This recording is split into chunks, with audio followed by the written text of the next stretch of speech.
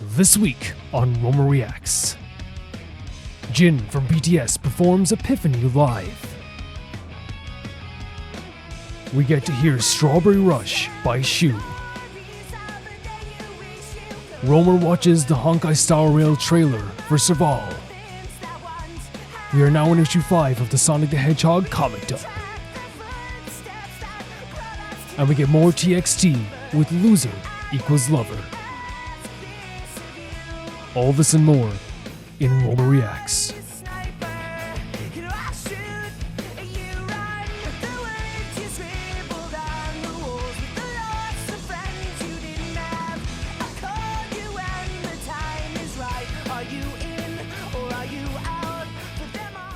This is Roma Reacts, a series where I watch patron-submitted videos with all of you guys, and the first video is sent in by Ewald. And it's another continuation of the Dogbird story. This song shares the name with the album and the overall mindset of the dog and a review of our relationship. Don't mind that the character shown doesn't look like dog. This song was originally a single that was later seemingly formed as a base of the album. So okay, it's like you're coming up with ideas and maybe the concept is there, but not everything's like fully solidified, which happens. Let's check it out.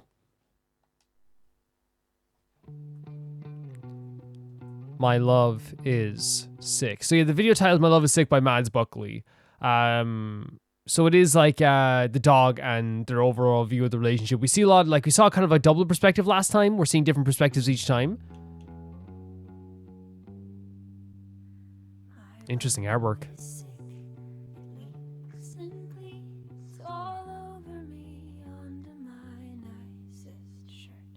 Oh, wow.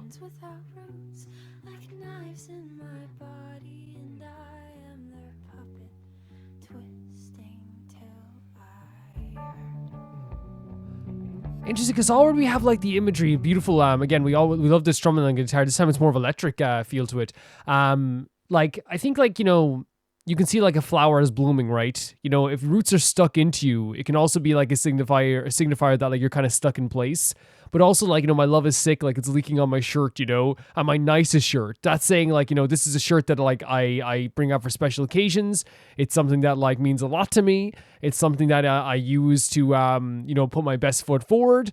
And this love that I have right now is staining that and making it less enjoyable and in many ways tarnishing this in a lot of ways.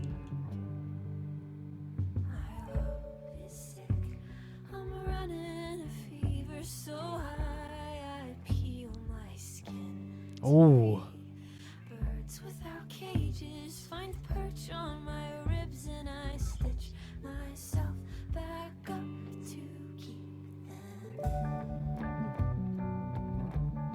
So birds. Again, we know the dog and the bird, the different symbols there. An infection.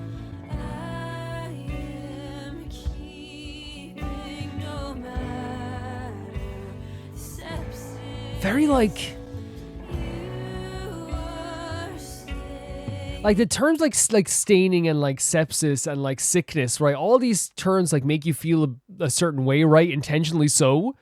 It makes you kind of wince a bit because it's we all know people who have felt this way. We felt sick, we felt horrible, we've gotten infections. It doesn't feel good, right? Yeah, that sums up the relationship quite a bit.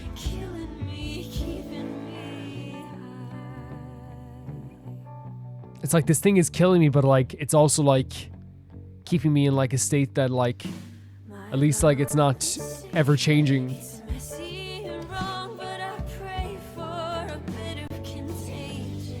Contagion.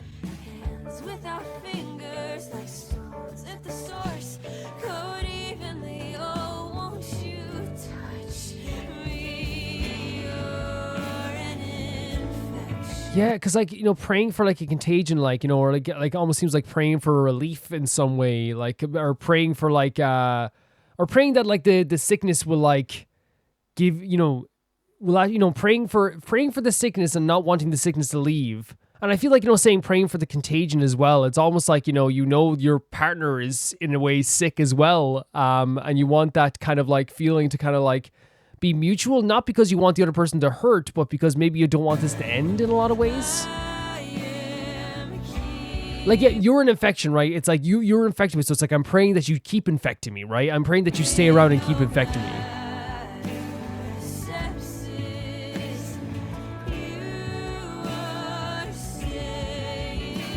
Yeah, no matter what happens, you're staying.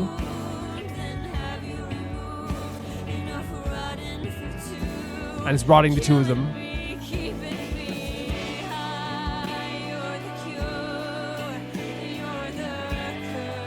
There it is. It's like, yeah, like you make me feel good at times, but at the same time, you also like are killing me. And again, if it's from the dog's perspective, then it's like a situation of like, they know that they're like, hurting someone, they know that they're hurting the other person, right?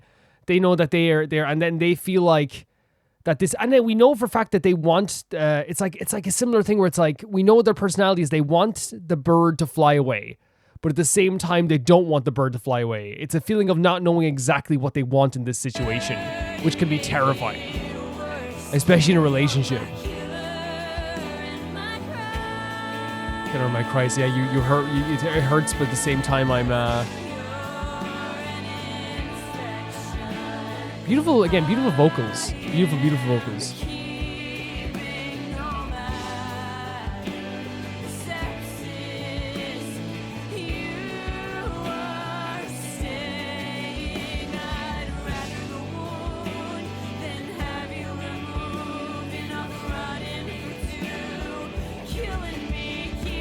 And the pain in her voice as well. She does a very good job of performing this in a way that like portrays the emotions very well. Also, I also think there's like it's interesting to me that this is coming from the perspective of the dog, because like I would expect this from the bird. You know what I mean? I would expect this from the bird, but it's also interesting because like I said a few times, you kind of have to like look at this, even though like 100%, the bird deserves respect and deserves to get out there and deserves to have their own relationship that where they're fully respecting all this. You have to look at it from the dog's perspective, where they're like, it probably doubled over in pain at this idea of like even like nearly disrespecting their partner. You know what I mean? It probably makes them feel bad every single day. Beautiful vocals. Gorgeous.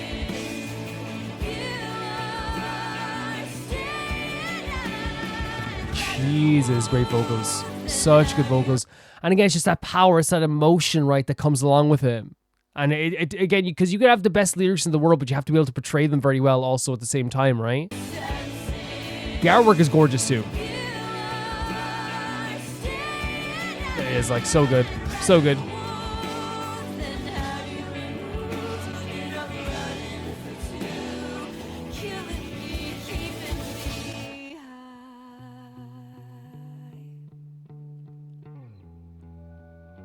And there's the bird in their hands as well, right? That's a strong image.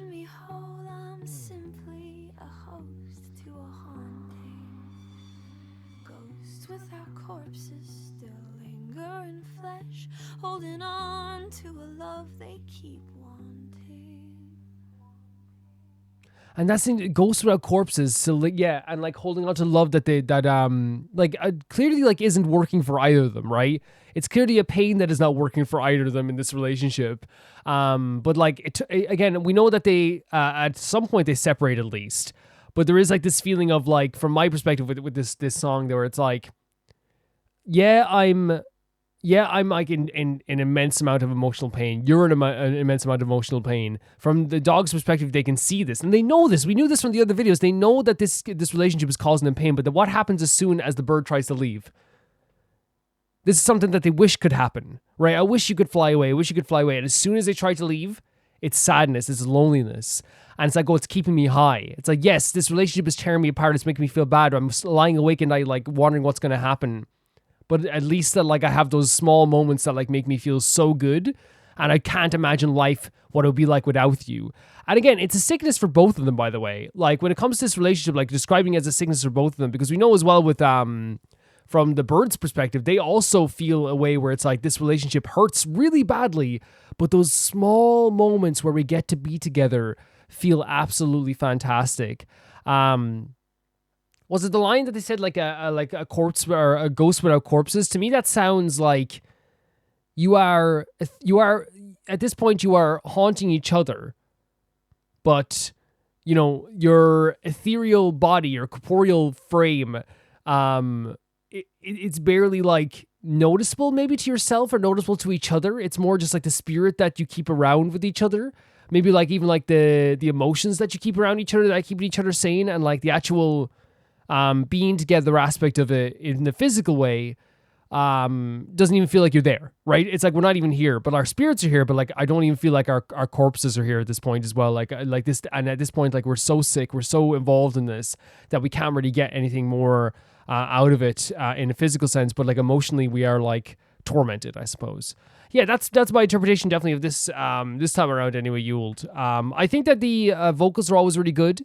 The lyrics are always like very, very poignant and interesting to read.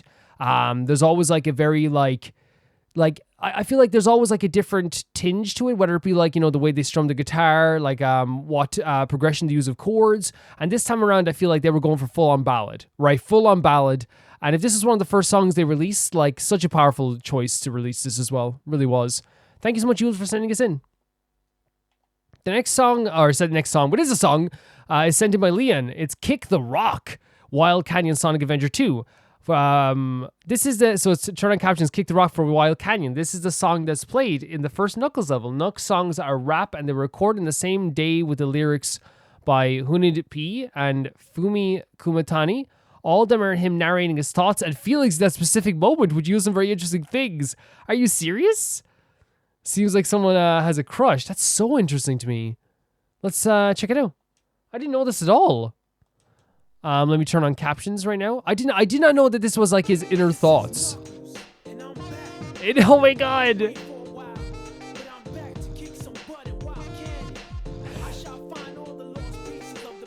He's literally narrating what I didn't notice this at all. He's narrating exactly what he was thinking.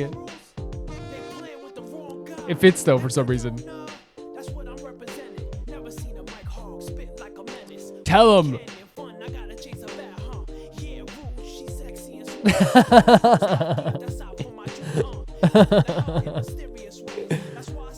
Bro said, yeah, she's cute. Yeah, that bat lady. She hot.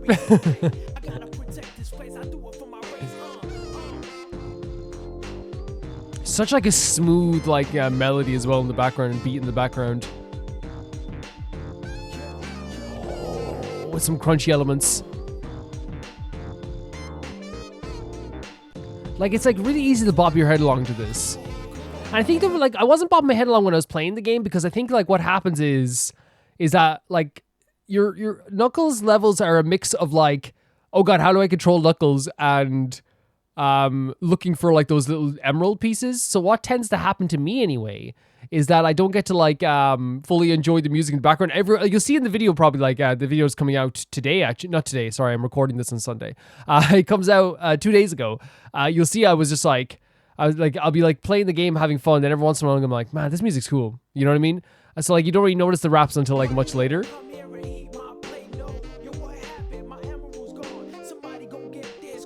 He's literally just describing everything. Stitch Name Rouge. Come here, the thief. Or die. I love you have to say at the end, I don't love you, okay? Hey. That's like on the schoolyard or something, you know? Where it's like you like Rouge. I don't like Rouge. What are you talking about? I don't like you. Like, if you have to say that before you like fight someone, I don't love you, by the way. You know?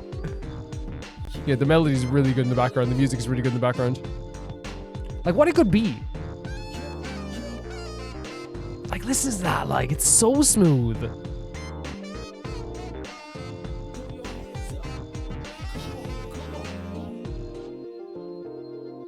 Very smooth.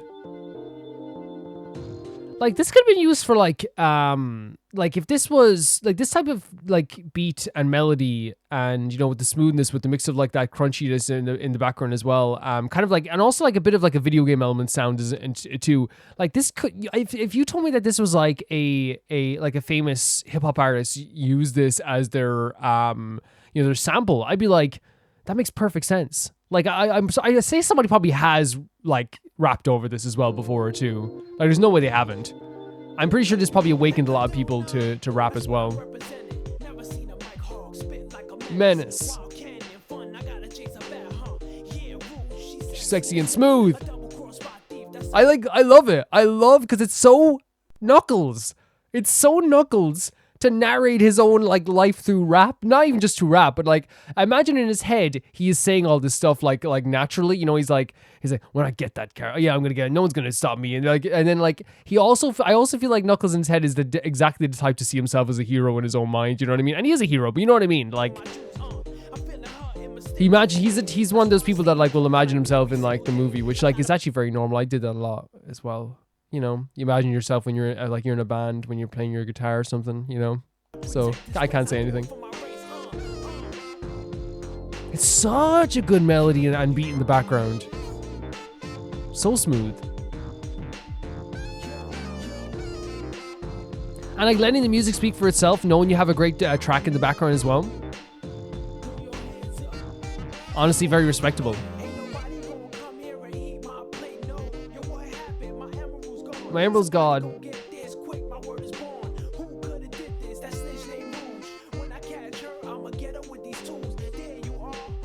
Like it's so direct and like descriptive. So extreme as well. But no, it fits Knuckles very well.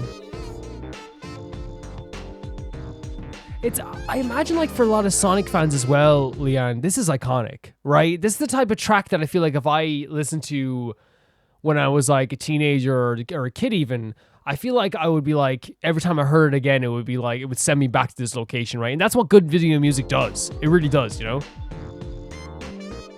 Like on a completely different note, when I hear the Devila and Popola theme song, you know, I am like back in Nier Replicant, so...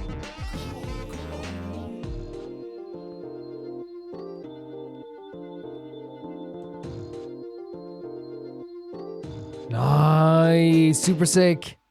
Super sick. Is there credits? The next song is Loosemble. Yeah, they were I want to look at the comments for a second if that's cool. There's only a few comments. Man, the lyrics are crazy, especially I was creating the early 2000s. Some of these lyrics are interesting.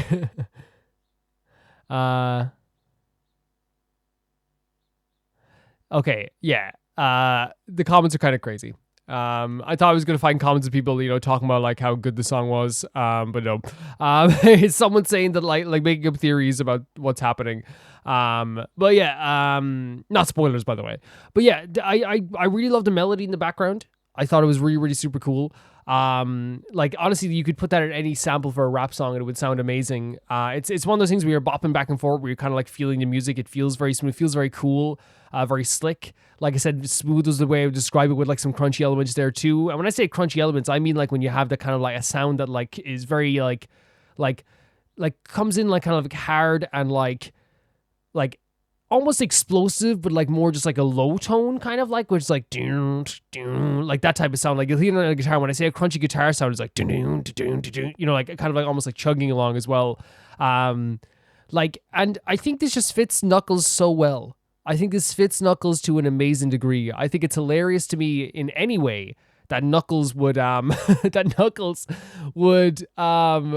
narrate his own like his own actions, but it weirdly makes perfect sense, right? In my head, if you said to me, oh yeah, Knuckles is like, and even now you're like, Knuckles narrates his own actions in true rap, like it wasn't crazy to me. Like it wasn't like, that's insane, right? It was like, oh my god, really? I didn't notice this. It was more just like awesome to hear, like, and crazy to hear that was a thing. But then as we got into the song, it was like, no, this is very Knuckles. You know what I mean? That's very Knuckles. At first it was like how did this, because I didn't even hear it when I was like playing the game.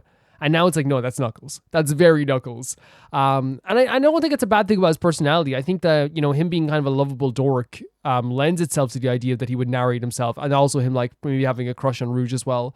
I thought this was a really, really, really good song. The Sonic songs are really good though. Like it's hard to like, I've playing Sonic Adventure 1 and 2. I haven't found a song that I disliked yet. So I think that's, you know, important to say too. Thank you so much, Liam, for sending us in. This was really, really cool. Like really, really cool. The next video is sent in by Gibsit.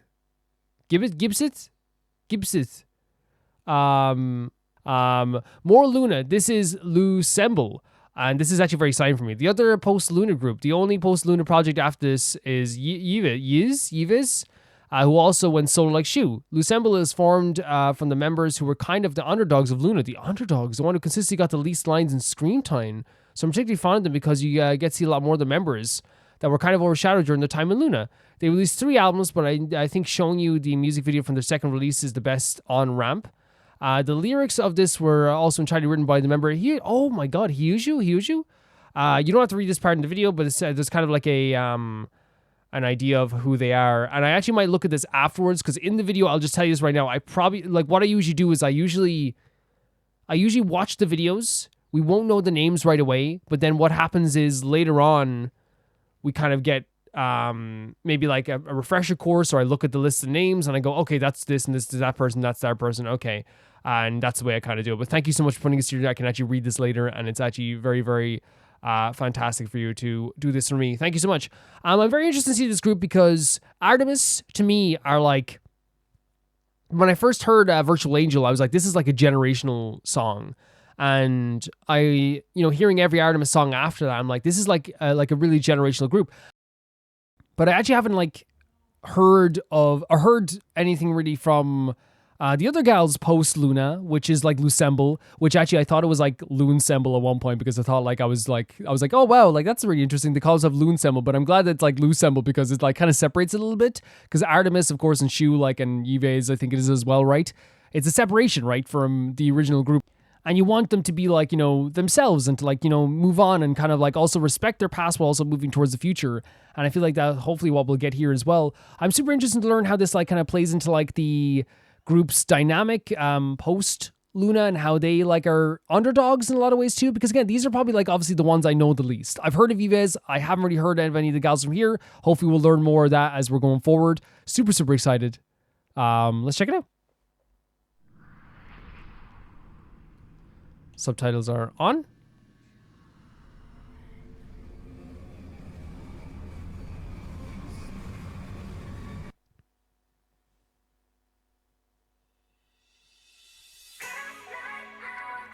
Interesting shot, like right away. Like it's kind of like almost like a dreamy kind of like shot here. Sorry for pausing already, but like I thought it just looked really cool.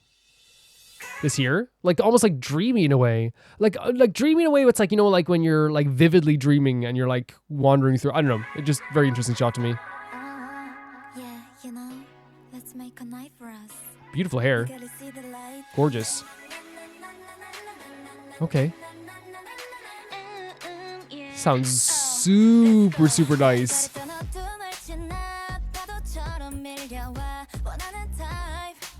These shots are so freaking cool. Also, this gal here, amazing hair, absolutely amazing hair. The na na na na part, like already, like that. I love an intro like this.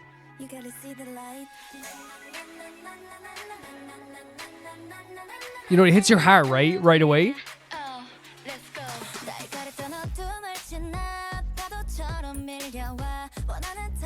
The type I want. Okay, some great choreo here as well.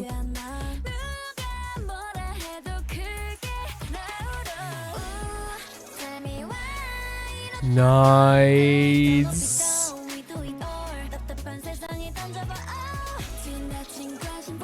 Shots are incredible. Shots are absolutely incredible.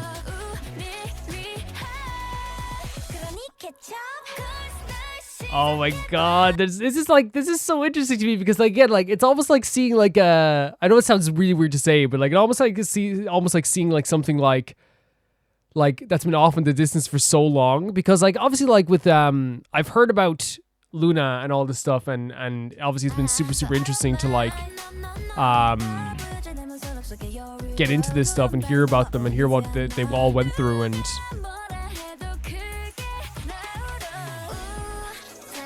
this sounds so good. This sounds so super good. The gals look amazing, by the way. They look really good.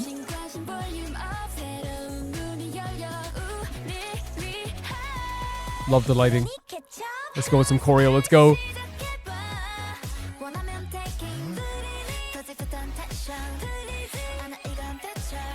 The vocals are working really well together with the different voices as well, which is like, you know, you want that.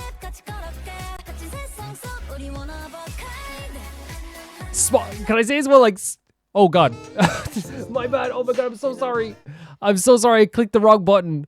We'll watch it. Oh, again. We'll watch it again. Literally I just clicked the button to skip back. We'll watch the whole thing again. So sorry about that. Yeah, this shot's great. The girls look amazing. Yeah, you know, let's make a knife for us. I can't get over how good this girl's hair look. Look, so, and they all look great. All the hair looks amazing, right? But like insane.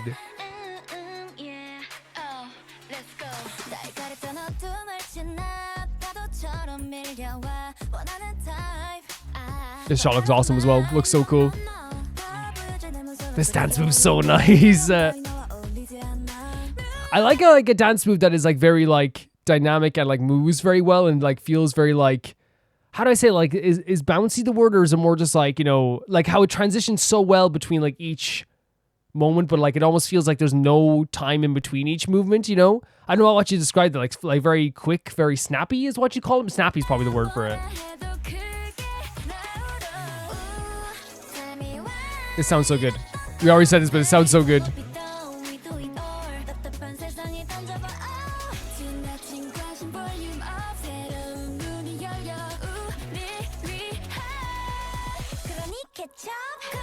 Very cute. Very cute.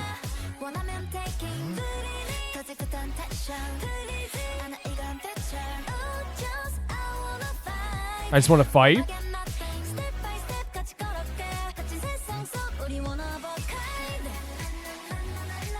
Yeah, this is great. This is really cool.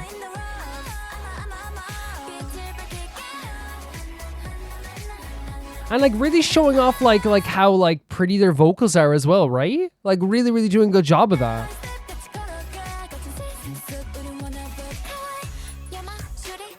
Whoa. Like the transition into like the almost like a different dynamic, a different video altogether, right?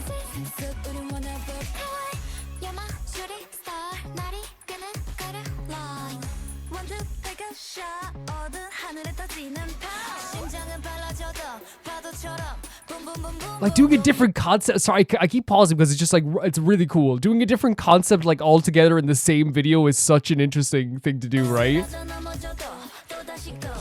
Oh my god. Let's go. Such a good pre-chorus.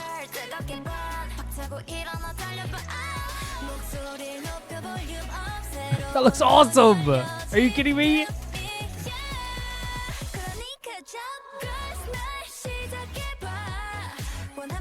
Yeah, cool, very cool choreo.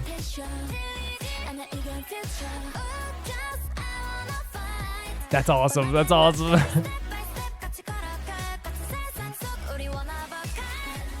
I feel like it's very, in a way, like maybe like self-affirming as well. Like, you know, the idea of like, you know, describing yourself as one of a kind, like, you know, and talking about girls' night. And then like, honestly, like to me, like I always like maybe reading into stuff too much, like, but like, especially with all the stuff that the Artms gals, Chuu, like all the Luna gals, I should just say, like went through in terms of like their contract disputes and all this stuff.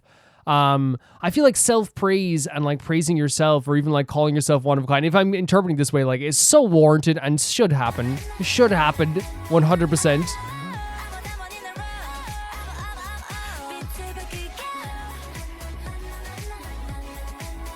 This video just looks fantastic. Oh. When the world that confined us starts to change because of me. The moment we've been dreaming of has come.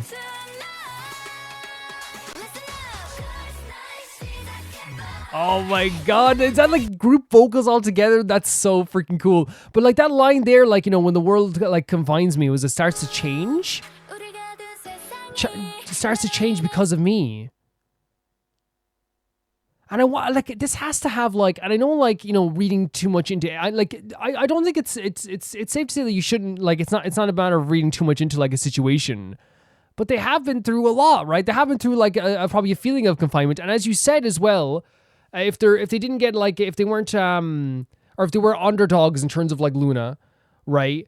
And obviously that's not like anything to do with the other members, like, and I think that goes without saying, because like, again, like, it's usually to do with like, you know, teams or directors. Am I right in saying that? Like, that who will like decide who gets maybe like line distribution and things like this. And like, you know, and with, I said this about like Artms recently. I think Artms have like almost like a perfect line distribution in every single song I've heard when it comes to like that. You know, they know really well how to do this. And what's happening with Loosemble here is that they're doing an absolutely amazing job of making sure everyone shines, but also everyone just sounds well together. You know what I mean? I think that's such a good thing to have, honestly. But yeah, that confinement, I wonder if like pushing through that is like, you know, a deeper meaning in the song, you know? And like girls' night, right? Like being together, dude. It sounds great. It sounds great. It sounds really good. Go wrong, this is the future. Oh wow, a shot as well. And like Step and Steppings walk together, yeah. And we're one of a kind, you know?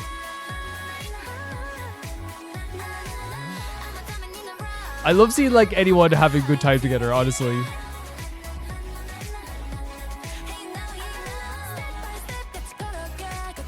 They look so good. They look so freaking good. Oh my god, there's more. There's more. Okay, great. Great. There's more. There's more. Which usually means if the song is over, that means context. What I think so far before we go into this, because this looks like it's going to be something pretty big. They did such a good job of like showing off what they can do in this video, especially for someone like me who's like watching this for the first time. The first time I've ever seen Loosemble. Great choreo. Working super hard, the harmony between each other, the group vocals together, but also like everyone together looked absolutely fantastic. They all look like superstars. They look like absolute superstars. Whoever directed this video as well is incredible, because like they did such a good job at the framing, at the at shooting these gals, making them look like $1 million each second that they show up on the screen. That like, you know, the word underdog doesn't even come into the vocabulary when you're looking at this. Yeah, it was really, and I have to say that the lyrics are probably to do with like the idea of like all of them coming together, you know, to break that idea of like being held down or confinement or whatever like this as well. Which again, you know, it's told to me in the comments a few times and through Patreon, all the stuff that Luna had gone through, like the fact that like, you know, presumably Loosemble, Artms, and I know for a fact, like after hearing this, I know for a fact Artms and Chuu are doing absolutely fantastic. Loosemble like having their own following as well. And I haven't heard of Yves songs yet, but like the idea that they're all doing a lot better warms my heart way more than you could ever imagine, right? Because they deserve it. They absolutely deserve it. They really do. Look at these shots. This is what I say. Look at this. Wait, waving at the moon?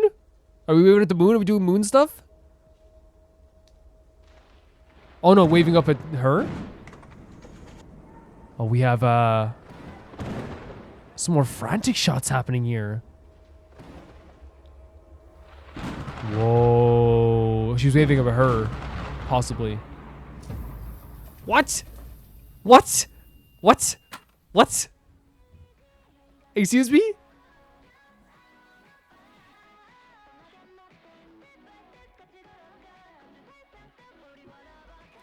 Oh my god. So we have like a deeper lore going on, which I know there is lore to like there was a lore to if I'm wrong in saying there was a lore to Luna. Okay, so first of all, like, can I just say that, like, even though, like, they were considered underdogs, which, like, you know, probably just means they, like, got, like, less time, maybe, or maybe they were, like, as you're saying, they didn't get, like, maybe all of, which it just happens sometimes. Well, I, like, and I'm not trying to say it should happen. I'm saying that, like, you know, obviously I don't want to make it sound like I'm saying, like, the other gals, like, say, like, an Artms who I adore greatly, like, and obviously they don't have any say in that, you know what I mean? But I really think that, like, what they did here, through directing, through their vocal performance, not only through like just the vocal performance, but like how they put the performances together, like sang together, but also how they set up like their outfits, their hair, how they looked, how they presented, how well they sang, the lyrics that went along with it as well, all the different scenes. I feel like this is like a perfect video for someone like me to be introduced to Loosemble, because instantly I'm like megastars, right? Instantly I'm like, these gals are like so good at what they do or what they're doing, and it's honestly really, really like a nice thing to like see this, because like it makes me kind of like happy that they're like doing really well.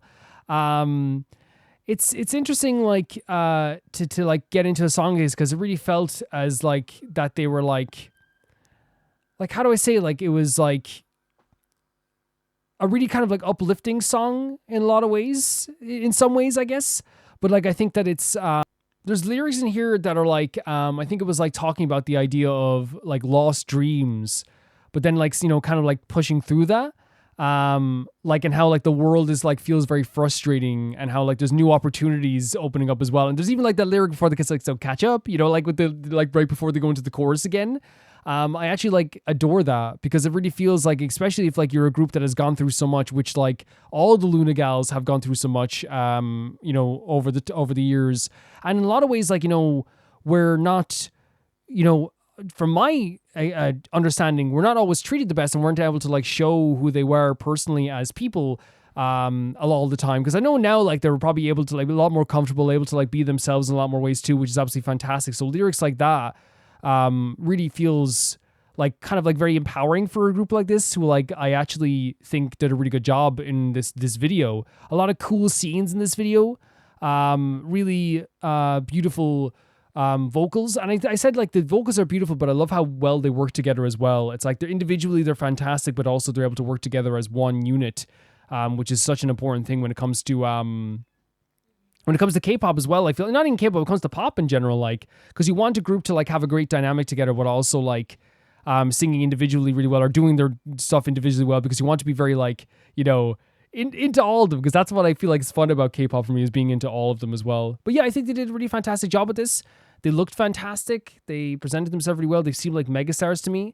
There's no world where I couldn't imagine like, you know, them being perceived right now as just being absolutely fantastic, because it was like my first time seeing this group, and it was like if it doesn't make sense to say, like it was like I'd like seen them before, right? It's like it just made sense. It like everything just like perfectly fit. Like, and also like the scene at the end.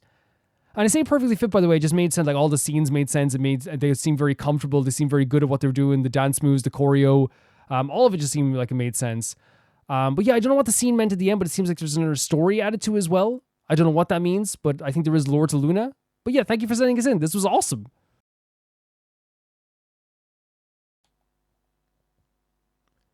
The next video sent in by Zevi.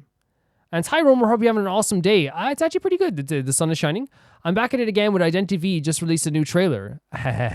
So we're back at it again with the Truth and Inference series, because Identity V's anniversary just happened. This is one showcasing the new in-universe skin of Norton Campbell, who was the same survivor from the Fuel Goals trailer last week, who we thought looked pretty sick. So in this universe, Norton was once Mr. Inference, a comrade in an army in the army. After they parted ways, Norton went to the theater and he became known as Ronald of Ness, the leading man of the 2020 anniversary story. The theater unfortunately became the scene for a murder in which the leading lady met her end. The theater soon became swarmed with controversy, but in the end, Ronald became the new owner, and he undoubtedly become richer than ever before. This video shows his new self rising riskier than ever before. The gambler in the spotlight and the dazzling lone wolf. I hope you enjoy it. It's so interesting because like the stories get so deep in Identity V, right? They get so deep. Let's check this out. And like the character changes, you know, and like it honestly brings a little bit of fear to me as well, because I think the way they like do this is like kind of scary in a way too. You know what I mean? If that makes sense. Maybe that's like a kind of like a weird way to put it, but like it kind of is sometimes. Like it makes you feel a bit icky, right? Like, and I think it's intentionally so, because nothing is ever 100% right in the Identity V universe. Beautiful animation to start off with already. Jesus. Look at this outfit. So this is him. You know what's kind of crazy? And I said this to Zevi when we watched the other one. When he became like an unrelenting monster, he looked like cooler than he ever looked, right? Now that he's this, he looks cooler than he ever looked as well. I think his calling was just not to be like a good boy miner. You know, that's just not his calling. If he wants to look really super cute, this is his calling. Music is very interesting as well. This looks incredible. You see what I mean? No particular reason why we're skipping back.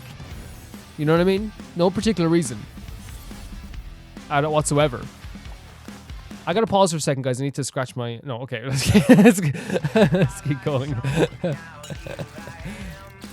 Oh, the lyrics are on the screen, and I feel terrible. We're gonna have to skip back to here, guys, for some reason. Yep, just had to see that shot again. Like, he looks so cool! Well, we got some, like, really powerful folks that are always beating the hell out of these guys, too. Oh, man, the shots in this are incredible!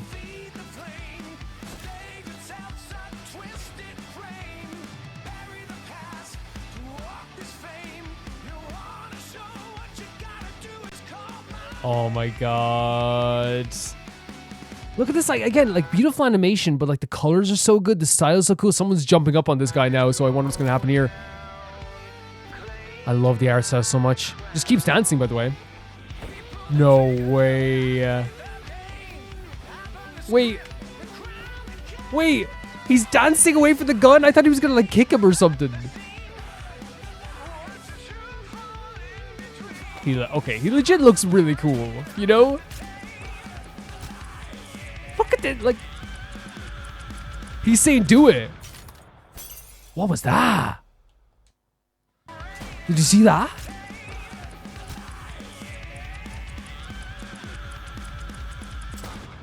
Like that shot here. So you can see like, oh, maybe shots of his past self as well. And maybe like a bit of his reality snapped into him, maybe. If that is his past self. Oh my god, just gets back up.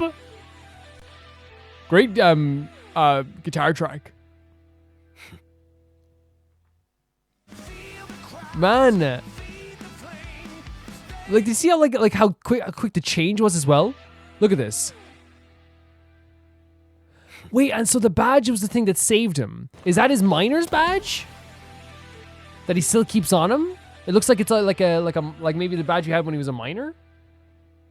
He's such a pretty character. Jesus Christ, what a pretty character. I like the Identity V character designs because they always like the hair and the eyes always feel like very unsettling, but like they still look very cute. You know what I mean? They always like unsettle you a little bit. Yeah, that's an awesome design.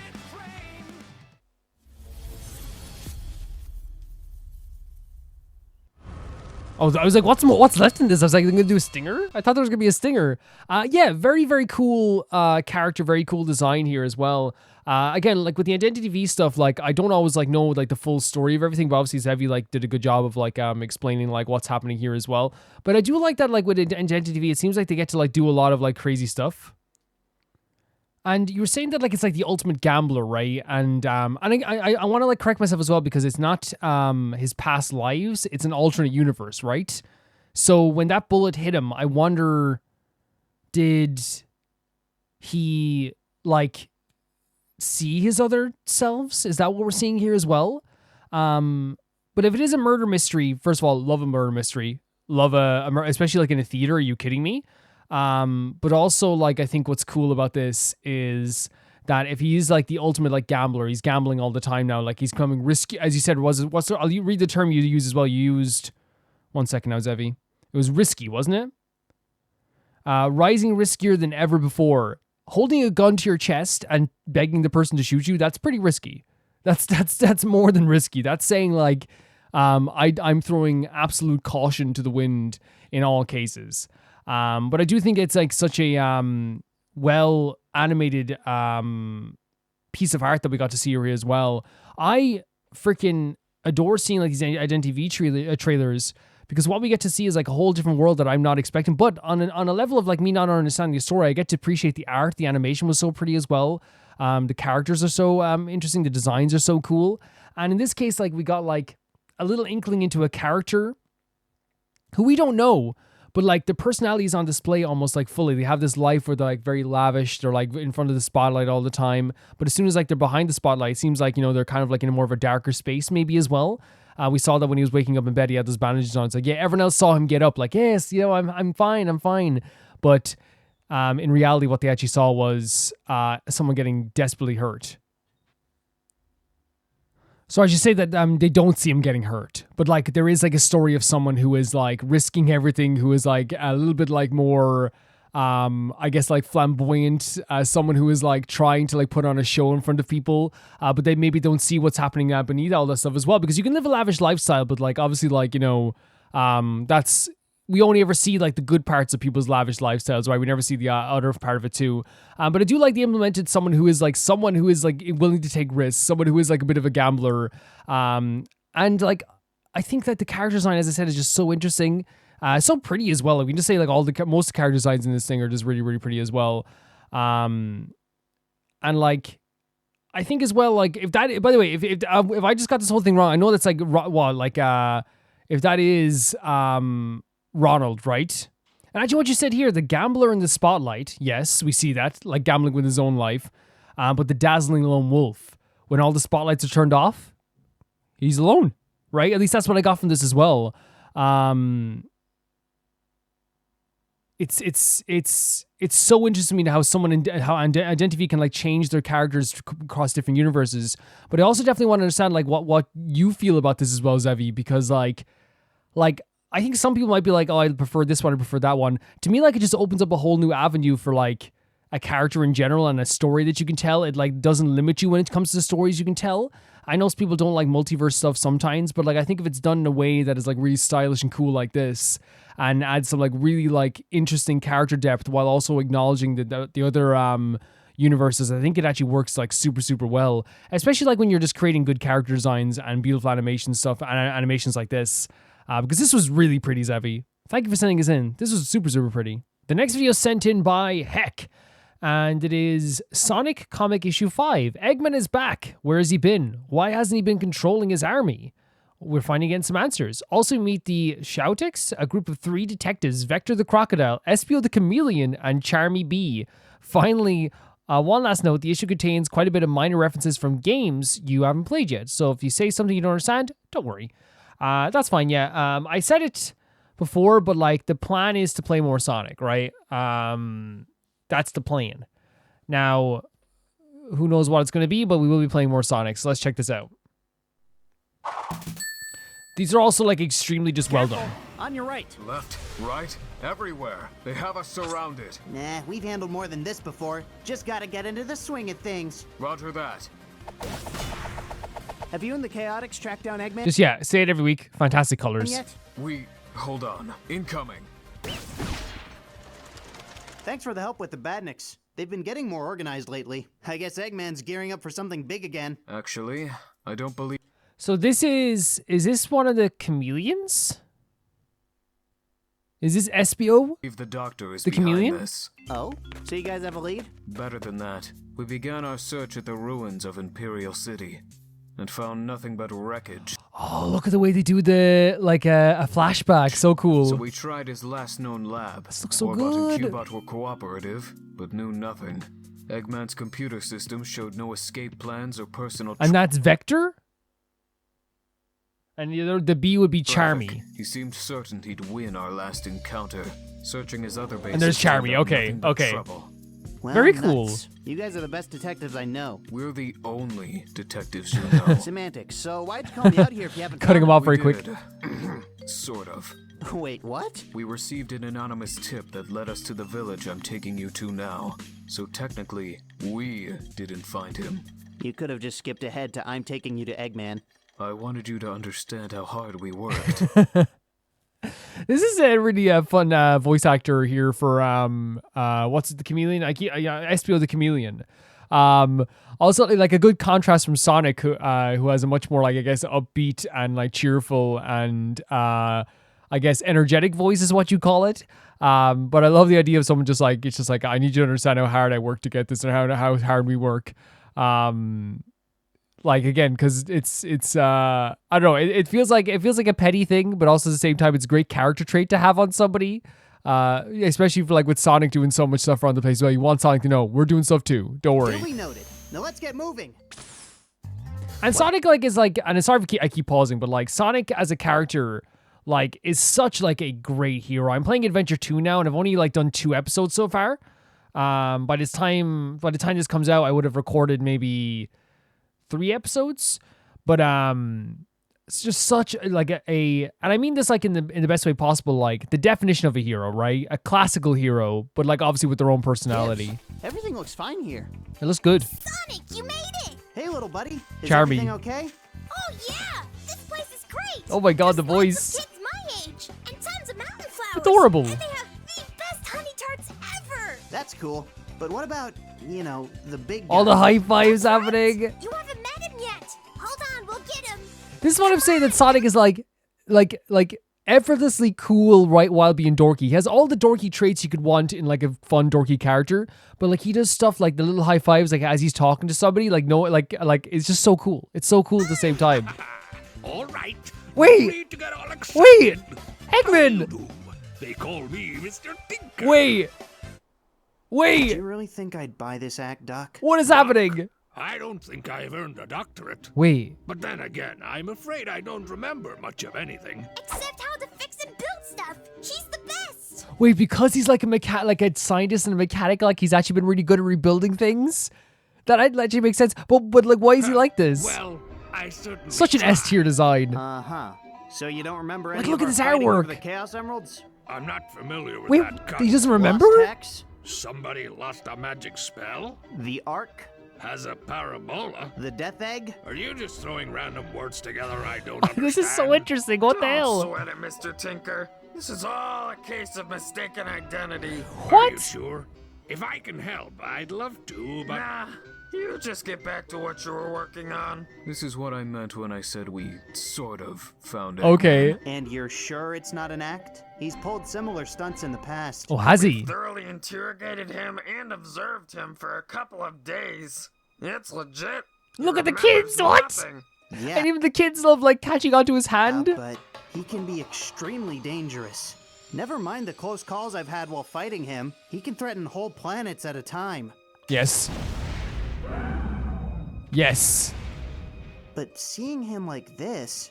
That's why we call It's so different. So I'm sorry I keep pausing. It's such a shock. And also like I've seen him trying to destroy the moon. You know what I mean? Like he has done some horrible stuff. But like look at him now. He just looks like a really fun like a granduncle or something. We have no clue what to do. Sure, he's done some nasty stuff in the past. But can you really punish a guy who doesn't remember doing any of it? That's always an interesting question, Crimes isn't have it? been committed and justice must be served. Eggman must be punished. I agree. Right, but would you really say that's Eggman? Oh my god. No. Excuse me, I'm the head of the village. May Great I design. weigh in on the subject? Sure. Your town, your rules, right? Again, Yes, effortlessly cool. But in this case, I would defer to the judgment of a famous hero. Before you make your decision, please consider this. That man appeared in our village one day without warning. We're still not sure how he arrived.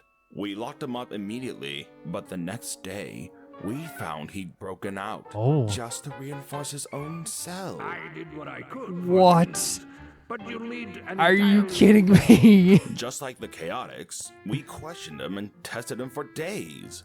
Never once did he show signs of his old villainous ways. Like that's like the opposite of what you'd expect from Eggman, right? Like cuz it seems like he's always up to something. He always has a plan. But like I think it's such a great piece of writing, the fact that he doesn't remember his villainous ways, but he does like have maybe muscle memory on how to like create stuff and fix things, because he is a masterful like engineer, right? He is. So like the idea that like he's able to like do all this fixer upper stuff, like if Eggman stopped being villainous, he would be like the most successful like engineer or like craftsman in the world. You know what I mean? He really would. Once we realized Look he at this. wasn't, himself, we nursed his wounds and took him in. In return, he repaid our kindness tenfold. He repaired anything we brought him, from the smallest, most delicate work to the largest, most grueling efforts. He built a windmill. I know. Or he repaired a Eggman windmill, is I should say. Terrible man. I've heard stories of horrors I can hardly imagine. Yet, tried to destroy the But moon. Mr. Tinker has been a blessing to our village. I know He's he great as well. cannot undo the evil he's done, but I'd rather Look he at this. remain free to do some good than He actually rot looks in a cell and cheerful. do nothing. This was so much easier when it was just I hate that hedgehog. It probably is, yeah, on the mind. Stick around to keep an eye on him. Nah, that's just delaying things. It's better we figure this out before. Badnik's coming in from the south. They're coming up the mountain. Run! You guys head him off. I'll handle Eggman. You got it. What's gonna happen with Eggman though when he sees the Get badniks out though? here. We got work to do. I'm coming, sheesh. All right, Eggface. The gig is up. It'll be okay, everyone. No, The he's Gale building a is here. barricade for They'll them. protect us. Will the robots find Stop! Are you just kidding hide me? behind this barricade. Everything will be fine. I promise. I'm sorry. I never got your name. They're really selling If this. you can, will you defend the village? Stop, Eggman, I'm stop. ashamed to say, I'm too afraid to fight. You just worry about keeping these folks safe, Mr. Tinker. I'll help the Great, chaotic great smash frame those here, by the bugs. way. Fantastic frame here. And we get to see the action that they're so good at in this comic as well. for me? I'm so interested to see like what do you think about the badniks? Sonic and the chaotics there. Did my forces stumble upon a settlement? Or have they figured me out? Figured you out. That's the last of them. Seems like a pretty puny rescue force. It sounds like the guy who's controlling the badniks was thinking like, oh my god, like that maybe the jig is up. So I wonder what like plan he has in place that he thinks It wasn't was a found rescue out. force. Eggman was terrified Oh of my his god, own adorable. robots. Yeah, I told you Mr. Tinker was a good guy. Sorry, Then he truly is a new man. I What would do you like. intend- Are these like guys in the games? Like if they are, like that sounds freaking awesome. They could have their own game. The Tree Detectives. do.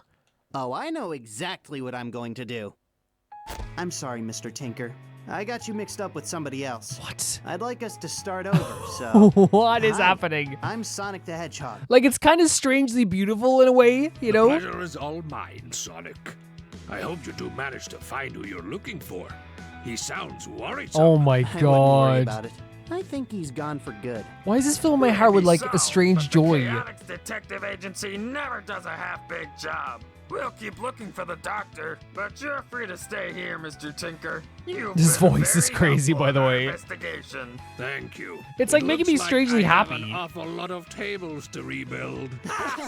Look at this image. I cannot thank you enough for helping these people. Don't sweat it. It's what I do.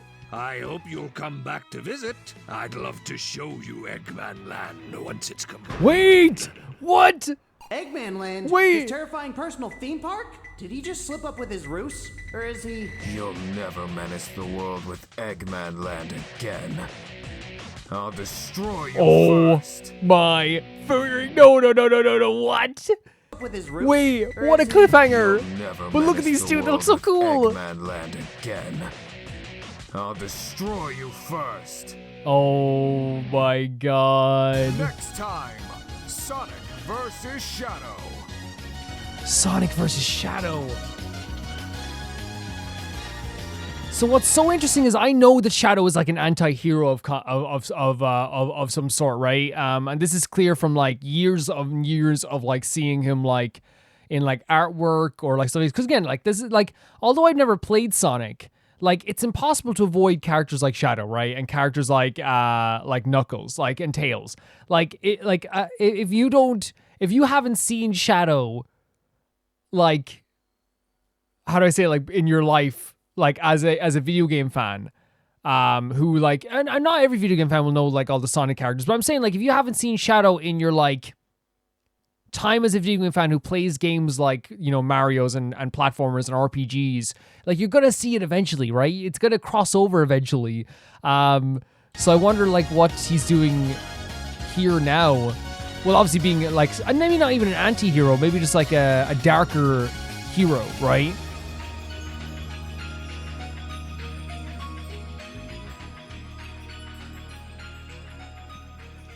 This was extremely cool. I absolutely adored that cliffhanger. That's like how you do a cliffhanger for a comic. But also like starting off, we get everything out of the way of like what I always say that's so true now again. The action is so good in this stuff. The colors are so pretty as well. But this time around, the way they dubbed it as well, they had like new characters in that were like characters I haven't actually met before. But are still sound like pretty freaking like great. So much personality in them. It makes me want to see more of those 3 detectives as well. Sonic effortlessly cool. I love the high-fiving scene and like, you know, how the kids all gravitated towards him. But that Mr. Tinker stuff at the end kind of scared me with the Eggman land. Maybe he was like revealing his hand a little bit too early, or maybe he thought that Shadow wasn't going to show up either as well. That could be the case also. Really, really interesting cliffhanger. Great designs, great artwork. I adore where this story is going. Like, I can't wait to see issue 6. I think it's the last time I called it issue 6 in the timestamp, so I might have to go back and change that, but it's okay. I think people get what the idea is anyway. What they did here, I feel like, is set up a whole new premise. Because I think for a lot of the times we were like, you know, for the first 4 episodes, we were having a lot of fun meeting characters, fighting enemies, but now we have like a kind of like a extra piece of drama to sink our teeth into, right?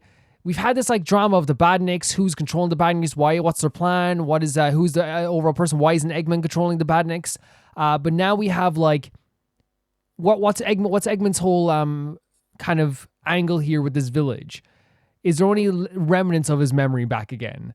Who is what does he think of the Badniks that are happening here? Is this all part of his plan? But it doesn't seem to be, because whoever's in that chair seems to be the one that's like pulling all the strings. I don't know. And now what do Shadow and Rogue want to do as well? Rogue or Rouge? It's Rogue, isn't it? What do they want to do now as well? There's like all this like different dynamic that's added to this that makes it like so much like juicier. And you're like, I want to know what happens next, and I can't wait to see what happens next. This came out 6 years ago, by the way. They did such a good job of this. I'm acting like 6 years ago was miles away, but they might as well be like pre-COVID. Thank you so much for sending us, Heck. This was awesome. The next video sent in by Spectre V. Have some Serval action. So it's the Serval trailer, The Cusp of Ignition. So we have Serval as a character. I actually think that she's very, very well designed. She's a very pretty character. But let's check her out. As always, I say it every time, the way we're doing Honkai Star Rail is we're avoiding spoilers to a degree that is comfortable for myself. So if anyone wants to join Roma Reacts, just know that like you could get a DM at some point. And I'm just being honest with you. I don't want you like to spend your money and then to send in a trailer for a character that we haven't met down the line. You know what I mean? Usually the parameters, I have to have met the character and have a good idea of the personality, or like have like a back and forth with them or somewhat, like conversation, hear them talk, hear them like show who they are, and then see the location of that trailer that they're in as well, right? That's kind of parameters. I don't want someone spending their money and then realizing, oh, I can't send in the Luosha trailer or something like that. You know what I mean? Like, I don't want that to happen. So just to let you guys know that, I put that in every single post now for Roma Reacts as well. I always will say, hey, if there is a reason I need to refuse the video, it can happen. I think it's just the way things have to go. Let's check this out. It's just the way things have to go.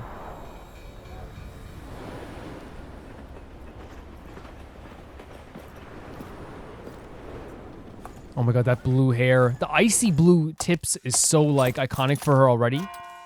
Look at this location as well. Oh my god. Oh, she's so cool, isn't she? She's so sick. Oh. What? Is she singing her own song? That's so sick. Okay, the colors as well. Oh my god, the facial expressions too. Like, being honest, like, this is like not always like like a song I would listen to personally, like as for like personal enjoyment. But I think what's so cool about this song is that it very much feels like an expression of herself coming from this, right? It seems like she's speaking towards her own personality at least. And maybe we can turn on the captions as well to get some of the lyrics here. Yeah. Like it feels very personal, right? Look at the facial expression. I thought she was going to be so cold when I saw her character first time we met her, and she's like so kind. Rules can't break me. Oh my god, look at that slide in. Yeah, it's let your soul be free, so it seems like it's all about being let your soul be free. I want to see the slide in again, though. Look at this. This is so sick. She's so sick.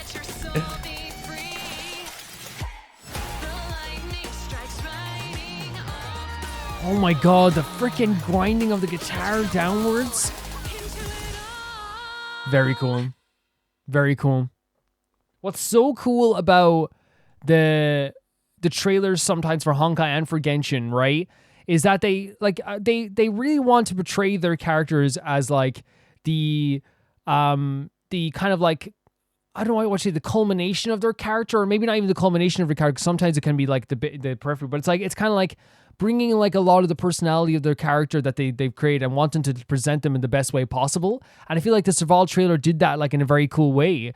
We have like clearly a more free-spirited like character who expresses themselves through song. We saw that amazing like instrument that they have there as well, so that must be like a part of their weapon they have too, which is pretty freaking sick also. A great looking character, a really fantastic design, one of the first designs we saw. I genuinely thought she was going to be cold until we met her in the game, by the way. I thought she was going to be like talking like this maybe. You know, which is nothing wrong with that either, like, you know, but maybe it's just because she's like one of those people that like is so effortlessly cool, but is also like one of the sweetest people you ever meet as well. And I've known so many people like that in my life where it's like, that's the coolest person I've ever met, but they never brag about it. They never say anything, you know, silly about it. They're always just like the nicest people in the world. And that's definitely what I get from this too. It's like someone who's so cool that they don't need to be rude. You know what I mean? That's Serval, I feel like. Great design. Really cool that she was singing her own song. Really cool that they showed a bit of combat here as well. While also like showing her like kind of like in her more casual sense at the start too. How like, again, it says rules cannot break me and all this stuff. Like I got that vibe from her picture and from talking to her where it's like she is so sweet, but it seems like she is like, you know, pretty tough as well. Thank you so much for sending us in, Spectre V. This was awesome.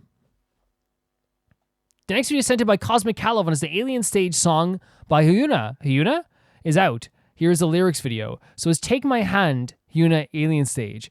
It's so crazy how like Alien Stage is like taken such a has so much of a life, you know? Outside of like Alien Stage and as extended itself like so long. And I think Hyuna as a character is, to me, like one of the most well-designed characters, like such an iconic design, like the long flowing brown hair, like she looks like an action hero. She looks almost like a Sarah Connors almost in a way. But yeah, like it's really cool. But let's see what this is all about here as well.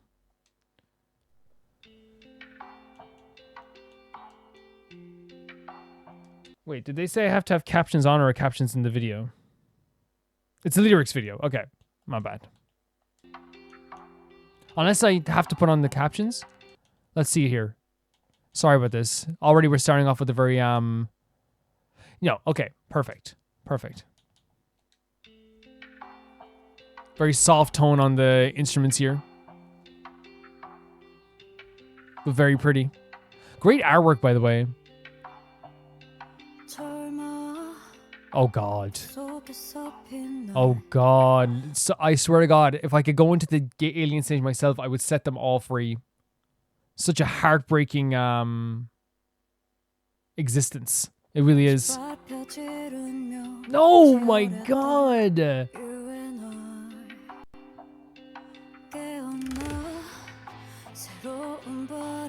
Beautiful voice. Oh my God. Look at the sandcastles that crumble so easily. It's like almost our childhood crumbling so easily. We can create these beautiful sandcastles and have such a good time with each other, but it only lasts so long. And it's flimsy, right? And we saw that a million times in Alien Stage where it's like we smile and we're smiling ear to ear at this idea of like all the fun that they're having together, and it's so beautiful and it's so amazing, and it makes me so happy to see them all so happy as children. But then even for us as well, our emotions crumble almost like so quickly afterwards. We're like, oh yeah, this is a horrible situation, right?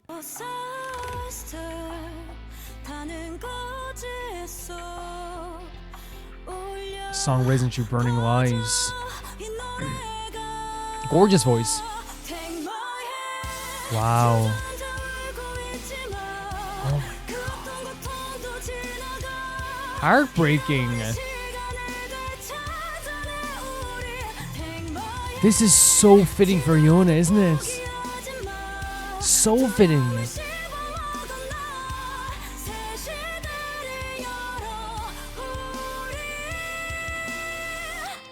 Because, and I'm saying like the idea of taking back all the lost time, don't sit down and just cry, even though crying is totally okay and totally normal. But her characters always seem to me like the most like active and aggressively heading towards this goal. Because again, I'm not trying to say like everyone else should be like that too. It's a terrifying situation, and to not be like, motivated to break out of there because of the emotional damage you've had. Because again, the emotional damage that all of them have had and the emotional trauma that all of them had, it resonates with people in different ways, right? Two people can be involved in the same accident that happens, the same like problem that happens that leads to trauma, and two people will deal with it in two different ways. It will always be different depending on who you are. And I feel like, Hyuna's definitely like taken like a lot of her like personal strength that she has left and has used it towards like creating that new existence, or trying to create the new existence, setting everyone free. At least that's what I get from the alien stage stuff anyway that we've seen so far. Such a proactive and an incredible character. Truly. And there we go. Yeah, there's no shame in that.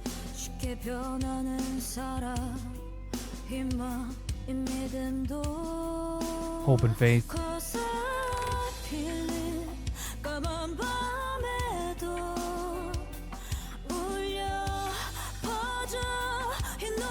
This makes it even like...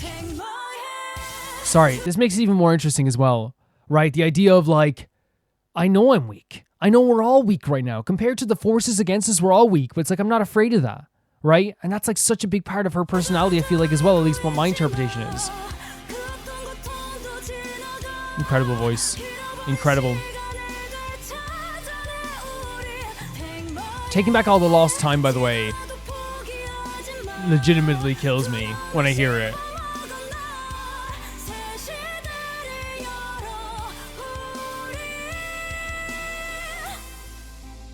Beautiful music in the background as well.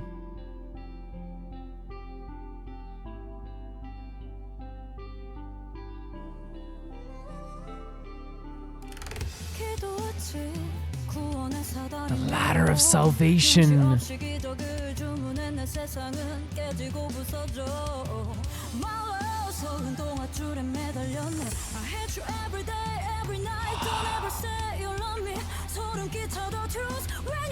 Oh my god.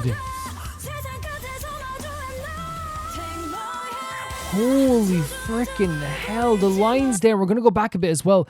The idea of hanging onto a rotten rope. Again, there's not much strength left, but we're using what strength we have to hold on to this, right? The idea of like, someone telling you they love you or they care about you being like something that like it can be very like, I don't know, it can be very chilling. It can be very, like in most occasions when someone says I love you or I care about you, it is a good feeling. But when you're in a situation where like you can't save everybody, right? Someone saying that to you can sometimes feel very, very wrong because you're like, man, this is a dude I grew up with and I can't do everything for them, And that's just, again, like when I say it's my interpretation, I think Alien Stage is very much a lot up to interpretation in terms of like the feeling behind it. But that's like such an incredible phrasing here. Like, yeah,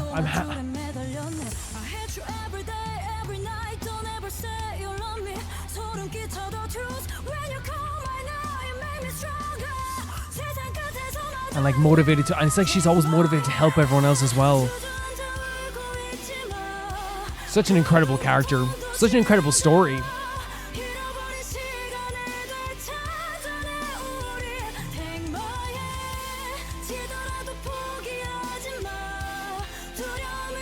biting down on the fear is so cool too. And I say cool, by the way, right? It's a cool line. I want to make it clear.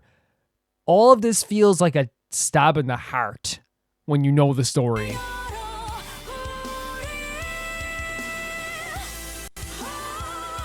Gorgeous vocals. Gorgeous vocals. Absolutely gorgeous.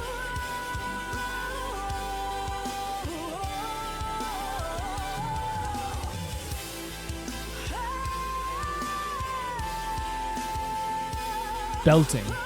Absolutely belting. Jesus, like it's one of those situations where I was like, oh my god, it's so amazing. Fantastic. Oh my god, they're still getting higher. Oh my god, it's extending out. Like absolutely incredible vocals going on here as well. Incredible.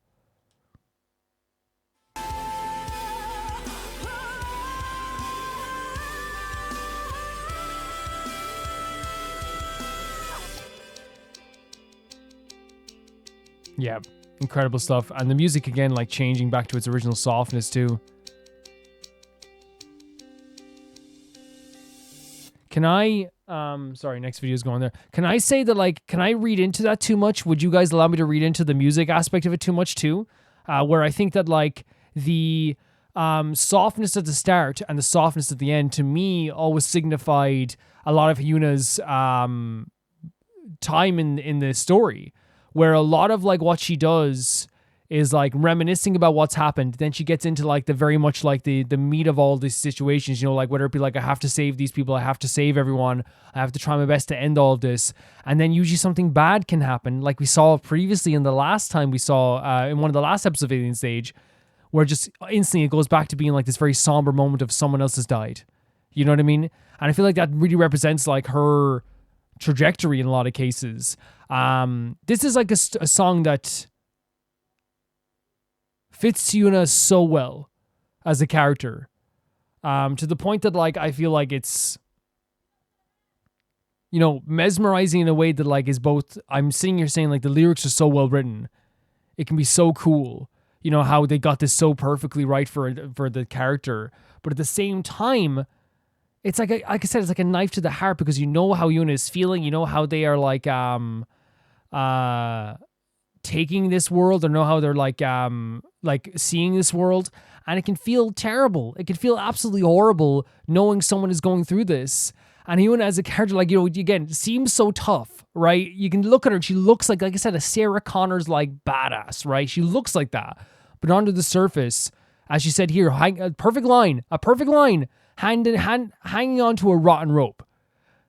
Hanging onto a rope means that you are in the process of falling, or you're in the process of trying to climb back out of something. It could be either or. It works both ways. If the rope is, like, breaking and bending and rotten, that means you don't have a lot to hold on to, but you're trying anyway. And that's what an Alien Stage is. There's not a lot to hold on to. I also love the line of the sandcastles crumbling, because that to me, like, shows that, like, once again, their childhood was not, like, this big, absolutely meaningful thing. And it's not fair. It's not fair that they didn't have, because again, we talk about all the time. I look at them when they have a child and I'm like, I'm laughing my head off, I'm smiling, and then what happens? Back into reality. That sandcastle crumbles. It crumbles for us, like, but it definitely crumbles for them. I would say she's my favorite character, but I think that it's kind of difficult because it's a great cast of characters. I say it all the time. Like, it's crazy to me that we haven't heard even news of anyone trying to buy, like, the rights to do, like, an anime of this or something, or a TV show of this. And as always, I want to make it clear, it doesn't need to. It's amazing the way it is, but I'm just saying that it's surprising that no one has, like, thrown $1 million at this concept, because it's such a cool concept, such a cool idea, so impressed by it. Fantastic stuff once again. Very emotional, very highly impactful. Thank you so much, Cosmic Catloaf. Also, can I say as well, Yuna's design is also perfect too. The eyebrows, I love thick eyebrows in a character. Thought I'd leave kind of superficial stuff to the end, but, like, it is just in a really, really cool design. I want in the end nothing but happiness for all the characters that are left. I really do. That's all I want. Thank you so much, Cosmic Catloaf. Thank you. So cool. The next video is sent in by Golden Witch Beatrice. I was debating between sending Danganronpa or Umineko video. Instead, I found a cursed middle ground. Welcome to Roken Island, Danganronpa X Umineko. Honestly, here for it. Absolutely here for it. If anyone hasn't seen, doing a shameless plug here, We're playing Last Defense Academy right now, and that is kind of the spiritual successor to Danganronpa. And I'm having a good time with that, I really am. Let's check this out right now.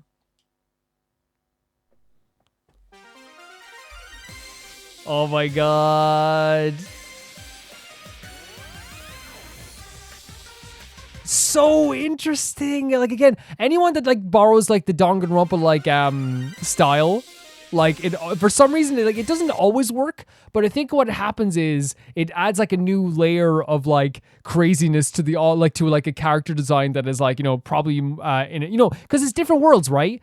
And correct me if I'm wrong, Golden Witch Beatrice, the vibe I get from Umineko whenever I see a trailer from Umineko or anything from Umineko is like sinister, stylish, classy, and scary, magical. That's like the words I use to describe it, right? That's the words I would use to describe it. But I wouldn't really describe Danganronpa as like stylish. I would describe Danganronpa as like scary, horrifying, beautiful, and beautiful, disgusting, and strangely uplifting at times too. And all the, tried to on the spot describe a lot of words to describe those things, but I feel like they're very different. But like when they cross over with stuff like this, it gives a whole, like, it mixes the vibes, right? It mixes those vibes. Like, look at this. It mixes the vibes. They look so good here. So these are all the characters from Umineko. There's like so many different designs here. The designs are very good, by the way. They're very good. Nice. S tier design here, was it for Natsui? Love the hair. Kinzo? And who's this one? Who's this one? That looks like a golden alchemist right there. So fun! Oh my god! No, I love it. I love it. Genuine question, Umineko. I think you said this before. Like, it's going to take over 100 and something parts if I did a playthrough of it. Realistically, like, with my style of yapping for days, as you can hear right now, how long would you say this would take for me to do a full playthrough of an Umineko game? How long do you think it would take? Would it be one of those situations where we'd, like, have to play, like, one episode a week? Like, that wouldn't work. Where we'd have to play, like, a 2-hour episode a week for, like, 2 years or something. Would that be it? Like, I love this. This is so fun. S tier hair. We love hair. Again, I love hair. When I look to a character design, for some reason, I'm always drawn to, like, how pretty their hair is a lot. Like, that's a big thing for me. And you don't have to have hair that I find beautiful. You just have to have hair that kind of suits you very well or suits your personality. I love the hair here. And we're looking at the island here, too. And all these, like, really sick designs. Oh, adorable. Don't tell me they're crazy. Golden Witch. Don't tell me they're crazy. Okay. Crazy smile. Great stuff. Whoever did this put, like, a lot of work into this. This wasn't just, like... Because this frame here is not easy to do. This one here. That's not easy to do. Yeah, it's like, oh, you could say, oh, they just got, like, all the PNGs together. 100% they use PNGs for this. But, like, I don't think people understand, like, the work that goes into, like, framing that stuff and, like, making it all, like, stand on the same plane and making it all look like they're size appropriate. Like, that stuff takes a lot of effort. And honestly, this looks really, really cool as well. So appreciated seeing stuff like this because, again, I love Danganronpa, and, like, is it weird to say that True Roma Reacts, stuff like Umineko or Identity V, as we saw earlier, like, that type of stuff has become, like, a part of, like, something where I'm, like, I feel like a pseudo fan in some ways, you know what I mean? It's like, I'm on the outskirts looking at this stuff. I've never actually played this stuff, but I get to have, like, these little inklings, and I feel like I'm very lucky to get that because I get to, like, try out a bunch of things while looking at them with you guys as well and getting extra insight into a lot of stuff too as well, which is always really, really freaking cool. And honestly, like, I'm over the moon, like, looking at this as well, because, again, it's a crossover, something I love and something that, like, I know that two things that Golden Witch, I say you love as well. But I love the style. I love how it changes the vibes of Umineko almost instantly. But then again, you know what's really crazy? Like, as I said, it mixes them, right? It mixes them. You get the very, like, abstract craziness of a Danganronpa style mixed with the, as I said, the sinister, stylish, and, like, almost like horrifyingly classiness of a dark Umineko put together in this, and it works so well, strangely, like in this kind of like perfect marriage in a lot of ways. I think it looks really, really cool altogether. Put a lot of effort into this. Seeing all the different characters also for me as well, like in a row, is really cool too. A lot of great designs. Because I feel like it's like one of those things where like I've seen a lot of trailers, but like, you don't get to focus on characters like that all the time either. But I really thought this was cool. Thought this was really cool. Aussie 2, what else did Aussie 2 make? Actually, I want to see maybe I shouldn't see the comments just in case of spoilers. But yeah, because I don't rule out playing Umineko someday. I don't rule it out. It would have to be like a very like, it would have to be like maybe if I started streaming or something and we'd like do like an Umineko day or something like that, where we'd like play the game like every week for like 4 hours or something like that. It would take forever to finish though, I'd say, because I have heard that it's like long as heck. It's very long, but I think because the script is gigantic. We saw that in a video beforehand where there was a really nice, I forget the name of the YouTuber, it was a really nice girl, a really nice person reading out like a lot of like interesting tidbits about the script and the game itself, which is really, really cool. Thank you for showing me this. This is really fun. I got a different vibe for the characters. I love seeing the mix of styles. Really, really cool, Golden Witch. Thank you.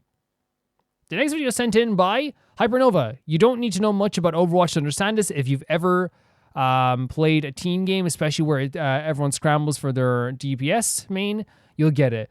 Hypernova said, if you ever had friends, you get it. Okay, no, I'm joking. If you ever played a team game, that's not what they were saying, by the way. Hypernova's lovely. Let's check it out. Overwatch No Mercy, The Living Tombstone.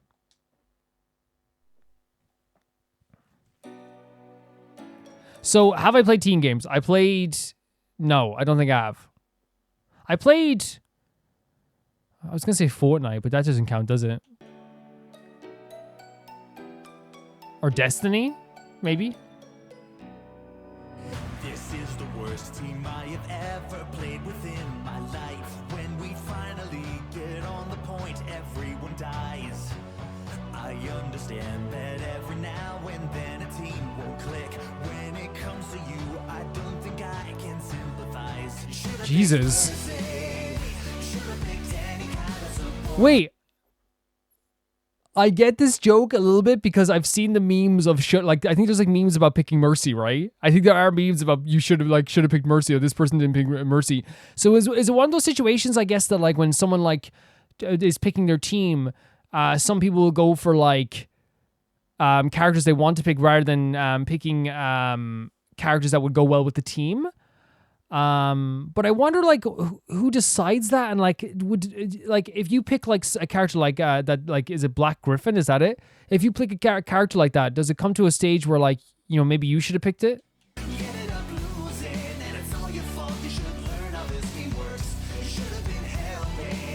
Oh, it's like I didn't help you out in the team games too.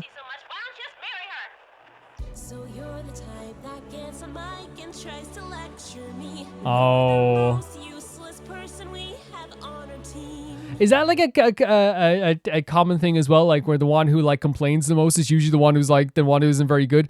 I remember legitimately when I was playing Destiny, maybe like 10 years ago. No, could have been 10 years ago. I think it was maybe like 8 years ago. 8 years ago, I was playing Destiny. And I remember legitimately like I got on, like my friend invited me to play because he's like, oh, I played Destiny single player and I love the single player campaign because like it was like the shooting, it's really fun, and it came free on my PS4 at the time. And I remember like I was playing the game or whatever, and one of the guys in the team like instantly was on the mic. He's like you're bringing in a new person, and everyone was like, yeah, it's cool, like just like we'll help him play, and maybe in the future he'll be like really useful. And this dude legitimately was like, I'm not doing this. This is so stupid. And then like the guy, all of my friend was like, here man, relax. And he disconnected from the game, and I never heard from him again. Like he would never play while I was playing because I was new to the game. Now here's the thing, I want to make it clear, like the only reason I remember this is because like it's the only other team player game I played. To me it was like very funny. Like, cause at the time I'm like, cause again, I don't play team games, so I don't really understand it, but like I just couldn't believe like getting that upset over it. Now I totally get as well, like when you're doing like raids and it takes forever, you want to have a good team or whatever. But But like if they ever were doing a raid, I would like no problem be like, hey, I'm happy to do this wherever. And like what's crazy is like all the people who are on that team, I'm still friends with them to this day. You know what I mean? So it's like it worked out pretty well, you know? Jesus.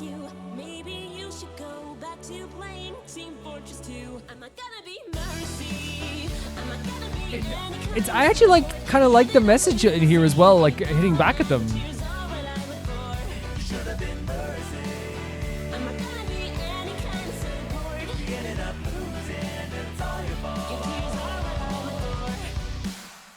It seems like an argument back and forth that like would happen in real life though, right? The music's really good though.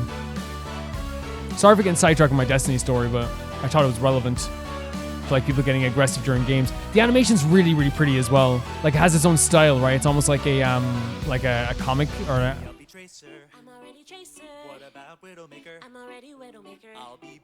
I've heard this.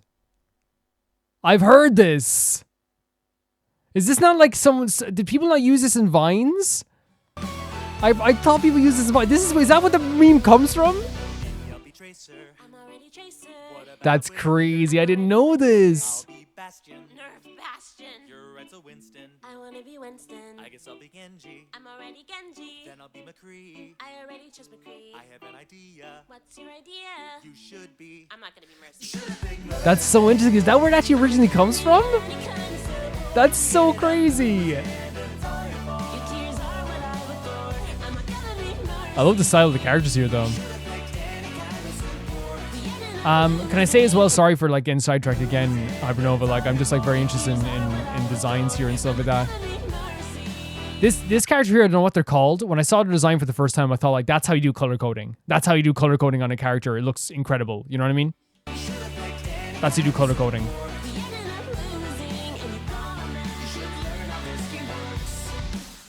This is really a fun take on like how like sometimes toxic games can be, but sometimes frustrating games can be for people. I love the animations here as well. Like it's super fun. It's super cheerful. It's not taking anything too seriously. Really cool. Music's actually cool too. Well, should have picked Mercy. Is this legit? Can I? Yeah. And the vocals are great too. I want to say that too. The vocals are great too. I didn't know that this was what this was from. Believe it or not, I didn't know. But if I can read the comments, that this popular song on TikTok again, it shows how truly we've come first full circle. There we go. So it is the one I was thinking of. You're here 8 years later because the song randomly popped in your head and you wanted nostalgia. Can we appreciate the fact this got to be a YouTube ad?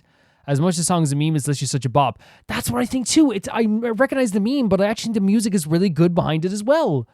I need to parody songs about Marvel rivals. None of these would have happened if he played Mercy instead. That's true. If he chose to play Mercy, you know what I mean? And that's what I'm saying. It's like if you want to be, if you play as Mercy then, right? But I love how like they took like what can be a very toxic situation and a very horrible situation and they made it into a very fun animation as well. That, you know, they didn't really have to like do anything like that, but like it turned out pretty well for my money anyway. Looked really, really cool. Like so legit, like fun. Really legit fun. I'm reading the comments here as well, sorry, but I kind of imagine how annoying it is for the other teammates to hear this and not being able to tell them off because they didn't have a mic. Yeah, what if you want to be Tracer instead I'm already Tracer? Maybe I'll be Mercy. I'm already Mercy. Why is nobody talking about they literally carry TikTok on their backs? Almost every song they made has blown up on TikTok. Did anyone come here? Okay, yeah. So I'm guessing it was on Vine first and then became a TikTok thing. Maybe I'm wrong in that and you could definitely like correct me on that if you wanted to, but I think that's so freaking fun that I got to like come. This happens sometimes in Rome Reacts where like something will happen in Rome Reacts where I'm like, that's what that's from, and it happens like on a rare occasion, but very, very legit cool to see this. Yeah, as I said, a non-toxic take on a toxic situation that can be very toxic, which is online back and forth through a team game. Personally, like I never got arguing over team games, mostly just because I never took online play very seriously, and the only people I ever played were like people that like were very, very generous and kind, or people that were like very understanding, or people that were just as bad as me, like when I used to play Fortnite with friends. You know what I mean? That was always like very, very fun too. Yeah, it's I don't know. To me, it's like I think it's a very good way of doing this. And yes, the animations are cool. The art style was very, very distinctive and like cartoony. I like the like little cut-ins of like showing the battle and how like they're struggling and they feel like, and they're struggling to pick who will be who.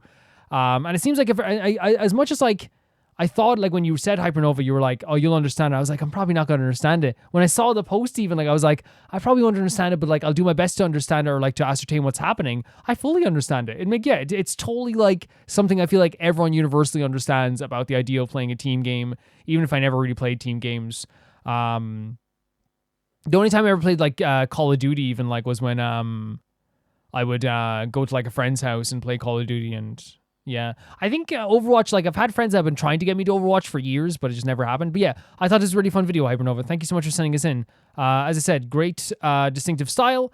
I love the fun and the little inserts that were happening. Like some of it was very violent, but I feel like it's very violent in a very fun way. It's like very cartoony violence, which like it's like kind of classic Cartoon Network, you know, over the top violence. Simpsons style violence, which is very, very fun all the time. You know, we have to have a bit of cartoony violence sometimes.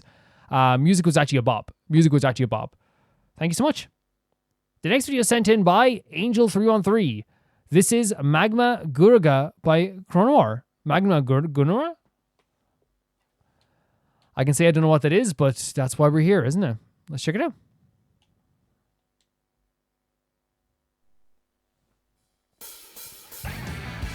Ooh. 4 seconds, like not even like 2 seconds in, and I hear like a pop punk kind of like vibe that I love already.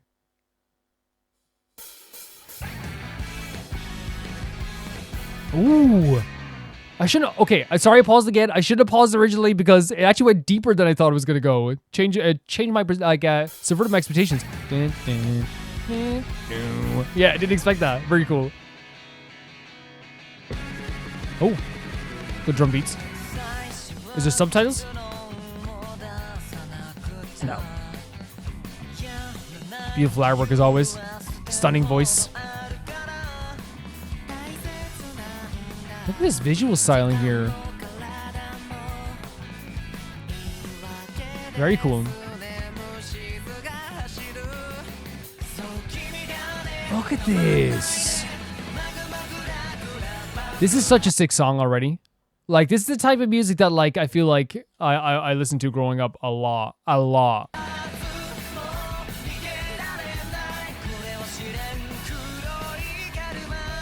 Ooh. Again, some choices being made here as well. Like, going lower at times, too, is not expected from me. For me. Here. Instead of, it's, which I think I appreciate. I appreciate a lot of these choices.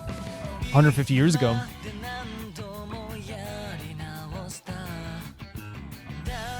Great designs. Great designs. Very pretty. That's a great power as well. It's almost like a pre-chorus, right?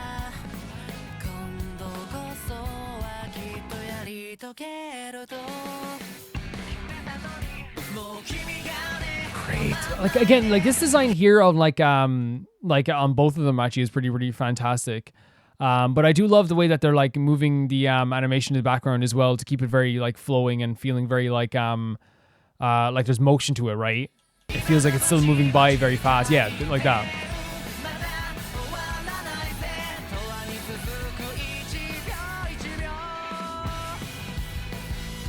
Oh, the instruments are going off like crazy in this one.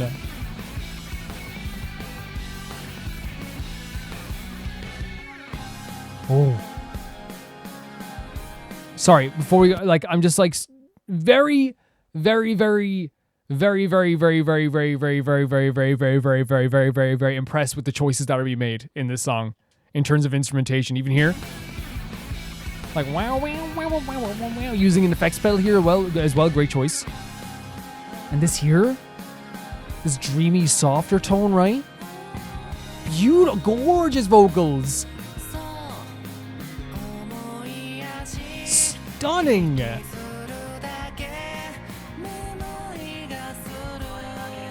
This is the best one you've sent, Angel, in terms of the musicality for sure. Very, very sweet artwork here as well. Slippers signify comfort with each other, right? If you're wearing your slippers with each other, you're comfortable around each other. You know what I mean? That's what I get anyway. It's just what I deserve. It's for you. For the sake of life. Atone for one's sins. What I've got from this as well, between the two of them, is that one of them always is always keeping an eye on the other one. While the other one kind of like is a little bit more relaxed, I feel like, or like is letting themselves fall into their arms emotionally. So cool. The choices being made in this are perfect. I can't run anymore. Do whatever you want with it. Be in the spotlight.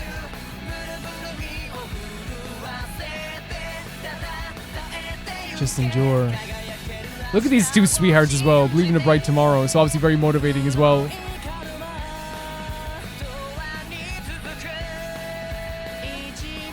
Every second lasts forever. Look at how sweet this frame looks. Look how sweet this frame looks. The choices made here, superb. Superb.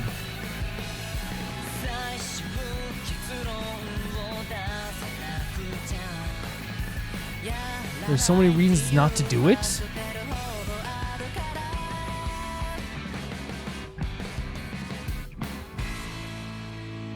Great ending as well. Great beat at the end as well.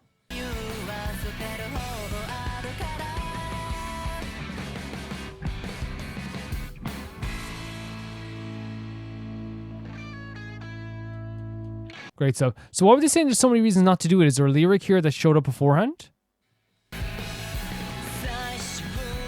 I think it sounds so good. I just don't know how to even say it.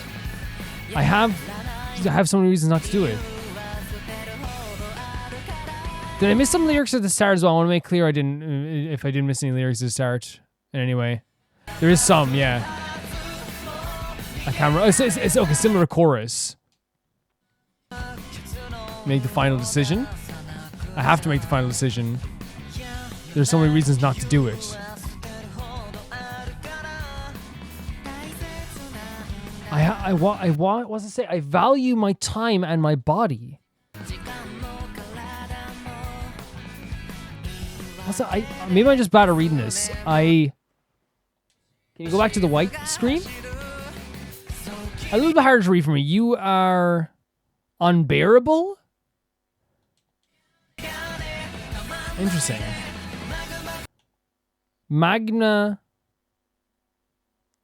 Is that the name of the song? I can't run anymore. It's interesting. I have to make a choice. I value my time on my body. I can't run anymore. I wonder if it's like talking about like running from each other or like actually not being around each other anymore, or maybe not like it's like or being around each other. And I wonder if it's like the constant like reuniting in these different timelines. This is a great part as well,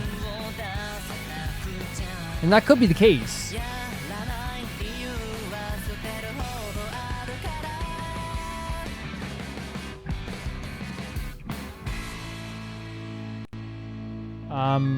Let me check the comments here for a second, actually. All the comments are probably in a different language, I'd say. Yeah. I was thinking maybe like I could see like some insight maybe from somebody here as well. It's okay. Angel can definitely like talk to me about it as well. But like if I can, I don't really know. I'll be honest and say I don't understand the lyrics, the interpretations of the lyrics that well. From what I gather, it seems like the idea of like, talking about someone like maybe it's not that they're unbearable, but maybe it's the idea that like you're unbearable in a sense of like I need to be around you because it's like I can't run anymore. I have to make the decision to do it. It's okay not to do it. It's okay. Like it's very interesting. Okay, I'm not going to understand the lyrics that well, but it seems like it is like something along those lines. But I will say that in terms of like the music itself, this like the choices made here, whether it be with tone or with the composition of like where you put the bridge, where you put the guitar, like and like how the drums like lead up to the chorus or whatever, like all this stuff just sounded so good. Where you use an effects pedal effectively, the vocals not like we know that they can sing like in very different a lot of tones, at least from what we've heard before, if it is like the same vocalist. But I will say like I feel like what's so interesting is that like they chose so many different tones in this song that it feels like they were like making one of those choices. I talked about this before in Rome Reacts, but like there's a group known as Toto, and they wrote the song Africa. They wrote Africa's the one we all know the most. Rosanna as well. They wrote as well, which is a beautiful song too. But they're like great instrument. Again, I don't listen to them that much, but I just know for a fact that like these are guys who like very much that can belt out like these big massive vocals. They can play like the biggest solos and amazing instrumentation you could ever see in your life, but they choose not to sometimes because it's a choice being made to make the song better. And in this, I feel like that's what we have here. We have like a lot of lower tones, a lot of like, subdued guitar tracks, a lot of deeper guitar tracks that are coming in that could be higher and like in a way like could have been like very serviceable and like would have fit so well. But like it feels like some of the tones they were using here were kind of like a little risky, but they all paid off really well. Like it made it seem like a totally different song and a totally different vibe in a lot of ways. And I think that sounds pretty incredible. I love the visuals. I think it all looked fantastic. The music as well really went well with it too. Just a great song, Angel, coming in with this as well.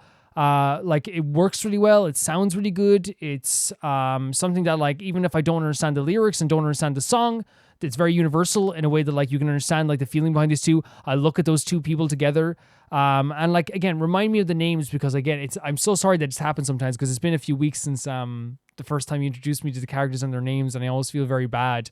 I think it's been 4 weeks now, but don't hesitate to remind me and be like, bad Calvin. But I think they look so comfortable together. They look like they have such a beautiful story together. From what we've seen so far, it is very, very pretty, and they portrayed him in a very pretty way.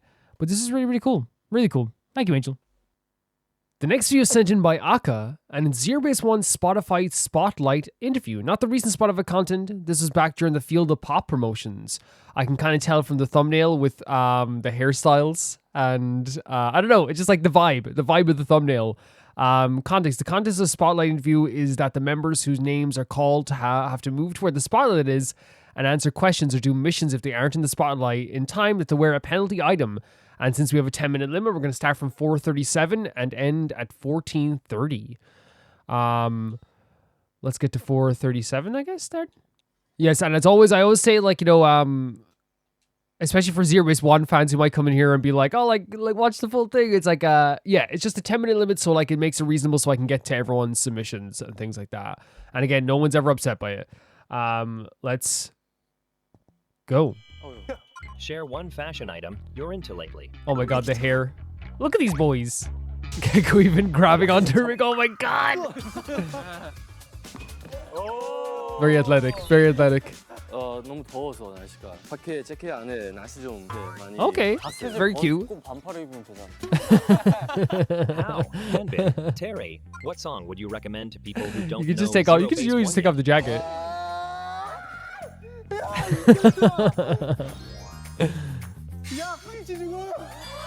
For today. 그룹에이서는 이제 인블룸이라는 곡이 있기 때문에 탄생한 그룹이거든요. 그렇기 때문에 인블룸을 들어서 이 팀의 정체성이 어떤지, 어떤 방향성을 추구하고 있는지 파악을 해야 한다고 생각하기 때문에 Very well spoken. 인블룸을 추천하도록 하겠습니다. Incredibly well spoken. 저도 인블룸 연장선이 the hands. 일본 데뷔곡 유라유라를 꼭 소개해드리고 싶고요. 뮤비도 너무 예쁘게 나왔고 멤버들이랑도 찰떡이어서 이런 살랑살랑한 마음을 느끼고 싶을 때 유라유라를 들으시면 더 좋을 것 같습니다. Link your arms. Create. They have like they're so lucky to have like. We're so lucky to have ZB1 as well, like, and whenever I hear them speak, though, like, there's a combination of, like, absolute chaoticness, and then there's, like, the most well-spoken boys you've ever seen in your life, you know? Together for a long, long time. 어디에요? 이거 뭐야, 여기야. 그러면 Oh my god. By the way, this is peak Matthew hair, by the way. I love it so much. Wait! No! Jiwon. The betrayal. Honestly, suits him. They're nice. 맞는 것 같은데 지웅이 형이 왼손으로 이렇게 해주고. 좋아. Oh my god, Jiwon's so pretty here. I mean, like, that's like saying, like, water is wet. You're like, it's... Matthew, if you opened your eyes and were an animal, what animal will you be? And what will you do?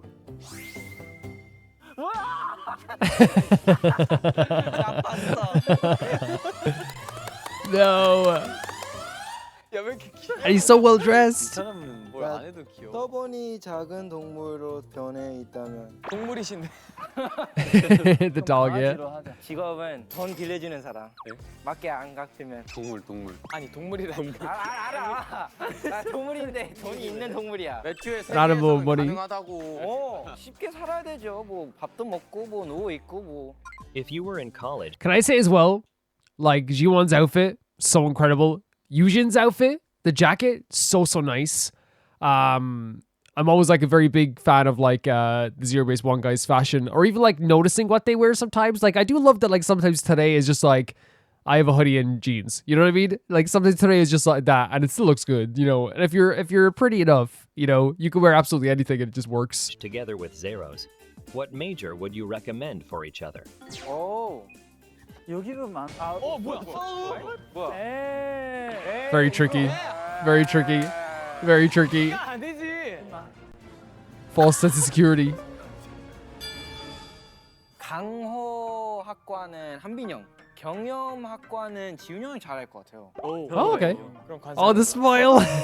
교육과 뭐가 이상하게 권우기가 잘 어울릴 것 같은데. 교과서 38페이지. Okay. I would have thought like maybe Hal, right? Because he has a degree in education. 했어요. 영어 영문이요. 영어 잘하니까 영어 아이도 죄송합니다. Jiwoong, Ricky, Gyuben describe the third mini album with one word. Oh no, G1. I love that like it's like G1's getting caught, but he like gives up because like honestly like you know he loves a good hug. Yeah, just like okay, this is my fate now.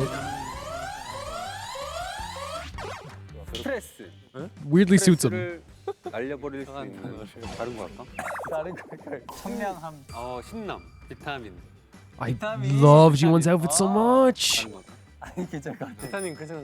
이제 비타민이라는 건 이제 먹으면은 건강해지고 좋아지잖아요, 기분이. 우리 필더팝도 이제 그런 곡이 되지 않을까 또 싶습니다. 들으면 Okay. 들을수록 좀 더 상쾌해지고 건강해지고 청량해지는. 거랬어? How? Any fun stories during the album prep? 잡아. Oh my god, of course just give up. The whispering, the very sinister whispering of like, hey, just you know, just it's time. It's time, you're done. 잘 어울리던데. 오, 잘 어울리는데. Always reminding everyone how good they are at dancing. Oh my god, his pants are so cool. 말 타서거든요. 그 말이 똥 샀어요. 누구 말 똥 샀지? 나 말 안 들었어. Please each sing your favorite part of a B-side track in the new Today, album. get up. Today's like, I gotta. 이걸 갔어. 다 들어갔다.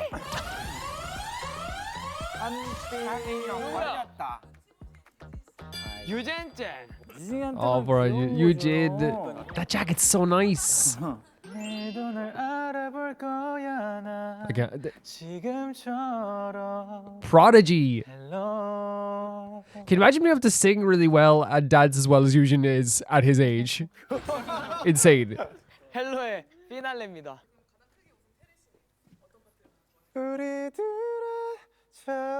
Superb voice. Superb voice. Voice of a generation, voice of an angel. 둘의 첫 인사. Yujin. We hear great vocalists all the time. Like we legit do, like every single week. We hear it's crazy. Like with all the K-pop stuff we listen to, we hear like some of those powerful vocal performances every single week. Like I do think that, like, you know, when I think of like great vocalists, like, you know, when someone said to me like, I think of a fantastic K-pop vocalist, like I'd have like a list as long as like, you know, an entire street. Like, right, but like if you were like gun to head, like pick two right now or whatever, like I think it's like Mion from G-Idol and Today always come to mind first. But like that's like saying, like, you know, it's like next week I could be like, hey, like what about Heejin from you know, Artms? You know, it's there's like a different like selection. Or like what about you know, Jimin from BTS? Like there's so many, like you can go on forever. It's one of those situations where like I never like I'm sorry to bring Genshin into this. When I play Genshin Impact and someone asks me like what my favorite moment is, it's the same thing when someone's like, oh, who's like the best singer, who's the best this and who's the best that, and it's like I feel like I'd be like there forever, and then I'd forget someone and I'd feel terrible, you know. But I just think Today is so talented. It's so talented. One member. Which member would you do it with? Sorry, I missed the question there because of yapping. Because I'm a yapper. Eugen, if you could have a unit stage with one member, A which unit member stage? would you do it with? Is this like a duet? Oh my god, they tricked him with the spotlights. 오! 햄버거. 아 이거지. 자세 좋다. 포즈 화보 찍는 거 같아 지금. 그러니까. Oh yes. Oh yeah. Yo. Yeah yeah. Look at this. 아 저는 한빈이 형과 멋있는 Okay. 퍼포먼스를 보여드리고 싶습니다. Oh yeah. That sounds super nice. Gyuben, Zero Base 1 is skilled in many areas. Is there a member skill you'd like That's to have? such a good question. 야, 쟤 잡아. 끝났어. That's such a nice question. I love questions like that. It's like, what would you like from someone else, or like, what do you think someone else is good at? 그러면 뭐가 있을까? 내 잘생긴 얼굴 가져도 돼.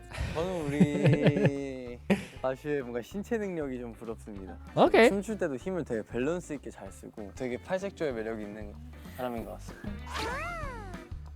If the words I love you disappeared, how would you express your love to Zeros? Cute question. Yeah, like Yuvin's hair there is absolutely fantastic, but like, yeah, the reason I love questions like that is because like it truly does like show like an appreciation for someone else. Today looks so funny here, at the same time so cute. Look at the facial expression. Like, no, like I think it's such a sweet question. Like, like if there's one thing you could like a personality trait or like feature you could take from someone else, because you're gonna pick something that's really good, right? Like now, if there was arseholes playing this game, which isn't 0-1, they'd be like, this person's stupid face, you know? I really like this question. Let's go. Adorable, absolutely adorable. 어떻게 표현하실 거예요, 하오 형? 성한빈 이렇게. 베러즈와 함께하기. 베러즈랑 행복하기. Gunwook, please show the 2024 version of Nuna. I miss you. 오. 빨라. Oh my god. Like, and again, of course, Matthew working out all the time like a brick wall running into him. 난 말로 안 해. 말보다 행동.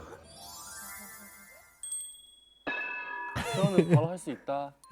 Such a beautiful smile. Pat the member on your right and say a word of encouragement for upcoming activities. That's so sweet. That's such a sweet question. 일로 와. 김리키 일로 와. 끊었어. Get penalties together? Do you want to just sacrifice himself?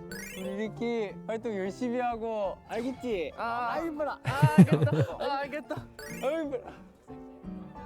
아유 우리 건우 이런 모자도 잘 어울린다. 예뻐라. So pretty. 참 귀엽다 이거. 욕하는 거 아니지? 그래요. 되게 많아. 보고 싶었어. I miss you. A horrific romance. 야야 쓰담이야 펀치 아니고. 할게. 우리 매튜는 귀엽고 사랑스럽고 활동 열심히 해줘서 너무 고맙고 항상 내게 Today's voice is legendary. 큰 눈빛, 이 눈빛 잡혀야 돼. 언제나. He wants to see his eyes when he's doing it. I do think Matthew is the type of person who does like love affection and loves like a and there's nothing wrong with this, by the way, like because I saw it during Boys Planet as well, and I think sometimes it's gonna be seen as a negative, but I don't take it as a negative. He's someone who like genuinely like cares about human connection and validation, and not validation like I need to be validated, but like, you know, hey, my emotions, I like them to be acknowledged. Do you know what I mean? And I do love that, like, he's like taking out the eyes because like I want to see your eyes, I want to make that connection with you, and it's very sucking at you, you know. 아이고 우리 훈이 형. He can't even look on the eyes. 진짜 고생이 너무 많아요. 진심으로. 고생이 너무 많고요. F 감성 돌아왔다. 우리 형. Our walk. 형은 진짜 열심히 너무 해서 우리가 화이팅을 할 수 있어 너무 감사해요. Oh, yeah, I want to see. He would too. I want to see what G1 says to Hanbin. 한빈이 고생이 너무 많고. 영혼 좀 드실까요? 진짜 한빈이가 정말 고생이 많거든요. 이제 여러모로 이제 뒤에서도 혼자서 감당해야 될 어떤 책임들이 많은데 또 바쁜 스케줄 뛰느라 동생들 챙기느라 고생이 많은데. Of course, like 축복이라 생각합니다. 사랑합니다. Like, I think people can sometimes forget that like G1 was like not only like a really accomplished actor, but like he's also like very like smart. Yeah, he's like very like I feel like very like socially crazy in some ways, but like whenever he opens his mouth, he does say like some very like insightful things, and even there, like the soft tone, like the very like realistic approach to like acknowledging someone's hard work, like it's a very like G1 thing to do, and it's so sweet. 나 비즈니스 학과 나와가지고. It's because I'm a business major. 우리 유진이 아이고 그래 또 The ear.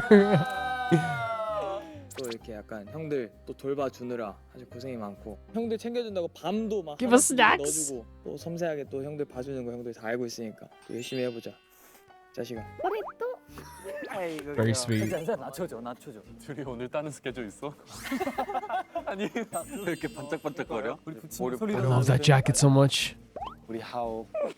They all like pet the head now as well. 야자템만이잖아. 너무 고생 많이 하고 있고 항상 예쁘고 항상 무대 잘하고 너무 멋있다. 할 말이 없구나. His words are like very like short and sweet. I feel like that's like again like I like getting to know these guys over the past like 5 months or so has been like such a joy. And like one of the things I've noticed with anything like with Eugene or anything like that memes are shared around or clips are shared around, Eugene will either be like the most like energetic person in the world, or will like speak very short and sweet sentences. I saw an interview one time where like, or a clip of an interview one time where he was like talking like, I think you even might have been there as well. Or no, I think it was Gunwook. I think Gunwook was there as well. And he was like saying like he was saying everything he was saying was true, but it was very like short, sweet, and like it was going in almost like circles away. Like it was like I'm paraphrasing, but it's like, we performed well. The stuff we went through will help us in the future, because I think it will help us in the future. And like it's very like almost like, and yeah, because he is like what, like 17. It's very much like trying to finish your book report type of thing, which I just think makes him even more like adorable as well. Honestly. 이번 활동 같이 잘 되자. 좋아요. 열심히 활동하고 열심히 연습하고 열심히 공부하고 잘 돼야지. Fighting. Zero Base 1. Thank you for your heartfelt answers. Oh, it's gonna be over. We're at the end soon. The end. Like the Zero Base 1 guys are so fun together. They're so fantastic to see together. I think there's rarely ever like a Zero Base 1 like clip that I see that I don't like rewatch like 10,000 times. You know what I mean? And that's an exaggeration. People are gonna be like, hey, you don't watch it 10,000 times. Of course I don't watch it 10,000 times. But like there's like this feeling when watching like a Zero Base 1 video of like almost like a coziness regardless of what it is, you know what I mean? And I feel like with this, like you have that exact same thing. When it comes to like the boys here, they got some really sweet questions, and they're like the most affectionate, like, and like very cozy.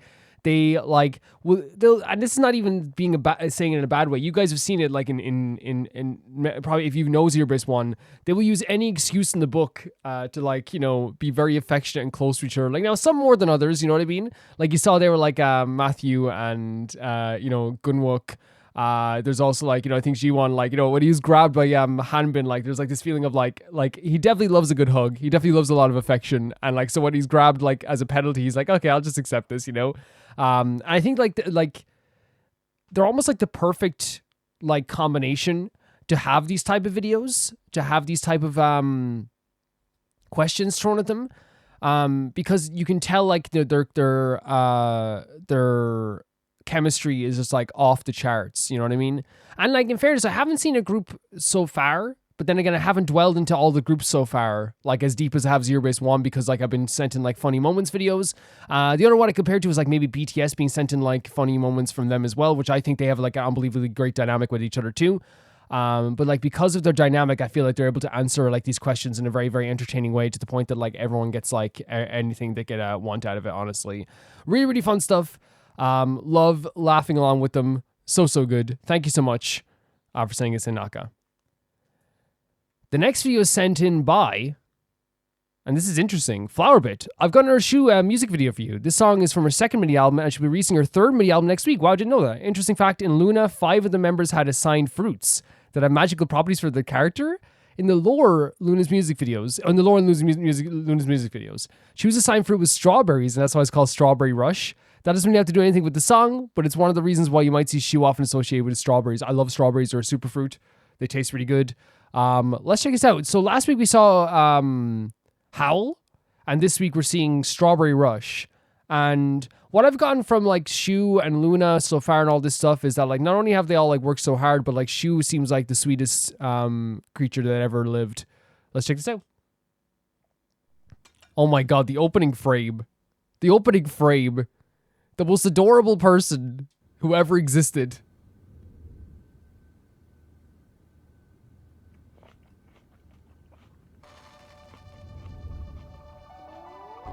I thought it was like on mute for a second. Oh my god.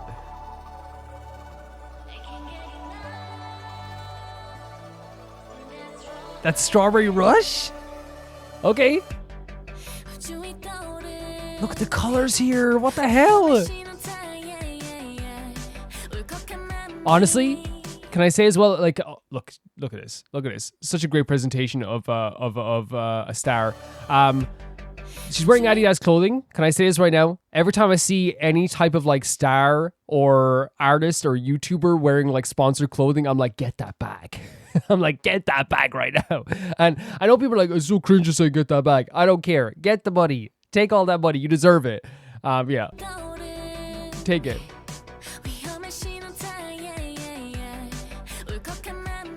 Very sweet, sweet voice. Oh my god. Oh my god, the smile. That's so fun. That's such a fun beat. That is such a fun beat.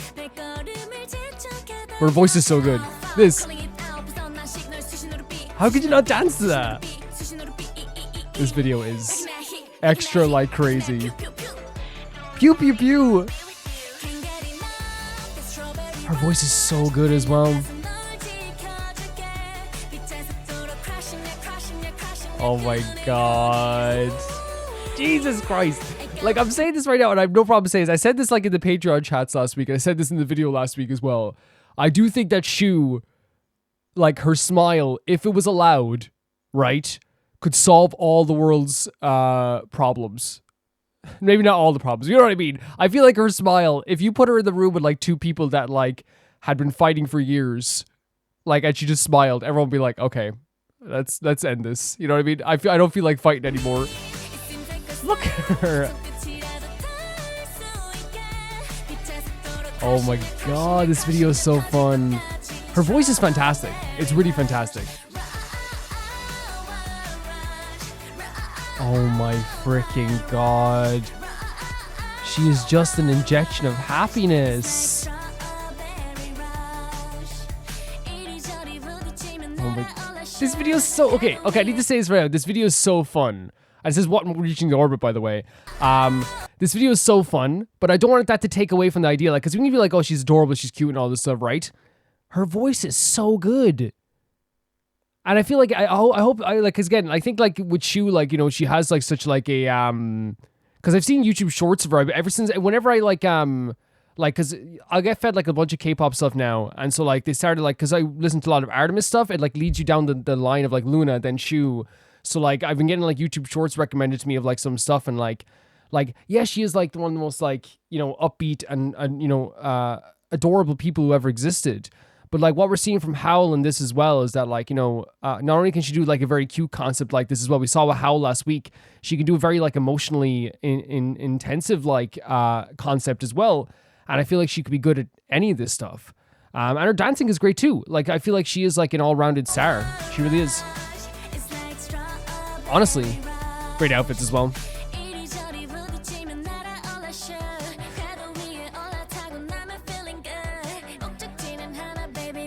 Just developing a scooter. Oh, there's the monster.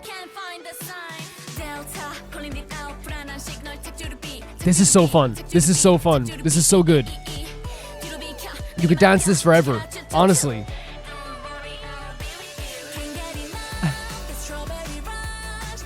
So freaking nice.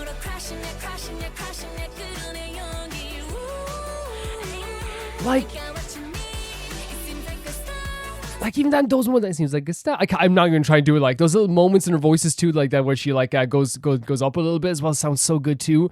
I'm like so overwhelmed with like how happy I am to see a video like this, to hear a song like this. You know what I mean? It's so overwhelmingly fun. Heck yeah. And then we have a different area now again.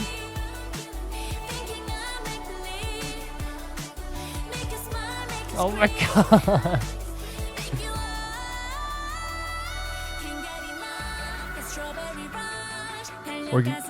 Okay, we're building up.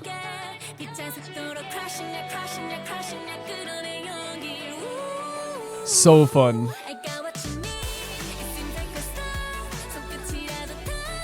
Her voice is so good.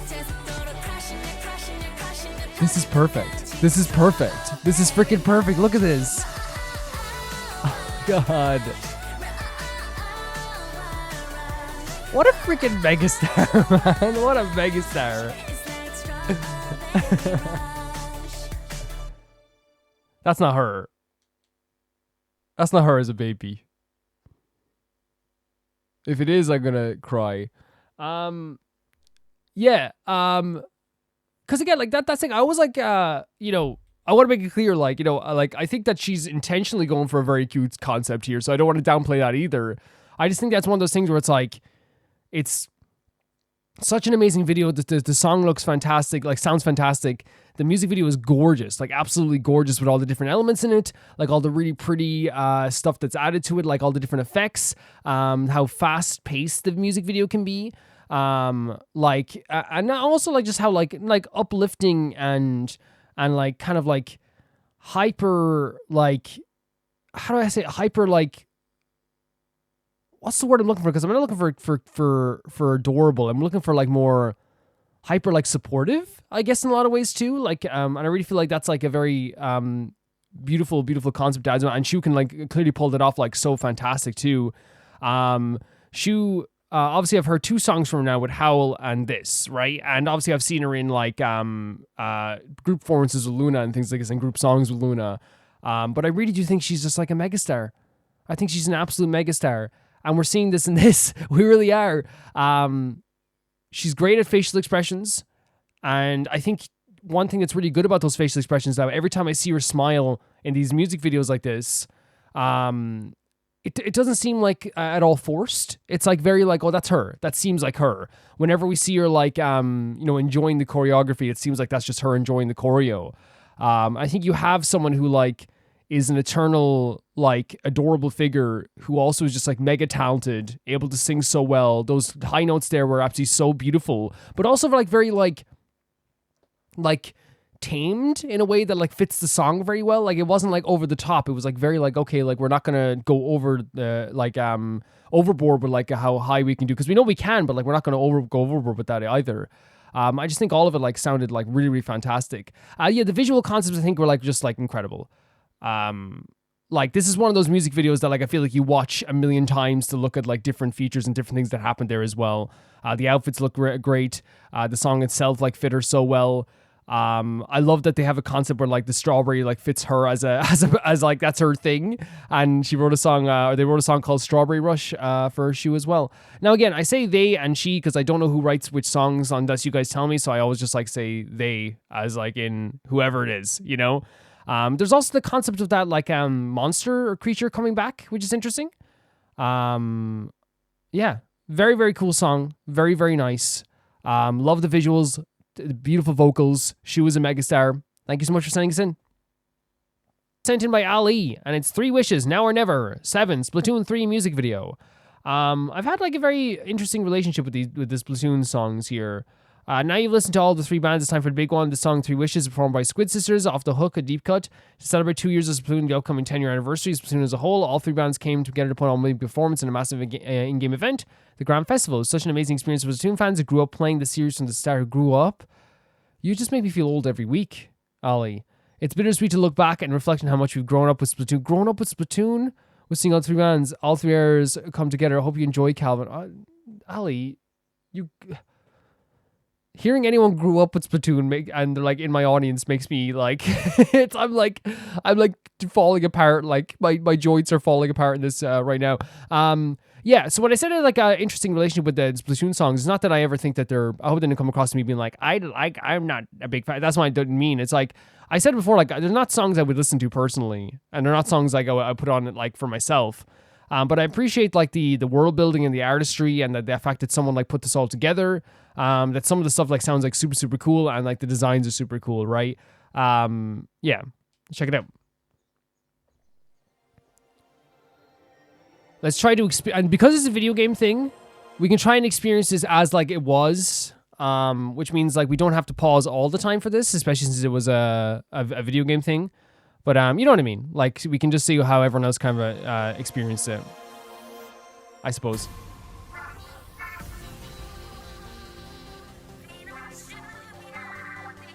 It's so funny. I was like, I wouldn't really listen to this myself, right? And then like this opening beat actually sounds really, really good. It sounds really awesome. This melody, that sounds awesome.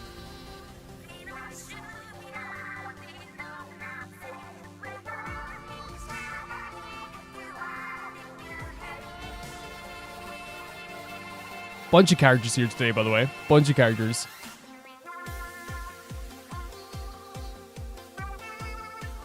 Like, the melody's awesome. The melody, the beats, all awesome.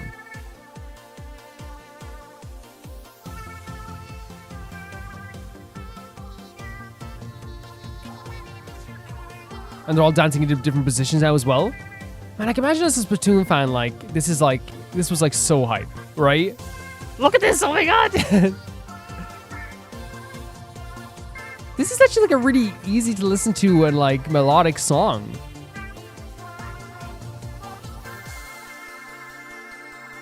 Like a very sweet melody. Korea? Ali, this is like the best song so far, I feel like. Like this melody is so good. Like it sounds so sweet, it's so like, I don't know. It's like similar to something I like the by the way, not the, obviously like the lyrics of the squid characters, but like I said, the melody, the music, the instrumentation, like that stuff, like and how it's like all arranged. Like it sounds like some songs I would like, you know, have obsessed about when I was like a bit younger as well. Even now, like, you know, there's probably like an artist out there that does melodies like this. You know what I mean? Like you could put something very emotional over this, I feel like it would work in terms of lyrics.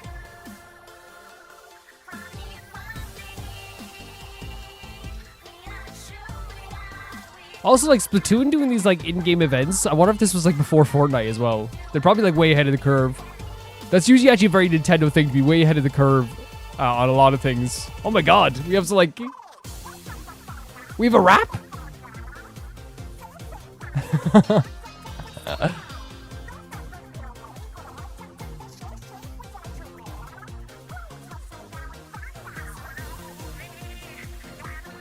Very fun. This is so fun. This is super fun. Some really good choreo here as well. Look at this.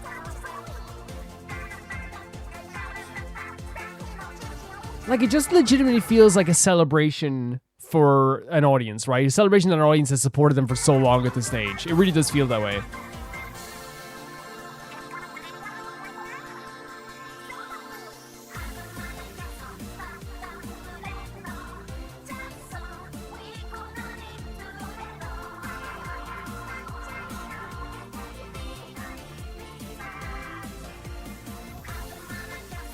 Like, this is a good, like, chorus. This is a really good chorus, if this is the chorus. I don't know who this little creature in the background is.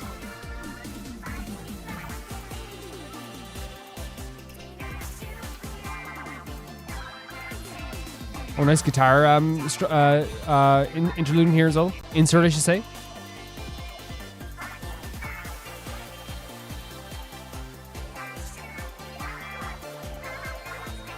These girls are giving it their all as well, by the way.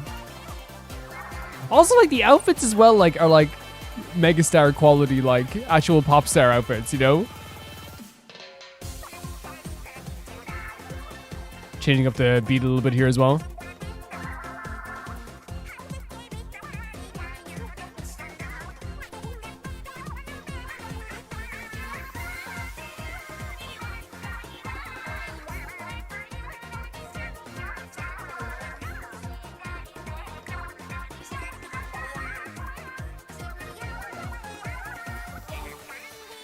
See, like the choreo is really good.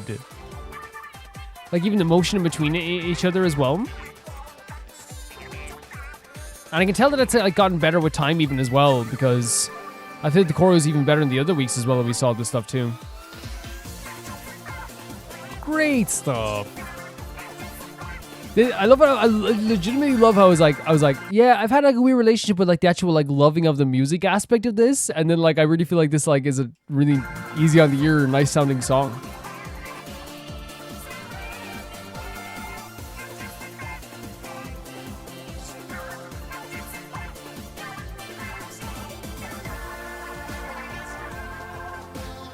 See, this is like nice. This is nice as well.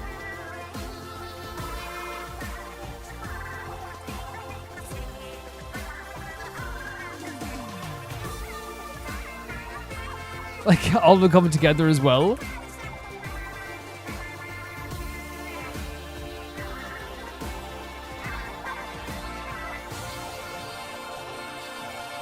Very sweet stuff. Very sweet stuff.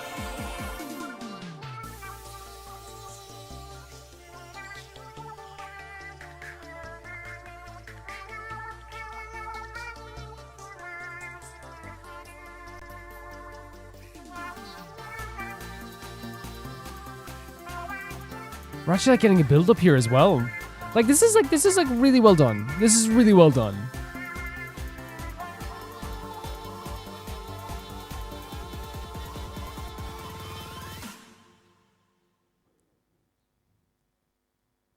And that's, oh wow, flew by. Absolutely flew by. Yeah, like as I said, like I said I had a weird relationship with the Splatoon songs just because I always thought the choreo was cool.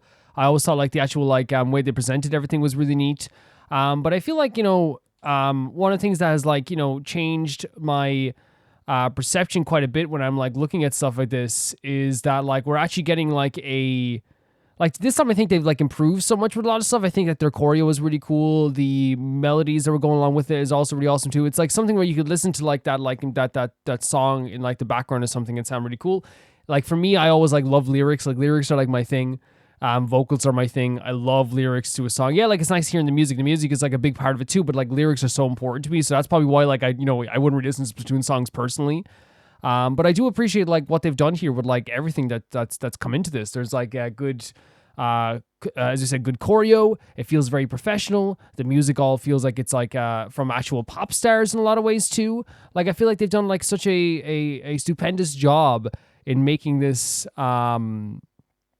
So how do I say it? Like is the word I say just I guess this almost sounds like very like bad when I'd say something like this, but like it's very like presentable in a lot of ways. Does that make sense?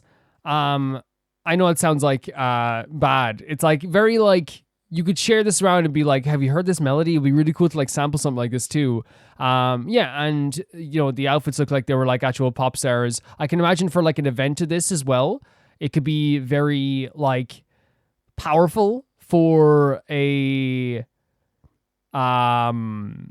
like an audience, because like for me, like one of those things is like does this ever happen to you? Like for me, when I look at like YouTube or anything like that, one of the main things that will happen to me sometimes is that I will be like you know, I'll be like, oh man, you should check this out. Like this was such an emotional moment, like in this show or this game. I know you're never gonna play this game, but like, you know, you're showing your friend or something. Then you should. And this is like, I don't do it anymore because like, you know, you always worry about that like fear of rejection, and that's why I always try to keep very open mind with everything we have here as well.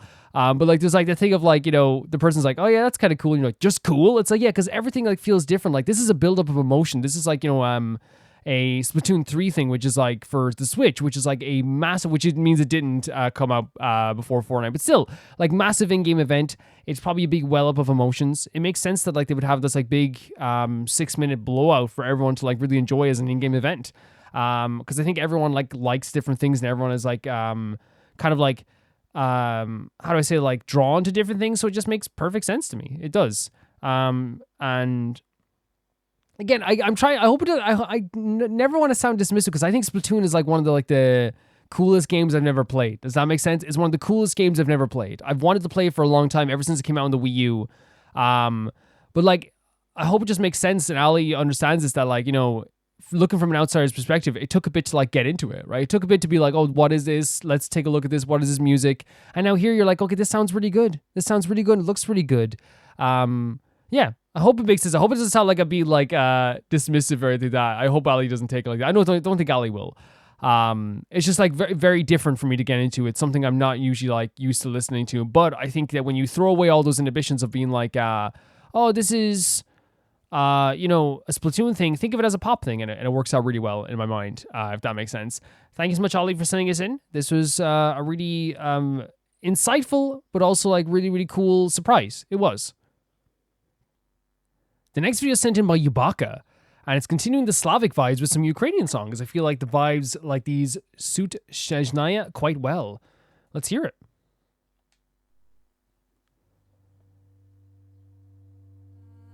Beautiful artwork here.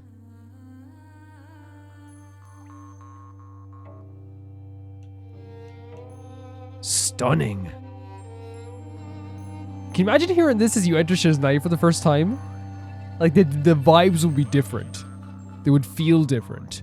The energy would change. Right? And that's what you want for a new region. Very cool. Whoa. Stunning. Stunning vocals.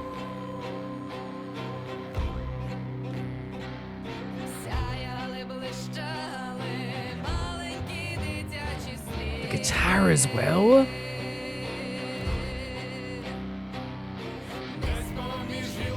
Whoa. The harmonies as well. It sounds so good.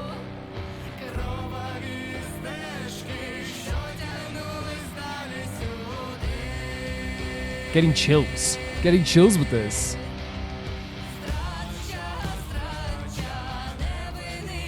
So cool. That is such a cool, like, is that like a chorus? Like, already it sounds really, really, really, really chill-inducing, then... So cool.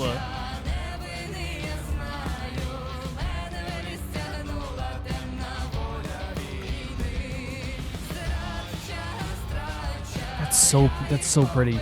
That's so pretty. I love getting like this happens so many times. I'm listening to music on this channel. I'll be like talking, and then like the singer will like hit a note that like that just shuts me up. Then I'm just like.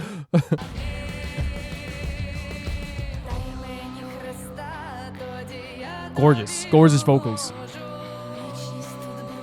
Fits the very like chugging guitar like very well. The very grainy and gainy guitar really well. Like so far this is just so stunning, and like it's like actually quite, I don't know, haunting in a way, if that's the right word for it. And maybe it's just because it's from a different language and all this stuff, like, and that might be like a bad thing to say, but like it's like chill inducing, if that makes sense. It almost feels like you're in like a different like place. It feels quite like, I don't know what word to describe it. It feels just very different from like what I'm used to listening to, I guess is what I'll say.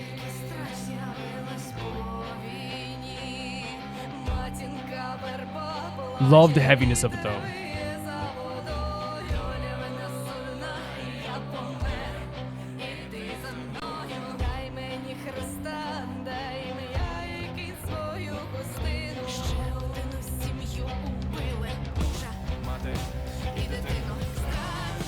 Gorgeous, absolutely gorgeous.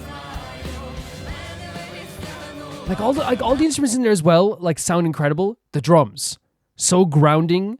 They're not over the top or anything like this. They're like very, very like surrounding and grounding, right? And like my favorite band in the world, Coheed and Cambria, they believe so much in the idea of like grounding drums. The idea of if your song is wild, the instruments are going crazy, the vocals are going like absolutely insane.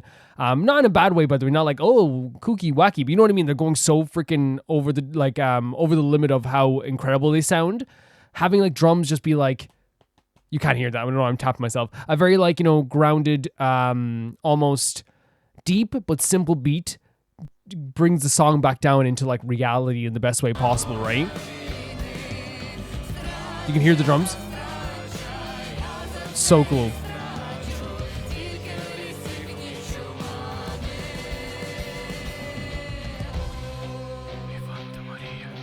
So cool. It has like a new metal vibe as well.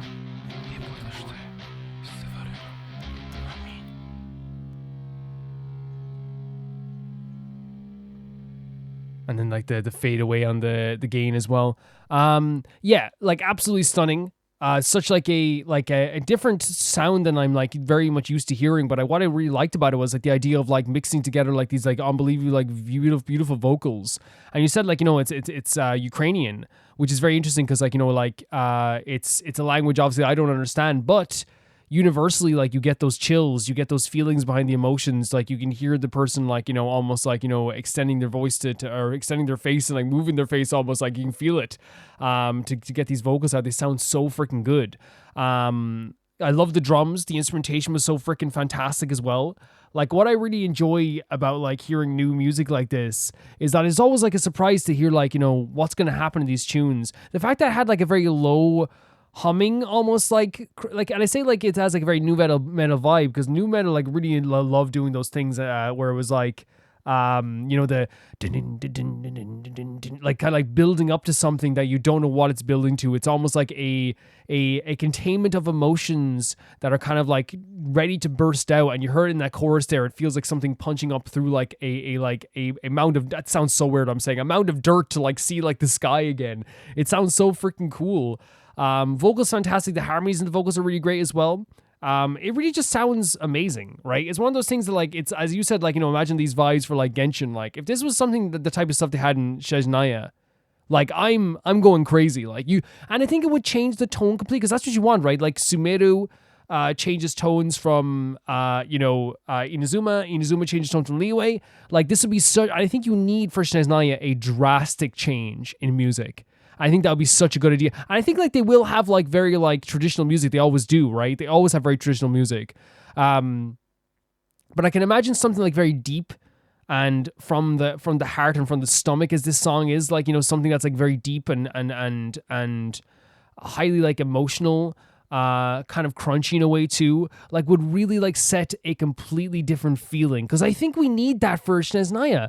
We need to walk into Shesnaya feeling something different. I think this would be perfect. I think you're right. I think this would be so perfect. Now, I don't know what they're going to do. It will be traditional in some ways, but I just really like the sound of the song. Yeah, even though we can't understand the lyrics, music is very universal, and I freaking loved hearing this. Thank you so much, Ibaka. This was awesome. The next video is sent in by Victoria, and it is Astarion's hug is the cutest thing in the world. It's Astarion's confession scene. If you plan on romancing him eventually, you totally understand if you want me to send in something else. I don't plan on romancing. Can I be honest? Ever since the Baldur's Gate 3 playthrough has ended, I thought I was going to play it right away and like play it myself. I've been very like kind of like emotional about it, so it might take a bit of time to actually get into it. But so far, it's been very, very interesting hearing like that. I might be getting to see some scenes anyway. Let's check this out. Do you have a moment? I think Astarion, such a beautiful character. This isn't me.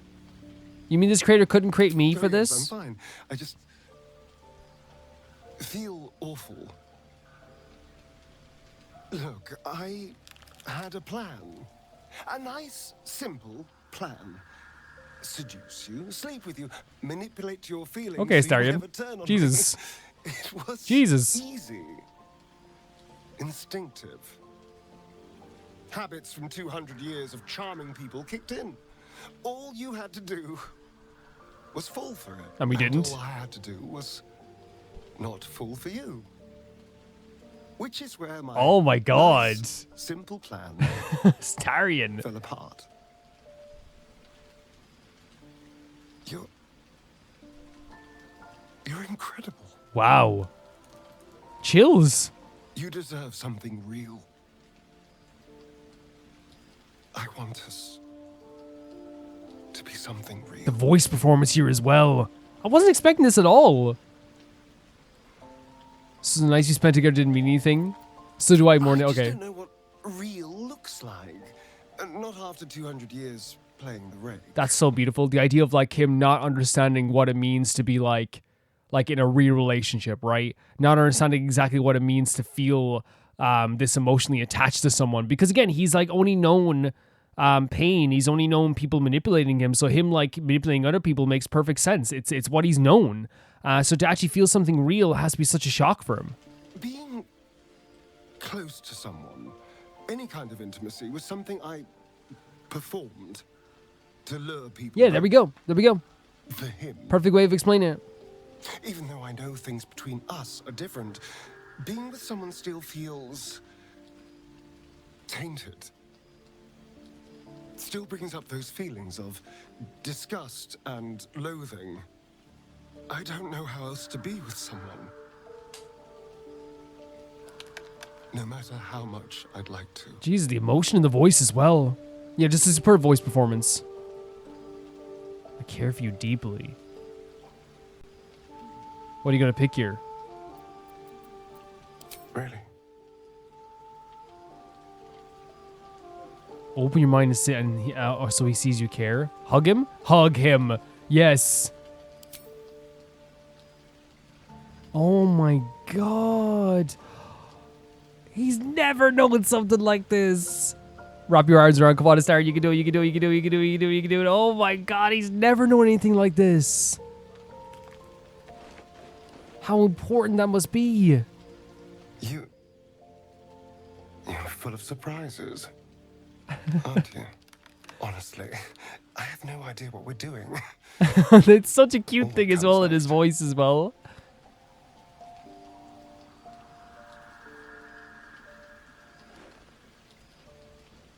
There we go.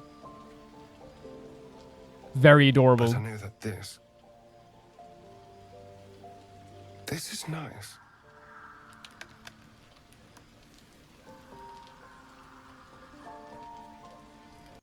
Adorable stuff. Absolutely love how like we always talk about like tailored to the actual personality of the character. Those scenes are and how well written those things are in Baldur's Gate. Like they really understand their characters. But Astarion, like that's exactly how he would act. Like, but also like I didn't expect like the very cute side of it, right? Like the very adorable like shakiness, and that does come from like a lot of self-loathing, but a lot of like trust issues. There's a lot of only understanding one way to treat people. There's a moment in our playthrough where we were watching this, and I remember legitimately I was like, oh my god, like what he said here was like so important in a lot of ways. I remember he legit like said to us that like, am I beautiful? Like, can you be my, like to tell me I'm beautiful. Am I beautiful? Like, cause he does want that validation. And for him to like open himself up like this is such a big deal and such a massive moment for his character. It really does feel like Astarion is a character who has to unlearn a lot of like the very like bad habits he's had throughout the years, even though we love him being a bit mischievous. To be truly in a relationship with someone, you have to truly like have an understanding for someone else. And to do that, he has to understand himself. So I wonder if this is after a big long journey of like understanding for Astarion, to really, really understand him at this stage. Obviously, I was heading down towards the Lae'zel route as well. So there's obviously that. So obviously I wasn't going to get this, but I think it's such a beautiful moment. The shakiness in his voice, the animations.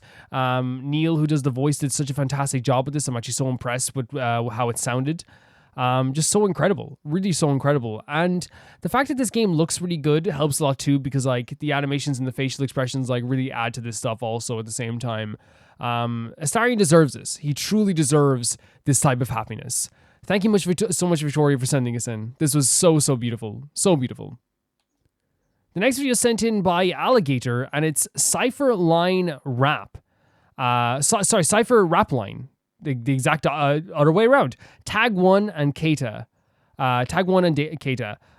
Last Dance cover. So since you've appreciated Tag so much with the One Pack videos, I thought I'd send an old video of him while he was part of Cypher with Keita. I think that's actually really awesome. There aren't any subtitles, but I think they're so goofy and funny without understanding everything. Also, they're covering one of my favorite Big Bang songs, which is a plus. Well, if we don't understand it, we'll try our best to like understand the feelings and the emotions. I do love Tag. I think he's a very good actor. I think he's going to be a megastar someday. I think One Pack are going to blow up like crazy more than they have, because they're already doing fantastic.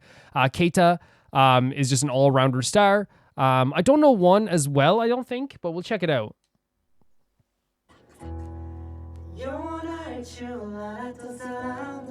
Yeah, like obviously like I've paid more attention to Keita and Tag, so obviously like there's some people we know more. Yeah.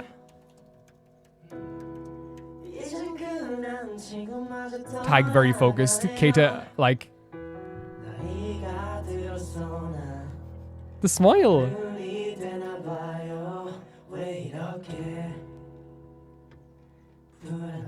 Can I just say as well, Keita looks fantastic. Keita is legitimately like just like a all-rounder star. And when I say all-rounder, he has the looks, he has the dance moves, he's able to do adorable stuff with serious stuff. Everything I've seen from him on Boys Planet was just like, yes, I totally understand how like legitimately every single time I've seen anyone talk about Boys Planet, a lot of like, it's very rare to find someone that says that Keita shouldn't have been in the top 9. Now for me, the top 9's perfect, right? But I totally understand like that, like there's like why people were so upset that Keita didn't get into the top 9, right? This is so fun. It's so intimate, right? Like, so, like, and not like in a romantic way. I mean, like, in a very, like, close, personal way.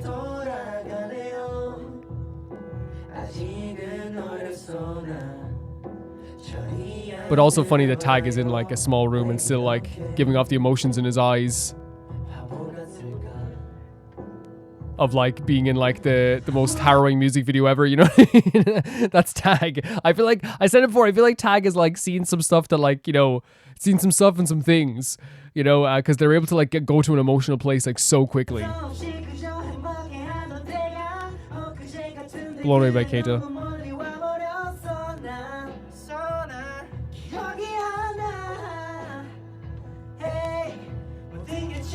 Passing back the mic as well is very intimate too, right? It's like very, oh my god, thank you, Keita. I needed that today.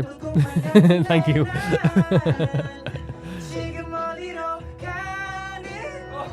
It's okay, it's okay, it's okay, it's okay, it's okay, it's okay, it's okay, it's okay, it's okay, it's okay, it's okay, it's okay. I see so many emotional scenes from Tag where he's like always like in such a sad situation in his videos that seeing him laugh at any moment, great. He looks right at the camera. He jumped up like a gopher.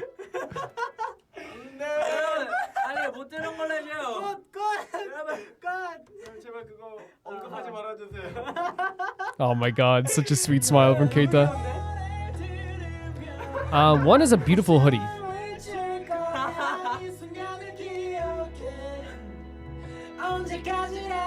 I love seeing them together, by the way. They seem they have such a good relationship. And oh my god, on cue, thank you so much.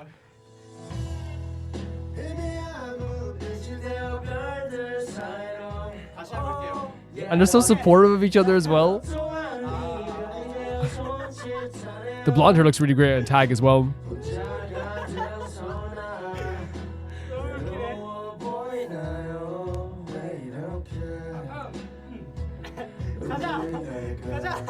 He's like, one more try, maybe he's saying. You got it, you got it. The smile looking for Keita's approval. Keita's just gorgeous. Oh my god, look at the smiles. Look at the smiles. Keita's just gorgeous. I'm getting recommended more Sonic stuff down here. Don't click on that anyway.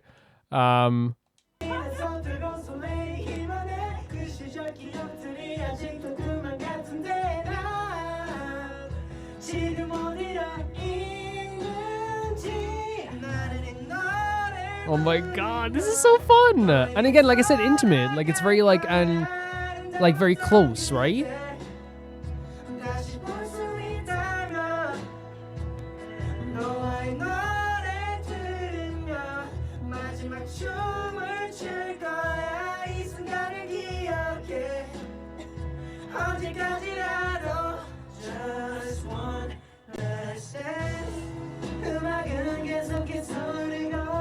Very pretty stuff.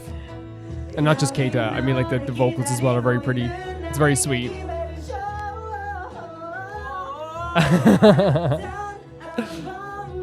That's one thing about like all these groups that I've seen like that come out now, and like the groups I know, there's a very supportive nature to like all the groups like, you know, that I've seen, you know, there's a very like a very like loving nature to like uplift everyone, right? And like I know with Artms, like with the stuff that happened with Chuu, so like that's a good thing. I know I'm talking about Artms here when I talk about this, but I'm trying to say like every group I've seen so far, for the most part, because I haven't seen behind the scenes stuff of other groups, but like every time I do see anything, whether it be a YouTube short or a you know, like Gidle are down there with their performance in the pub, like I love seeing them being so supportive of each other. And I just love seeing Tag smile as well, so that's also a bonus.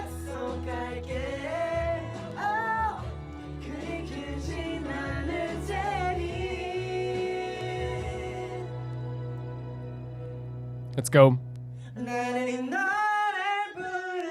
Let's go.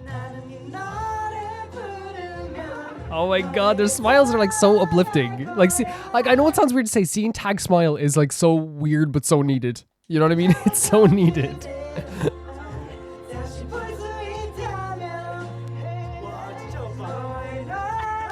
Standing up for it as well.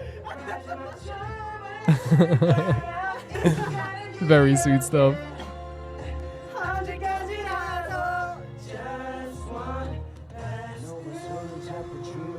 He wasn't ready. Wasn't ready.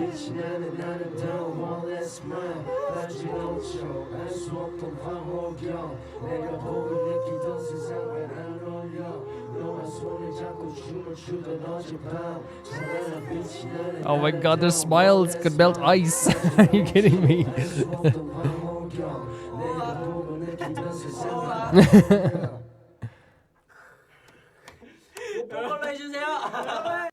Oh.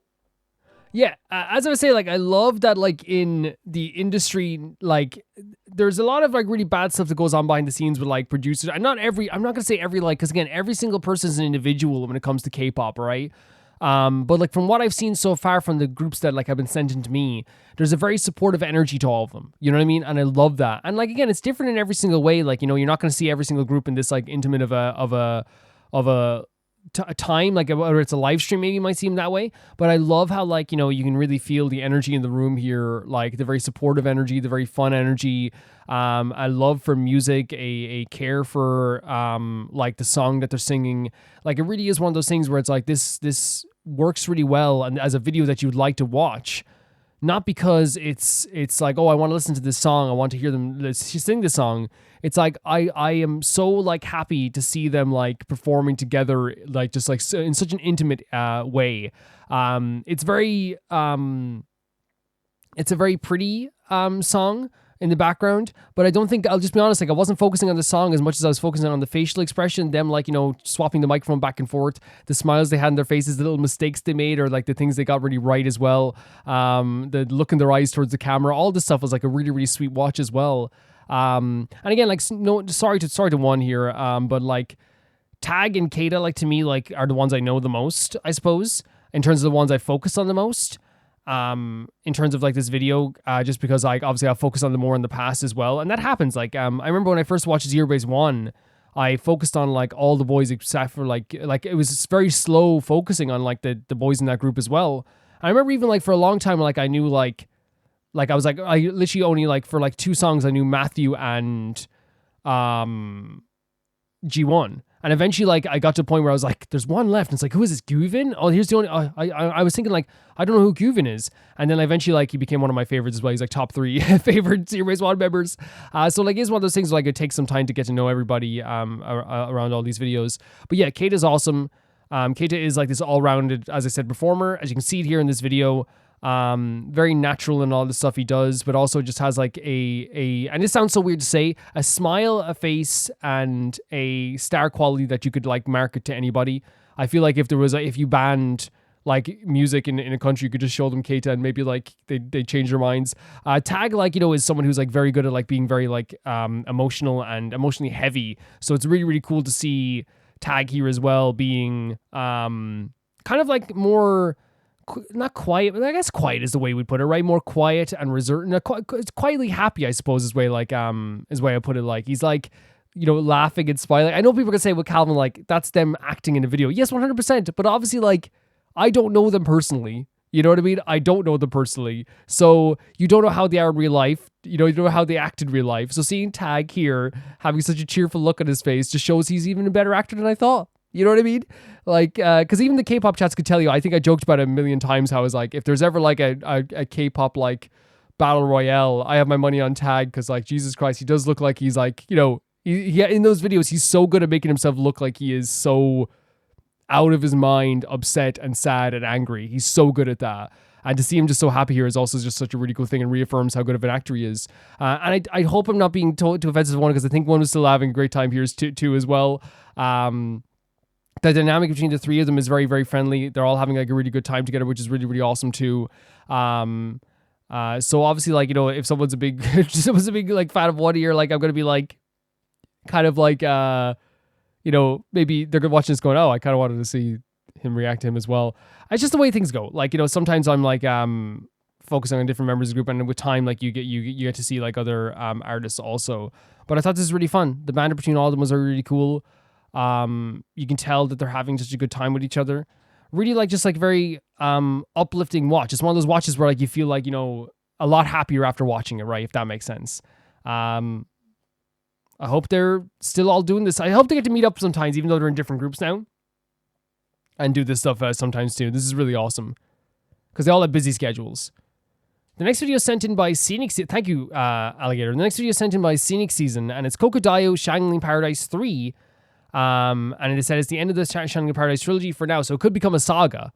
Let's check it out.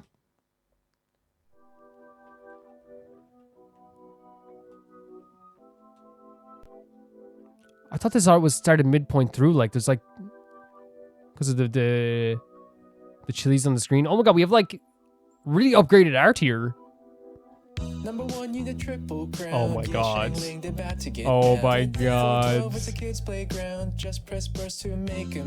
By the way, this this is a great, like, I always remind you of the Fortnite song, but I have to say, like, this, the actual beat behind this, I think it's American Boy. It's really good. It's really good. It's a top 10, like, I feel like beat in the, like, you hear, not top 10, but you know what I mean. Oh my god, the Abyss. You can 36-star as a free to play. I really want to snapshot with you. We can be pro Genshin, pro Fortnite players. Obviously, it's parodying the pro Fortnite thing rather than the original song. Can you pass me the chili? Singcho, give them hydro. I can vape with no ICD. There's the no ICD again. You're the new girl who is pyro. You're also a polearm. Can you please stop stealing my flow, Alligator? That'd be a very interesting interaction between the two of them. I love Tartaglia. Is that true? We can be pro Genshin players, pro Spiral Abyss. You know what? I know this is like a perfect parody of the Fortnite song. They even get like the very awkward, like, trying to catch up with the song lyric at the end of the verse. Today, you can 36-star as a free to play. I really want to snapshot with you. We can be pro Genshin players. 10.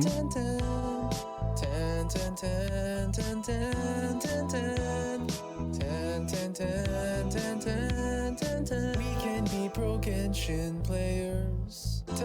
Such a great artwork of Betty as well. Let me own 4-piece noblesse. Exclusively since 1.0. Wait. Shining stuck with me. So Betty's taking the hip hop part of this, the rap part of this?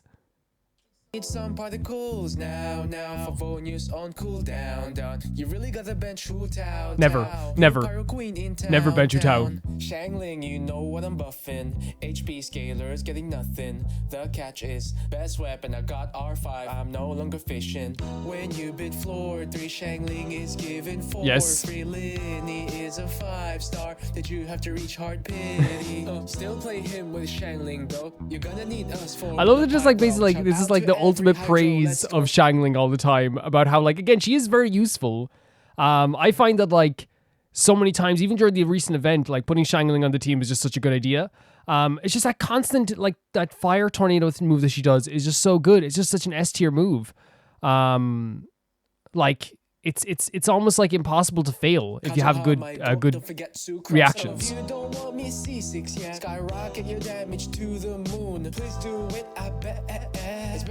Wait, are they saying like don't C6 Benny? Yeah, me, I don't C6 him because I wanted to work with Eula. And I stand by that. Which isn't that much, yes. If you don't have the catch, I'm gonna need y'all to go fish. Oh my god, they're even doing the interlude beat as well. Are you kidding me? The bridge. We can be pro Genshin players, pro Spiral Abyss players. Take a trip to Liyue, let me go. Honestly, this is like the best party he's done. The best song he's done. For sure. Doing harmonies as well. I feel like I understand this one better than all the other ones as well. Take a trip to Musgrave, Abyss today. You get 36-star as a free to play. I really want to snapshot with you. We can be pro Genshin players. There's the 10, 10, 10, 10, 10. Yeah, I understood this one more than the other ones, for sure. I actually really like the artwork as well.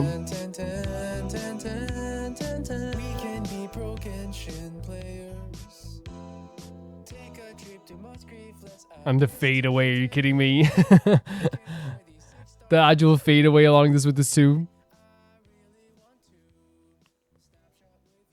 The artwork is definitely upgraded. Right? The artwork is definitely upgraded. Are you doing how long is the fade out you're doing here, buddy? Wait, for real? Okay. That was a long fade out. But yeah, like the most understandable of all the ones we've heard so far, I would say. I would say so, right? Like it's the one that we get the most, at least.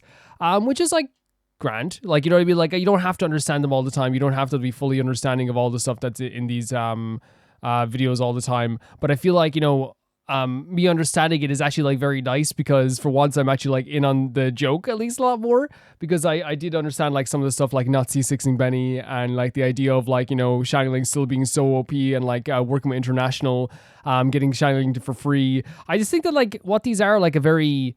I don't know if it's like a joke about like how Xiangling, no matter what, I think it's both. I think it's a praise for how good Xiangling is, but also a joke about how like even so much later into the game, I feel like Xiangling still is such a great choice for most teams. And that's why still to this day on trials, for like characters who are like in Natlan, in Fontaine, she's still like on the team when they want you to try out the character, because she's so powerful with that move, and she's so good for reactions, especially with like if you want to react with someone with Pyro. And I feel like that's what this song is definitely like parodying in a lot of ways too, at least from like my perspective anyway, because it is like one of those things where like I'm not like a pro player. I'm definitely not a pro player, but I do have Xiangling, and like I feel like a lot of stuff changes once you get Xiangling. She's so good for reactions, so freaking good, and so fun to use. I use her with Sayu sometime, and it's like one of the most fun things you could ever have. Honestly, it is. I think Crocodile, it's at first I thought it was like very much like very kind of like pedantic and like kind of like very like almost like funny, but like it felt like they were like poking fun at like Genshin away. But I think it's actually like a celebration. I think it is more of a celebration than poking fun. I honestly think so. Thank you so much, Senior Season, for setting us in. Another very off the wall parody coming from Crocodile, but this one felt very grounded, more than off the wall this time. I feel like maybe it's just because I understood it more. Maybe. I'm not benching a Hu Tao, by the way. Definitely never, ever. The next video is sent in by What's Your Damage? Hello, good afternoon. So most G-Idol's albums are all titled I This, and this song is coming from their second album EP titled I Made, composed by Soyeon, of course. Oh wow. This song in particular features a member I mentioned in the past, Soojin. She'll be the second gal to sing here. Soojin was let go from the group by the label after an incident which, in my opinion, they left her to the wolves at. But anyway, she's a soloist now, and the members have actually made tons of reference to her in the past, such as songs like Tomboy. I don't know most people's opinion on this early track, but I hope you like it. Soojin is actually an amazing vocalist. She actually debuted as a soloist in late June 2023, so not too long ago. In the future, I would love to send in her songs. So actually, believe it or not, this is so interesting to me, because I saw a meme on Twitter recently where they were like, oh, this is what all the members, it wasn't a meme, it was like this is all the brand deals that each member have had. And like one of the things that I thought was like super interesting about that was that they had a Soojin on it, right? And like I remember you mentioning something about that, but I was kind of like, I was like, oh, that's so interesting that like a artist that was there that wasn't there, which is so interesting to me now when you think about it. Because it feels like it's a whole different world, right? But let's check this out here. And I did hear a little bit about what happened yesterday when I looked up, I was like, Sujin? Who's Sujin? And yeah, I do agree. I do think they were left to the wolves quite a bit with that, in that situation. Let's check out G-Idol's Senorita. Oh my god, you are the coolest ever. Was that Mion? I know it's Soyeon, of course. I think it was Mion. That's Minnie. It's so much because how early, this is 6 years ago as well. That has to be Yuki as well, right? That must be Sujin. Yeah, that's Sujin. So this is again, it's so interesting seeing a group now, and yeah, that was definitely Yuki with the ticket as well, and then Shua would have been the other one with the brown hair, I guess. Is that a lollipop with a razor blade?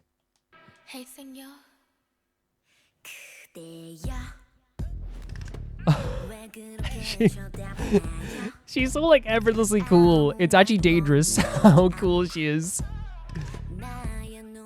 Oh my god. Look at the colorful themes in the back as well. So this is Sujin. Very like intimate, personal kind of like vocal like performance there, right?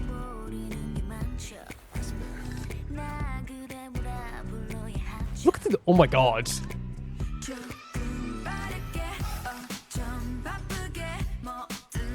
Fantastic.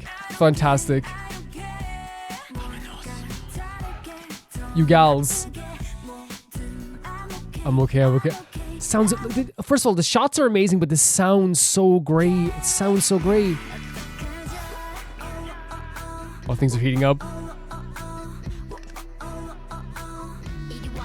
Jesus. Soyeon in every single aspect of her life is just cool all the time. You're doing fantastic.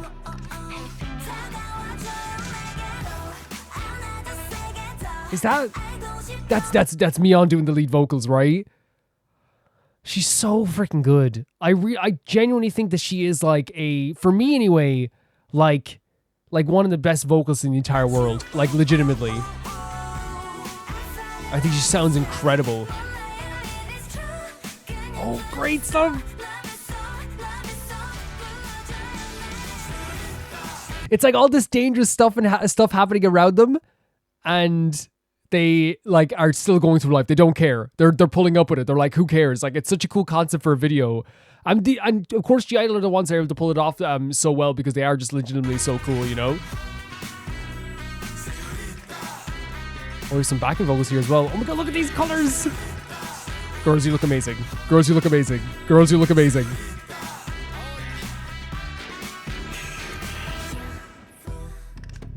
They would have been so young in their career right now. Because this would have been around the time that Soyeon and Mion did the KDA stuff, right? And they were like super young at that point. Look at this, like, look at this. My heart keeps wanting you. How could I let go of you?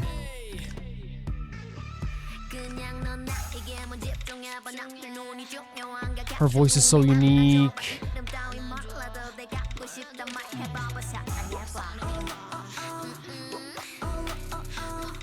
I'm in love with the video. I'm in love with the video so much. But again, like I think as well, like G-Idle just like have like a lot of very very pretty looking videos.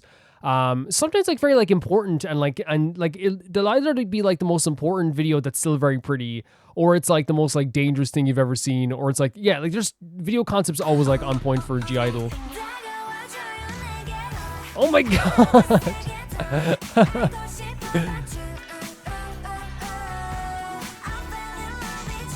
Superb.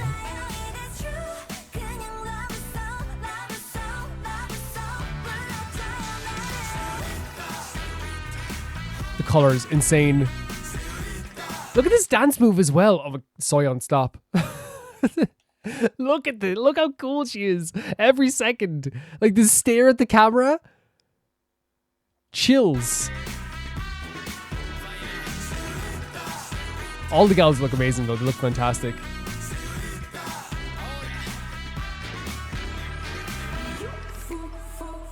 Huh? What? What? With a flaming car? Incredible. Incredible. Incredible. Incredible. These dance moves as well. This looks awesome. I'm so overwhelmed. I'm so overwhelmed by how freaking cool this all looks. How good the gals look. How good they sound. And like, I know it's G-Idle. Of course they're going to be great. Like, right, they're great. But this is an all-timer hairstyle, by the way. All-timer. Suits her so well. I love the transition here as well. Love the stares to the camera. This part here. Stun locked me. Stun locked.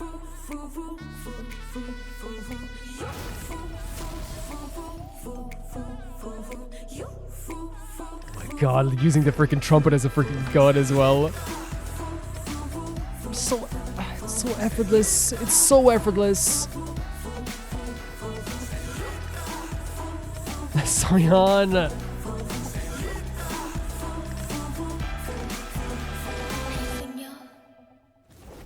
Awesome. It's so weird. I know, like, I hope it doesn't sound bad. It's so weird seeing them as like a 6 or a 6. Because like every time, like whenever I like will look up like G-Idle members, like 6 people will come up, right? And like it takes me a second to be like, oh yeah, there was another member before there that named Sujin in the group. And it's so interesting to me that like I'm like, but look at this, look at these looks. Look at these looks to the camera. Stunning. Absolutely stunning. And like, again, I know, like, here's the thing, I have no problem saying that, like, in terms of like a bias, Mion and Soyeon are like, are the gals, right? They are the gals. Soyeon probably is my bias when it comes to G-Idle. But like, I just think like, look how good they all look. And they're all like giving a different like energy for their stare, right? It's all different. It's all different, but it's all like still like effective in everything they're doing here. There's softer stares. There's sharper stares. There's kind of like a very like elegant stare, like the Beyond's giving off here as well. There's kind of like almost like with Yuki, it's kind of like looking at the camera being like, I don't care stare. Soyeon's like saying like, what you gonna do? You know what I mean? Like there's all this stuff here that's like so well done. I'm so impressed. I'm so impressed. I even paused before the actual stares here too. Look at this. I'm so sorry. They should get their full stare. I'm sorry about that. But even in that moment, it was impressive.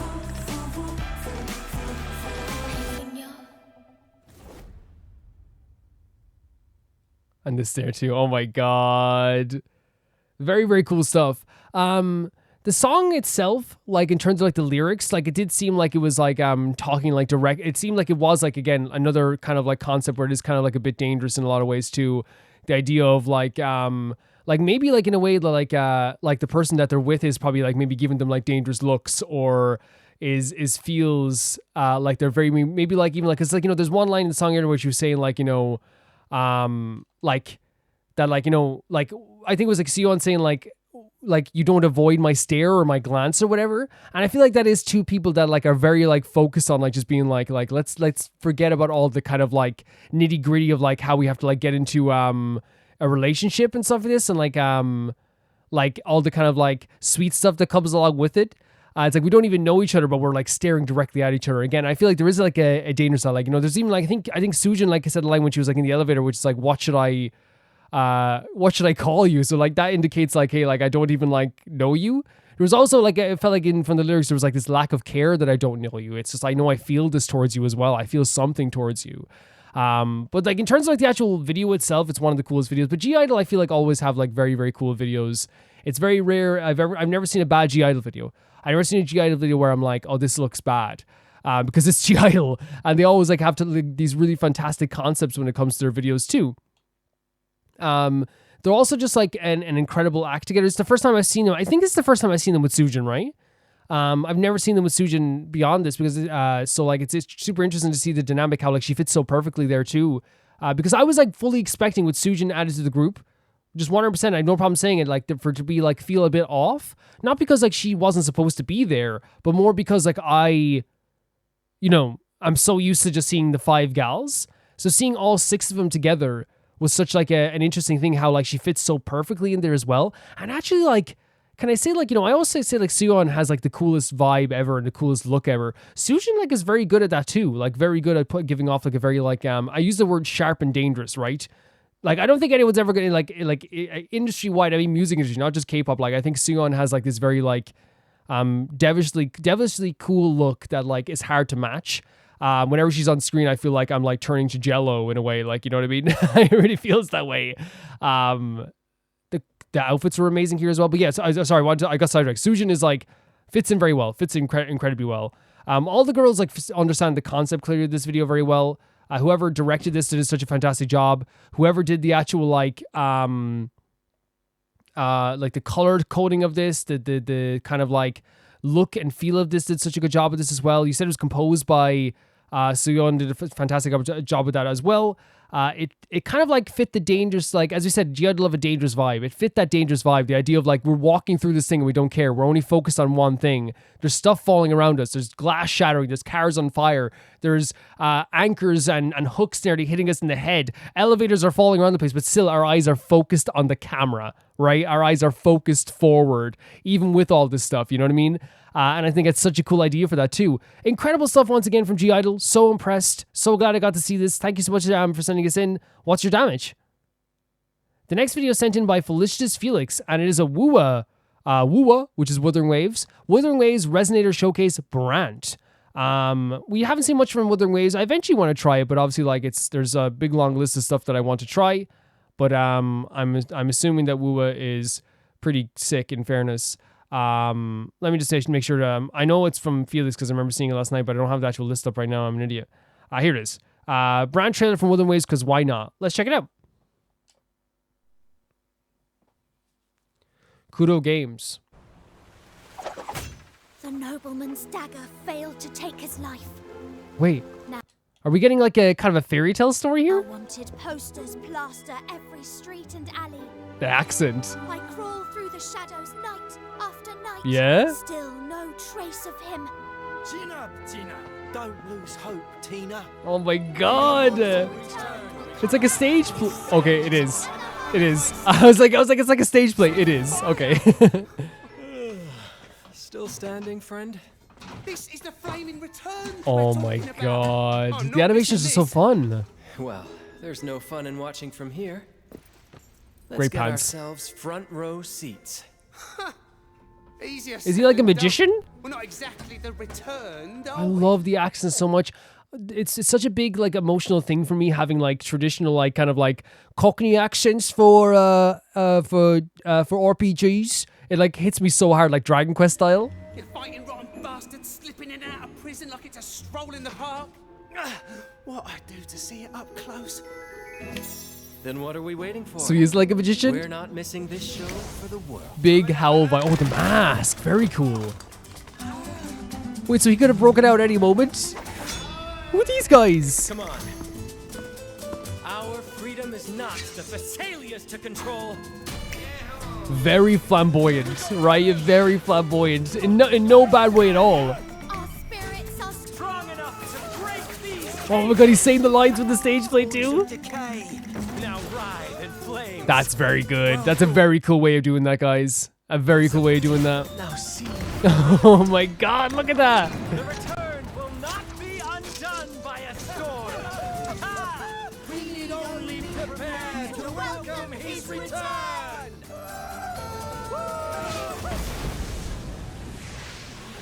Everyone. Very cool. Together, we shall create wonders. I like that his hair isn't like totally neat. Oh my god, he like joins up with everyone here as well. Look at him upside down. I love that his hair isn't totally neat. Like it doesn't quite like, and to me like it gives off the energy of someone who is like more like energetic and out there, I suppose. Yeah, it gives off a very cool energy. Look at these characters. Very fun. Very, very fun. He's adorable. Circus clowns? You're just making me like him more. I shall turn the tears of ravagers into Oh my sweet god, rain the from distraction. above, and the howls of oppression. Does he have like his own crew? Because if that's the case, I'm like so sold on this character already. Has his own like freaking crew of circus clowns. Mounds of vanity built on tainted I riches. love how over the top he is. I love it. Blade shall cleanse their corruption. I like putting on his own performance as fighting all these guys as well. Their true toll. Let my words compose a new chorale. The music as well. The immortal Look at that, the choreo with this. lives in the And they don't know it, but they're adding to his like performance as well, right? That's what it feels like. It feels like him fighting all these guys is like adding to his own like performance and ego and all this stuff. Like he's like working with them and they don't even know it. Very cool. For all eternity. He's great. This is like a like magical movie or something. This is like, oh, did you see the magical magician Brant movie? You know what I mean? And if someone said this to me, I'd be like, oh yeah, it's classic. You know what I mean? You think in your head like that, it must be a classic. Like, you know, look at the trailer for it.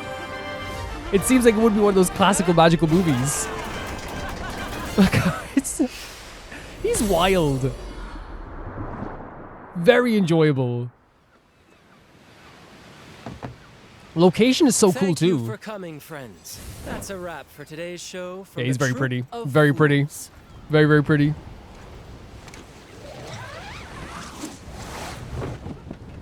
And he has his own boat? Oh my god, with his own crew. They're Was pirates. that a new escape record? Are they pirates? Or bounty hunters? Fastest bounty throwaway as well. Good thing we stocked up in advance. Oh my god. We could do a few more runs of This is a fantastic way of storytelling. Course is set and we're ready for the seas. Gorgeous. Absolutely gorgeous. I didn't realize he was like a pirate. Let's take this show to the next stage, shall we? Oh, next video. Because usually they have a logo at the end of Genshin trailer, so I guess they didn't have a logo at the end of this trailer. Can I say that, like, why I say that was like really good at storytelling is because they were able to do this thing where, like, I understand who this character is now, right? I get a vibe for who it is. There was like this very flamboyant nature to him and a very performative nature to him. Like, I'm performative in a way that's like performing, not performative as in like, you know, doing something that you don't really believe in. But like, it's so like fun and like such like a well animated trailer that it really made it feel like I was like watching like a mini movie or something like that. And it made me like really endeared to like this character, so I could watch a full game about these characters. If you said this was a trailer for a game like the Magical Man Brand or something, the Magical Pirate Brand, I would be like day one here. I'd be like, I'm buying this game right now. Especially like with the crew all with them and all the people like happily together with them. It's so fun to see it all kind of like come into play like that. I'm really like impressed all the time when I see wuwa stuff because the animations are always like S tier. They're always absolutely fantastic. And I feel like that's such like a bonus for anything. Like if you're making trailers and things, I guess you want them to be like very, very like well animated. In this sense, we had like such a fun bit of choreo, some really pretty fireworks, like a really funny script that went along with everything, along with having like a very almost like insanely like beautiful cast of characters that seem like they have so much banter together. Like on that ship, I was like, I need to follow them. I need to follow these characters now. Very pretty character design. I wonder, like, is this like one of those things where like, this is just like the next character is going to be on a banner or something like that? It could be the case. But this was really, really cool. Thank you so much, Felix, for sending us in. That was awesome. The next video is sent in by Katsith. And it is... So yes, Goodnight Meow video from last week is indeed from a series. It's called The Legend of Lu Xiao Hei. It started as a self-funded passion project for its creator and its tiny team with its tiny budget produced 28 episodes, each about 5 minutes long. Over the course of about 8.5 years, despite its extremely slow and irregular update schedule, it eventually gained enough fans and attention to get funding to produce a feature-length movie, which released in theaters in 2019. This here is one of the fight scenes from the movie. Its title in English was simplified to The Legend of Hei. By the way, it's pretty cool that you recognize a bit of similarity between the series and the animations I sent you last few weeks. The studio of Lu Xiaohei collaborated with the studio Fen Rain Zai to produce the Fen Zai's younger sister series, All Saint Street. Okay, so like that's really cool. That's a, you know what really happens in that case then? That just means that it's they have a good distinctive style. Because like again, I don't think it's really praised for myself to know this, but I think it's a really cool thing that I did get this, right? Because that means I was focused and paying attention to it, I suppose, as well. But very cool stuff as well. Let's check it out.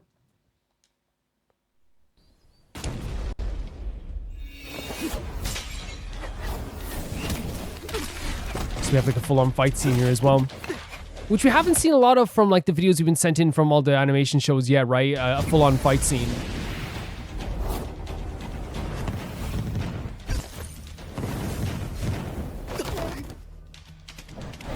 Even the cat's getting on this as well.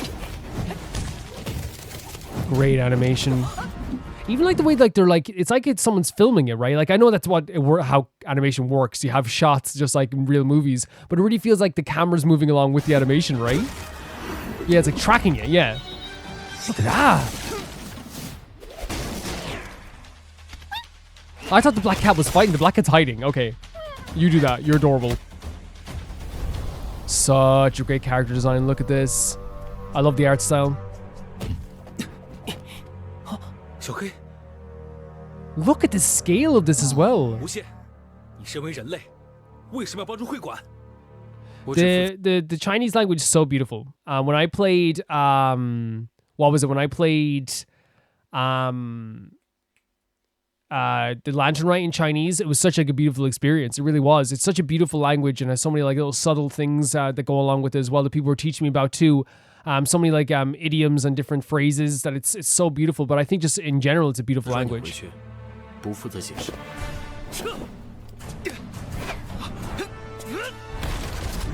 Oh, wow, Jesus Christ. Like a lot of moving with the like the nature and the elements here, right? A lot of that stuff here like that, which is very cool.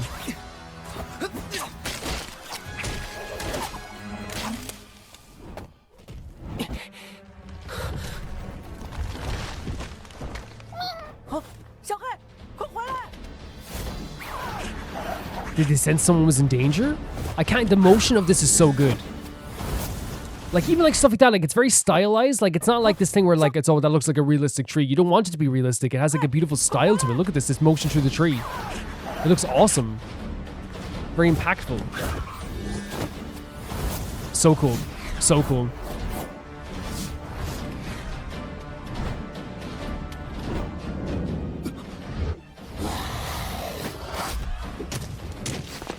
Great stuff. Look at, like, this is what I'm saying, the scale, these shots, like, they're all so freaking cool with this stuff. They're really good at, like, also... What? Oh my god. Is it just barely?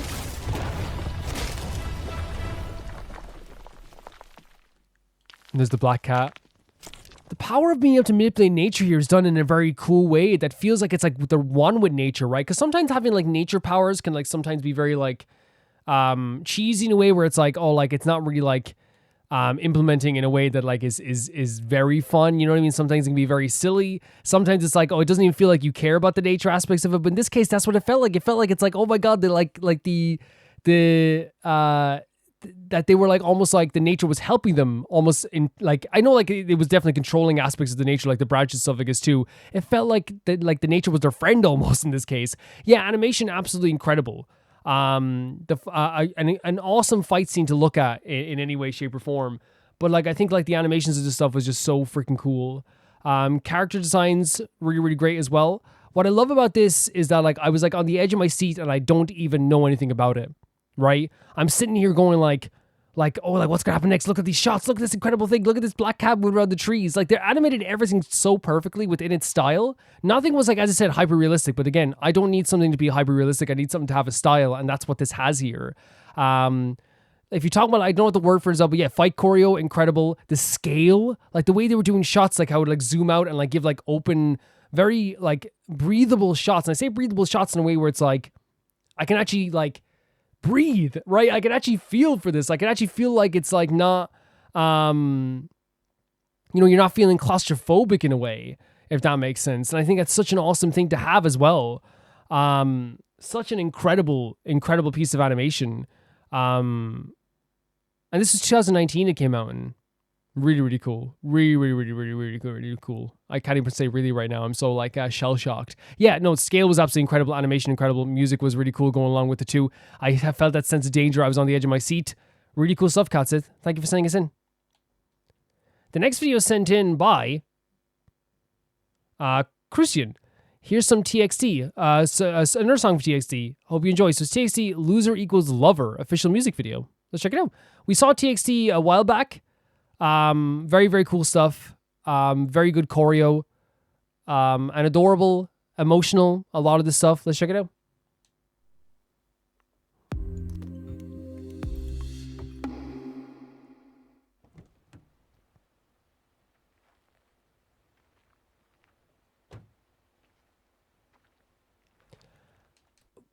Incredible look, by the way. Like, Jesus Christ. The pants, the top. Whoever chose this outfit, the shoes, whoever chose this outfit, give them a raise. If it was the singer themselves, give them a raise.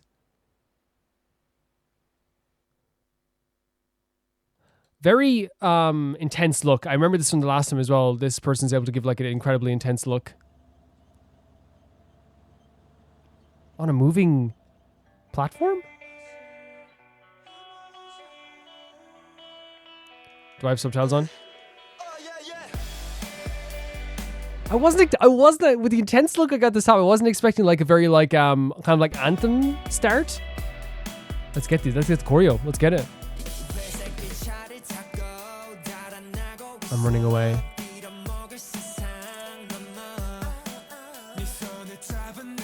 Look at the shots. Okay, so clearly talking to someone about like getting away from here, like this world is effed up, like it doesn't matter when I'm with you. Oh my god, so pretty. Look at the impact of that as well.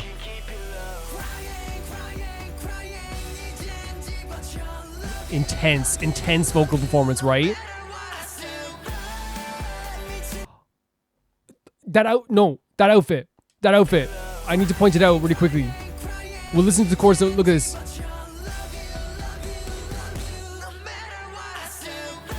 So cool with the open freaking knees. Like, that's so cool. You look awesome. So it's obviously about getting away from something, right? It's like getting like past something maybe as well. Like the world maybe isn't treating them very well. Like I'm okay, like as long as I'm with you, which is also like a very, very beautiful concept as well. But I'm obsessed with these outfits.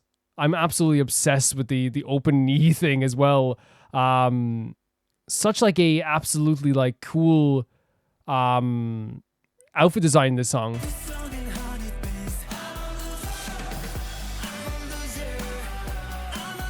Yeah?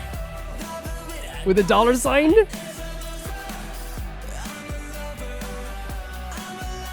Oh my god, he looks. I love the hair. I love the hair so much. I believe I was choosing like biases for every single group, and I believe that's Biomoj. I can't pronounce it. Biom.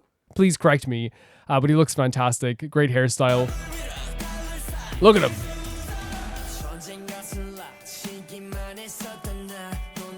You are my savior. You doing live streams?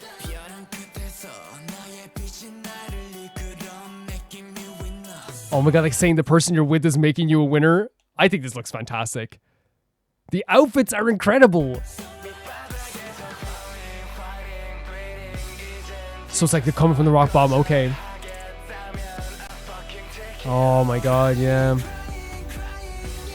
In front of the live stream. Oh my god. I know it's like it doesn't matter if it's in front of the live stream or not as well, but like that has to feel, it has to feel something right there as well. That they don't even care that they do it in front of other people as well.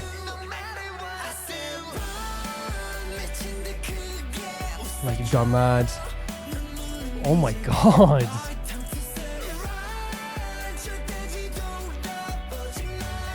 I love they're showing like because again you can do this like in a very spiritual way. They're showing a very physical aspect of, oh my god, I feel so bad. No, stop, I'm gonna cry. What the hell? They're showing a very physical aspect of the running as well. We saw that in the other video, right?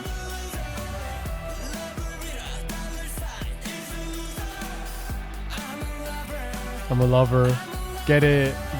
Do that loser hand sign as well. Oh no, what?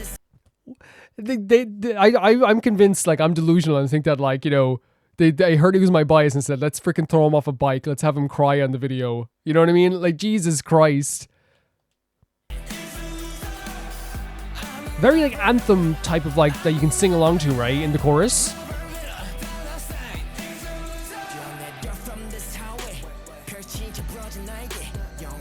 He's so intense. He's so intense. Hiding. Smiling towards the cat. That's a very cute smile.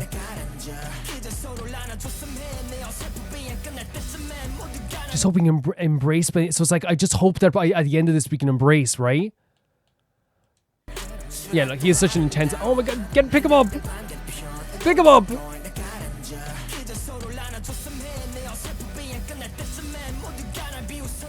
They're doing a great job of showing the anger they feel as well. But oh no, stop! Why?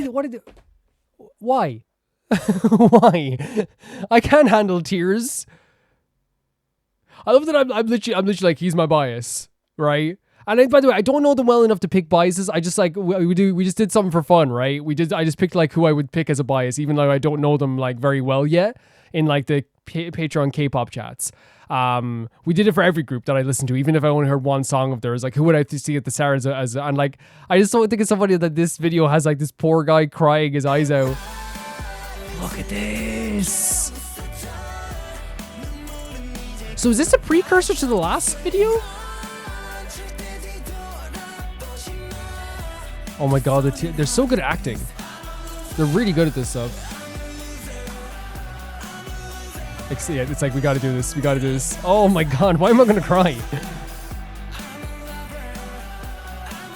You got this. You got this. You got this. You got this. Loser equals lover. No! No! Okay, we're going to an art piece. Okay, so we can pretend that nothing actually bad happened. So, interesting, in the other video, they got this Volvo and they set it on fire, right? And I wonder if the other video was like a precursor to this maybe as well. Which I think it's, if I can, I'll look up here what I'm looking at here now when I'm talking about this. Yeah, like, I think that they're so good at, like, the acting side of this stuff, which, like, I feel like is so important as well. I'm just looking up TXT here as well.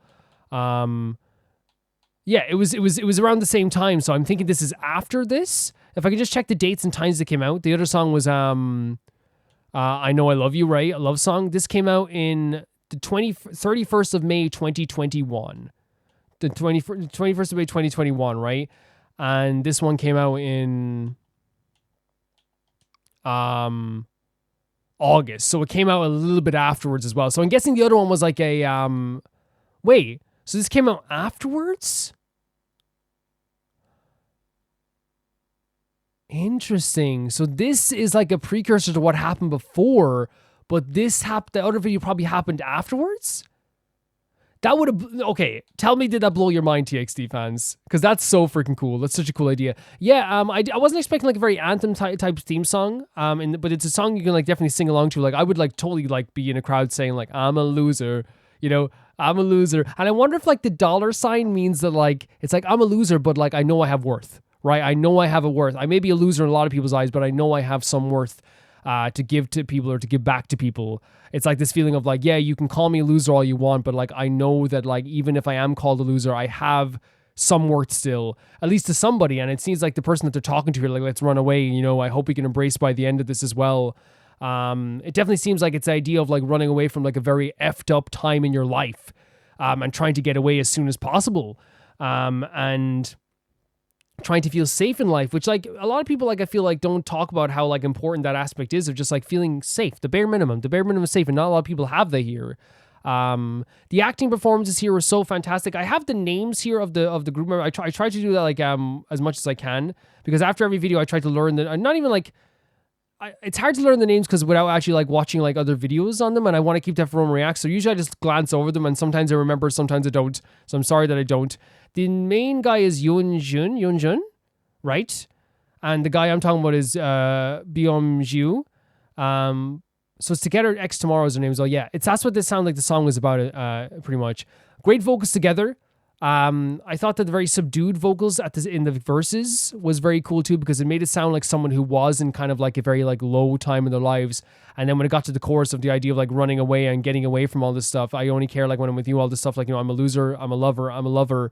Really felt like it was more like a very much like of all of us getting together, getting out of here. Let's escape this. Let's get out of here. Maybe even like a partial excitement to getting out of there, right? Which is like also a very important thing too. The performances they did in terms of the acting here as well, a lot of them could be in their own drama series themselves. But even like the moments like where Byung-ju was crying, like really actually got to me when he fell off the bike. There's some really intense looks to the camera as well. They're really good at like, and I just wonder if it is just a comfort around each other as well. They're unbelievably good at like even the looks to each other in the camera were really good too. It felt like they were very like comfortable with each other to do those type of looks, and I thought it actually looked fantastic because of that. Like they did a really good job with this video. The outfits incredible as well. The style incredible. The concept incredible. Really falling in love with this group. Like legitimately, I think they're fantastic. Thank you so much for sending in, Scrucian. It's so interesting to see as well. The next video sent in by Silver September. Gale is a nerd even in death. Now that you've calmed the orb, you wouldn't be able to see this anymore, which is why I'm sending this in. I think it's a funny little scene. So it's if Gale dies, right? How to resurrect Gale.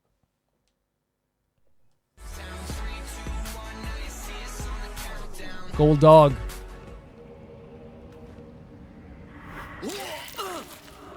Oh, it's this place? Wait, no, is it? Have we been to this place? Maybe not. I am a magical projection of Gale of Waterdeep. And if you Oh my see this god. that means I've seen this image somewhere, so I'm wondering if this is like, I yeah, have prematurely a perished. meme as well. However, for reasons that cannot be disclosed, it is of vital importance that my death be remedied at your earliest convenience. You may rest assured that I do not speak out of self-preservation alone.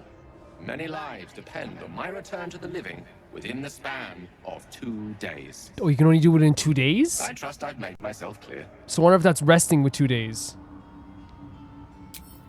I have upon my deceased person a magical item that can accomplish my return. But such is the value and rarity that it is protected by a multi-layered security protocol. I will now explain the protocol. Step 1 is to retrieve from Oh my god, there's a person full pouch task thing to do where here over as my well. heart. Next, you must unthread the purple seam that seals it in a counterclockwise fashion. Do not touch any other colored strand. There's so many details to this already. A folded letter and a tiny flute. Unfold the letter and note the markings in the top and bottom corners. These are the notes you will need to play.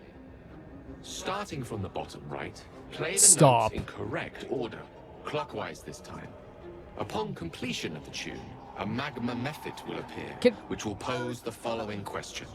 Can you imagine if you didn't like Gale? You're not doing this. You know what I mean? If you love Gale, you're going to the end of the earth for this. If you don't like Gale, it's like, who cares? This is Ignan for what is my name? The answer is Kasitrak Ash. Pronounce the name correctly, and the method will breathe on the letter. Stay clear, because the little scamp can melt metal. Words will now appear on the letter's surface, effectively turning the letter into a scroll of true resurrection. Use it to bring me back to life. And he's even like dorky even when he's a ghost. Or like a projection. Excellent. Now repeat my instructions back to me, please. Oh my god, you have to repeat it? In that case, this will be an easy exercise. Step 1. No.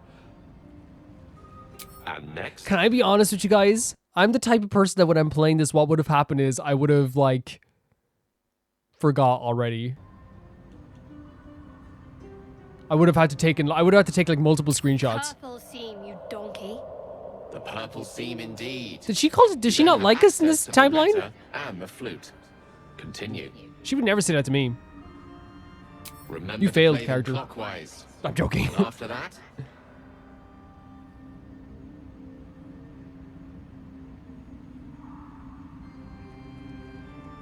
listen to your friend.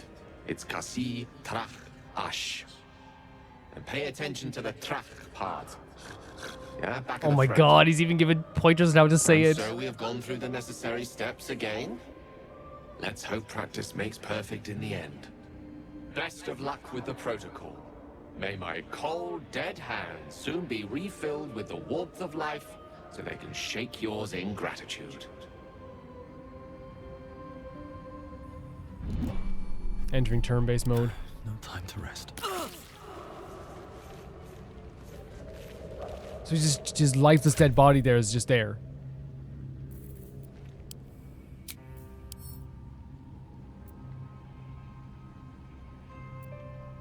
Shadowheart looks awesome, by the way. The way they've set her up here. The shield looks so cool. I miss Shadowheart quite a bit. The pouch is sealed with differently colored strands of thread. Oh my god, you have to do it like... As the purple thread becomes undone, the pouch opens to reveal a letter and flute inside. I love that you actually have to do everything step by step.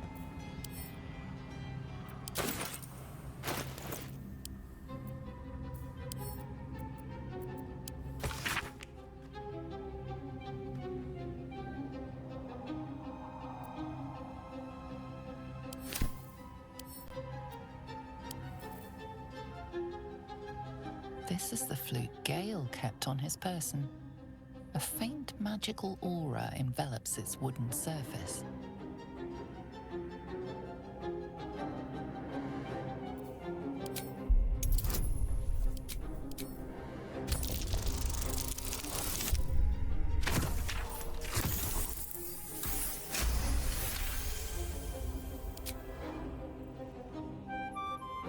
Oh my god.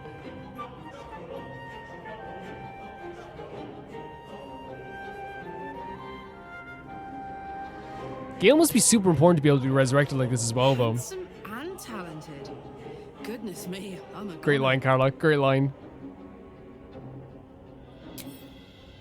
The flute awaits with bated breath.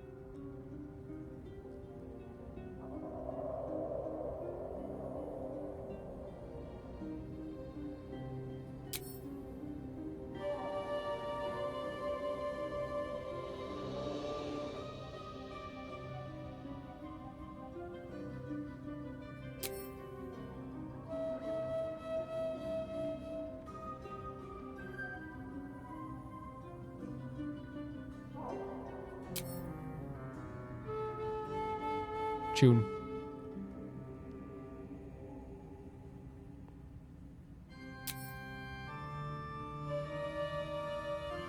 I'm sorry, but like... Wait, did you get it wrong?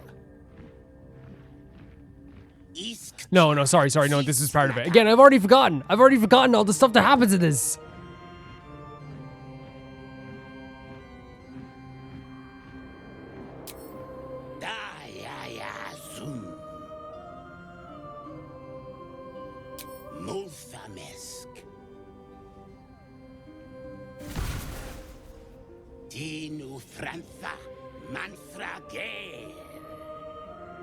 Crazy design for this like little demon thing.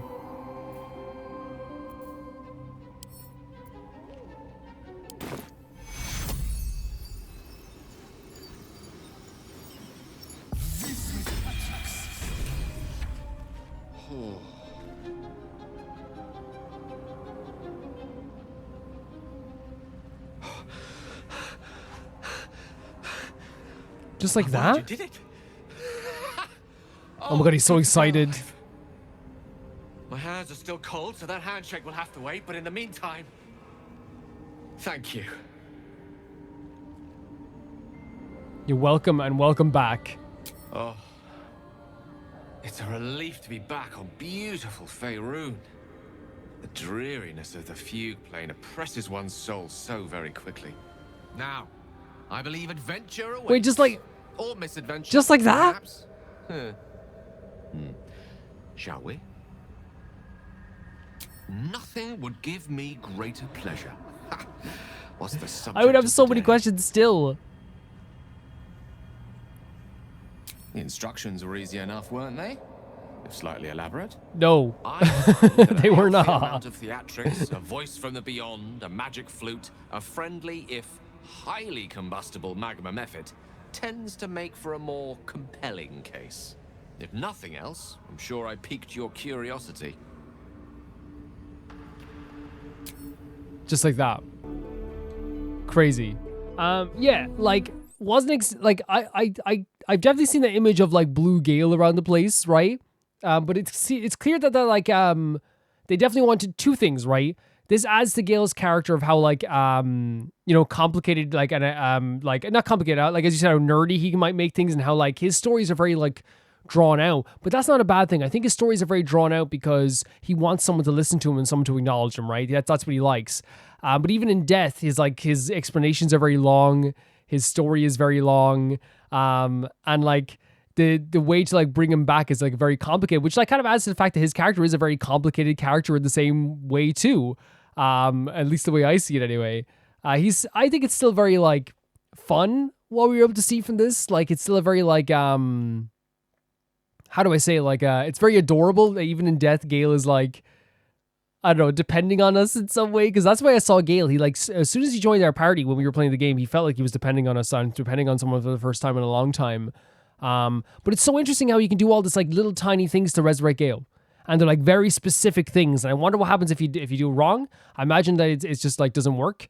But it is a really cool thing that they give you a second chance for this orb story, right? Because obviously you can bring other characters back from the dead, but I wonder if you could even bring Gale back from the dead even if you did this. I wonder. It's hard to know. It's hard to know because like it's.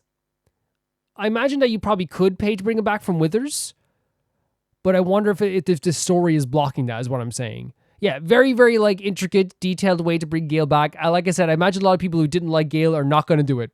I'm just being honest here. Are not going to do it. But I guess if you needed him as well, because I think he's a very big asset to the party, and people do like him in the party too. At least in my party, they really liked him too. But yeah. Very, very interesting look at something that can happen in this game. Thank you so much, Silver September. The next video is sent to my menu. The last two of the 6 main characters, Akari, the girl, and Mochizuki, the boy, this time start from the boy's perspective.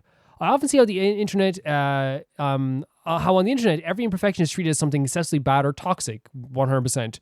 So I'm really glad you treat jealousy in characters as something normal. Thank you so much. Mochizuki is probably the most jealous character in Honeyworks series, but these are just his thoughts and never did anything against Akari. I would even say that from the perspective of someone who knows all the songs, he is the sweetest boy. Here's the thing. I say this all the freaking time, right? Human emotions are normal. They're so normal. So like the idea of like people are like, oh my God, he's jealous in his mind. Okay. Right. There's plenty of times I feel like when I was like, a teenager, if you like someone, and especially when you're like a teenager, if you like someone, like how many times are you just like, man, I hope that like, you say in your mind, like in your head, you say they're with someone, you're like, and like, I hope they break up with him. You know what I mean? I hope they don't like, and I know people can say like, oh, that's evil or that's not nice.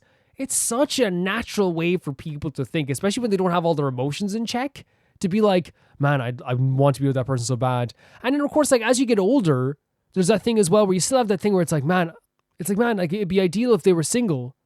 But man, like, I want them to be happy at the same time, right? And that's when you have your emotions in check. But it's a very natural feeling to be jealous of someone, to feel ambitious towards someone. The people who say it's not natural, I just don't think that they're being very truthful with themselves. That's what I'm saying. Let's check it out.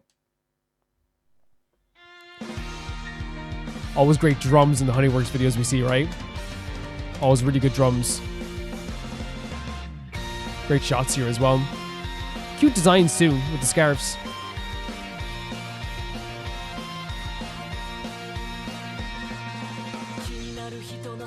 Not who you like.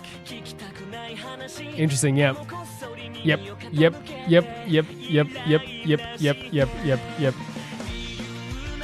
Yes.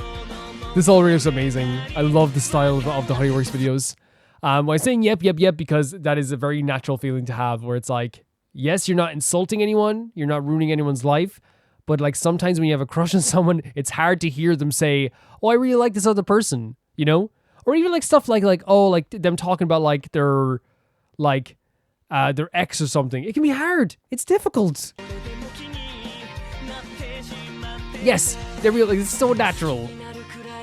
Oh my god, what a line. Oh, you can see the pain. Yep.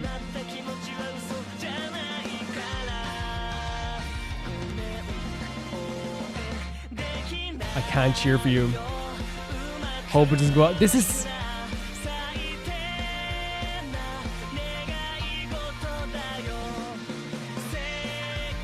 And again, it's a self-loathing then feeling, right? Yes. Beautiful vocals as well, by the way. I'm cheering you on. But it's like, I'm still cheering you on. It's like the line that like, I won't cheer you on. This is the worst feeling I had. Like, I call himself an awful person because it does feel that way, right? How many times, like, we like, you know, we are like, I can't express my feelings to this person, so I just can't. I don't want them to be happy with someone else. I want them to be happy with me, right? Again, especially, like, it's different, obviously, like, as we said, if you, like, went up to a girl and said, you should be with me no matter what, don't be with anyone else. That's totally different to if you're thinking it in your head, right? It's a totally different feeling. It's a totally different energy. No matter what anyone says, it's totally different. But I thought it's such, like, a beautifully sad way of looking at it as well, because there can be self-loathing when it comes along with this as well. Whenever you've had, like, a thought where you're like, man, I hope they break up. And then you feel like later on, you're like, am I bad? Am I a bad person, you know? Really well written. Really well written. Carrying him around the place. Oh my god. But she's noticing too, right? But she's smiling, thinks it's funny. Okay, that's a line. It's a secret. He's obsessed. You know, he finds this girl to be amazing.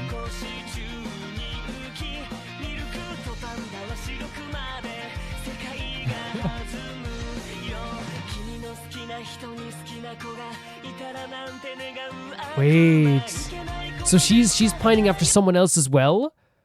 And he knows that he's like kind of a bit of a jerk. Or from his perspective at least. This is adorable frame as well. Great drawing here too. Have you ever been so like down in the dumps that you don't even know what your body is doing sometimes? That's what it looks like to me. You know what I mean? You're just like, oh, the twinkle in the eye.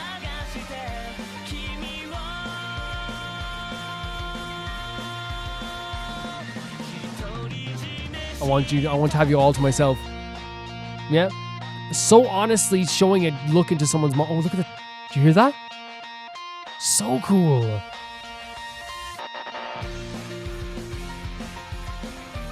Where's he running to? Is he going to say something? Are you going to say something? I love the drawings. I love the drawings so much.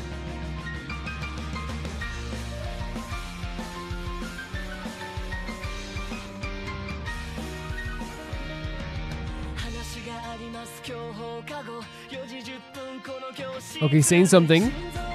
Yeah, it's gonna feel that way. It's gonna feel that way. She nodded. Just supposing.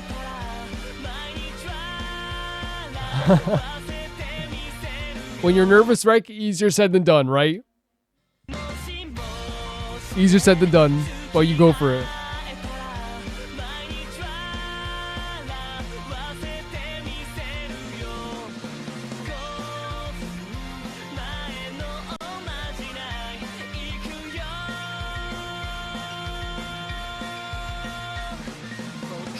Am I not good enough? Another question you ask yourself, right?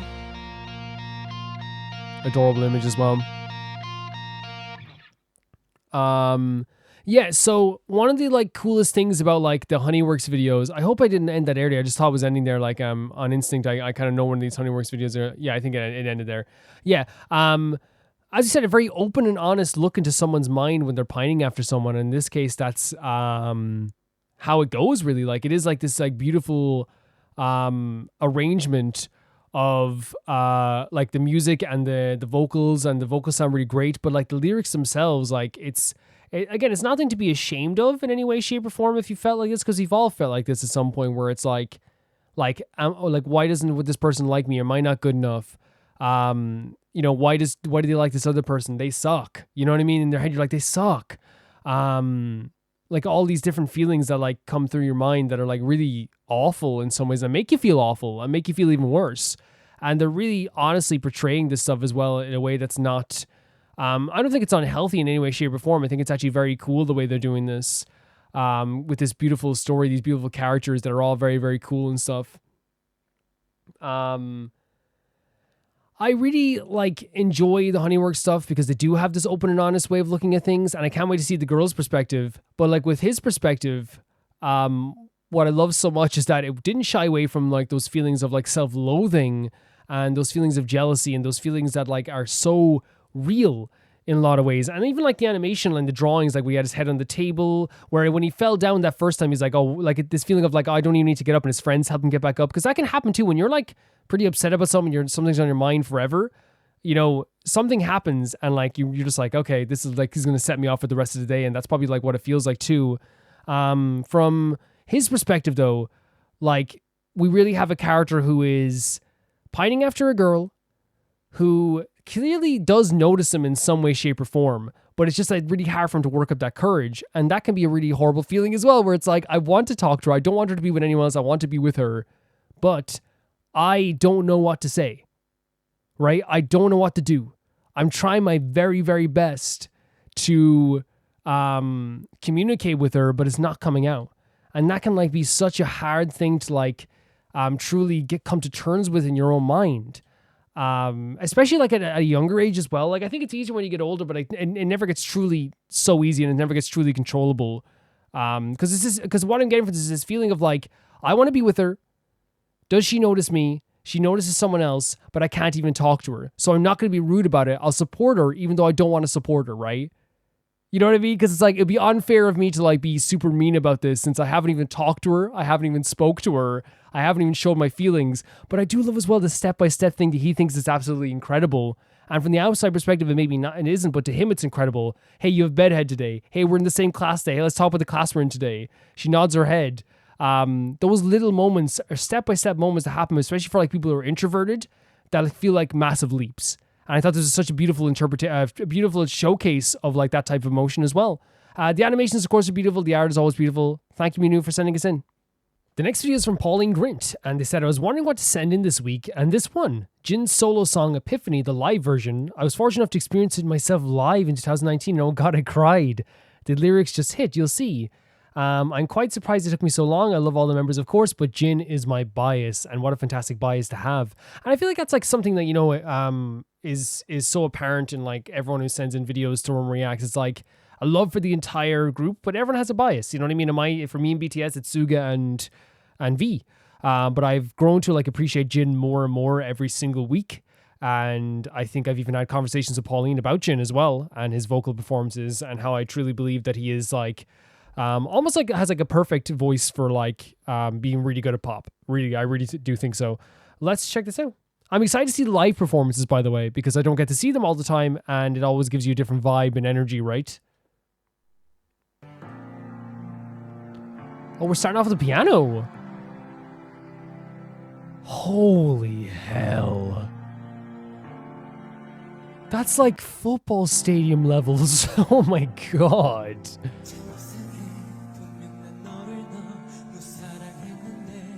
Look at the mic.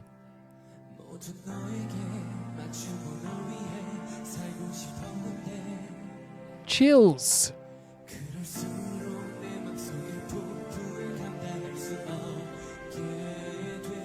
The bear storm there. Oh my god, he looks so good. He looks fantastic. Oh my god. I'm sorry for pausing already, but I always knew he had a fantastic voice. I always knew he did. But this is on a different level. I always knew he sounded great. Every time he sang, I pinpointed it. And I even see, you can look back in the videos, I even pinpoint. I was oh my god, he sounds good. He sounds really good. Jesus Christ.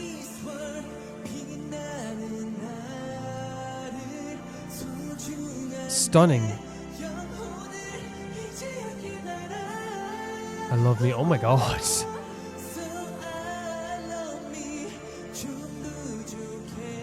Oh man.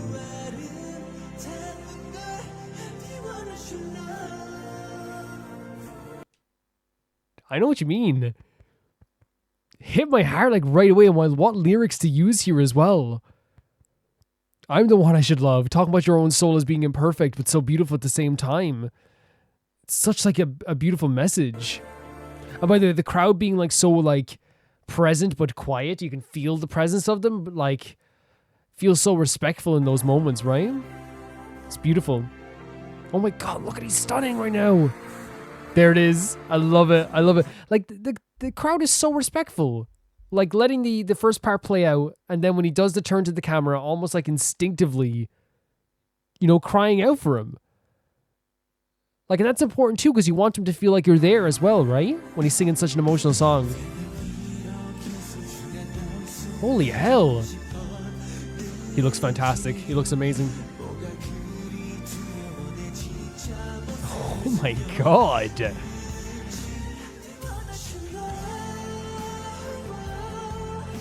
This is hitting hard.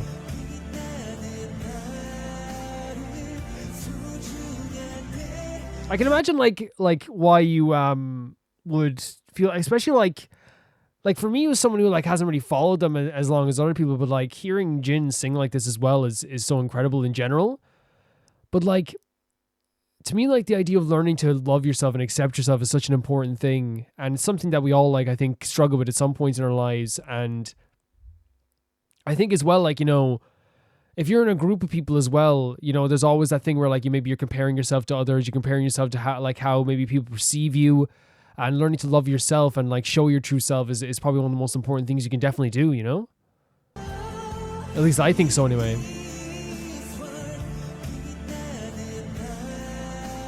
His voice is so impressive. It's so impressive. I finally love me, by the way. I finally realized so I love me. This line.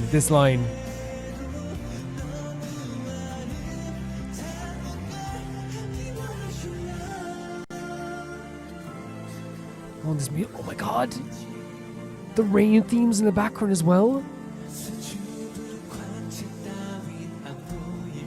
I may lack some things. Okay, oh my god.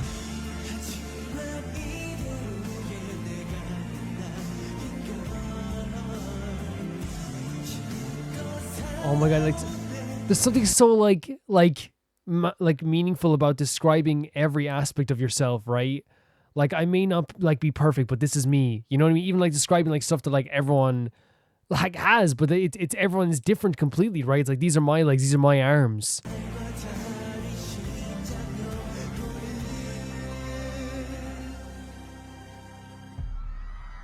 Oh my god, the cheers in the crowd and the facial expression.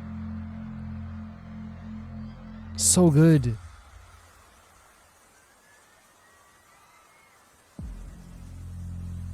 Where are we going now with the song? What? I know, like, it's not a surprise that BTS have amazing stage performances and the members of BTS have amazing stage performances, but like this transition's beautiful.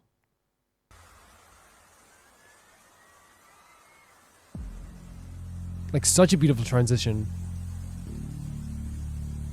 It made it seem like he was like one with the rain at that point. The music is beautiful as well in the background too.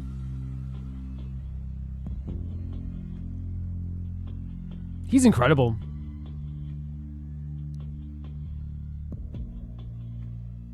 Absolutely incredible. I like that. I can't get over the crowd being like so quietly respectful in these moments, you know? Cheering when they're supposed to, or like when it feels right, right?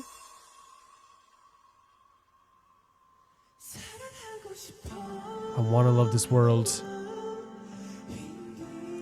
It's beautiful. So beautiful.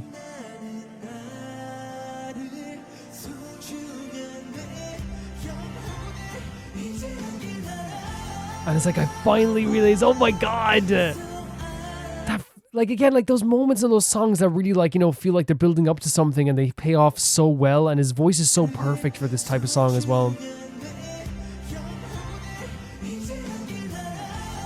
Like, oh my god. Incredible. Incredible. Every time he like says not perfect review, like it hits me so hard. Incredible. embracing the song. Look at this. The stage show. It's so incredible.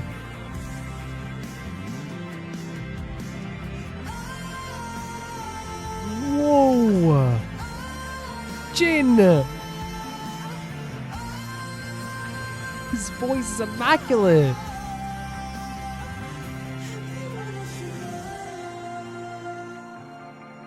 Stunning. Yes. Facial expression is so good as well.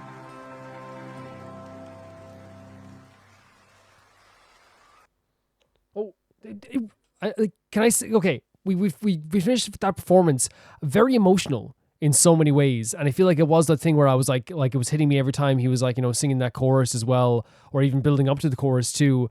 I adore the idea of a song that is about someone finding that inner strength within themselves to finally love themselves, because I think it's something that we, like, a lot of people don't feel like they have a problem with, but it is something we do have a problem with sometimes, which is the idea of like going on a journey through life, walking through life, maybe feeling like, you know, we're inadequate or less than, but not understanding like one of the biggest steps to like feeling a little bit more confident and to like also loving other people as well. You know, it's that old expression, like you can't love other people if you don't love yourself. It's not just a meaningless expression. It's like understanding like your own self-worth and understanding, you know, how you are as an individual are beautiful as well. It's something that is so important to actually understanding how to appreciate other people on the other side too. And I feel like that's what we're getting here with Jin's epiphany. And I feel like epiphany, right, is the idea of like finally realizing I love myself. I'm finally realizing how amazing I am. And if that's like how he came to this epiphany, like it feel like it finally came to him, like you use the word finally, because it seems like it's been a long journey to get here, right? And I think that's like so important for and it's why I think that like when BTS talk about like how they affect change for their audience, I think these type of messages are so important, especially for like, you know, they have a very, you know, I know they have much older people in their audience too. I mean, like that's for sure. We saw that video where there is like a fan bases of all ages, you know what I mean? They're all ages, you know what I mean? And like that, but I think they also have a very large young audience, and to like give this message to them as early as possible, I need to love myself and I want to love myself, even though it's very difficult, is so important. And in terms of vocals, like so good. I knew Jin was good, and I've been pinpointing it every single week. I think I have been anyway, like for the most part, where like I hear, not every week, but like I'll hear Jin's voice in a song and I'll be like, oh yeah, that sounded really good. That sounded really good. When they sang the medley, I remember I even said like, it feels like he has like a very like classic, like almost like 80s style voice. And I always explain it the way I mean, as in the 80s, you had to be good if you wanted to become an artist. And I feel like that's where Jin is at this point. He's like so good that like it's undeniable at this stage how incredible he truly is. And I find listening to his performance like moving, magical, impressive, all those feelings rolled into one. Also, like there's like it's like almost like a weird like I know it sounds weird to say, but like almost like a weird like pride in someone else when you're watching him sing like this. It's like, yes, he's getting to this point. It's a song that means something to him. And also like the performance itself looked incredible. Like the stage show, the microphone, how the microphone matched the freaking earpiece.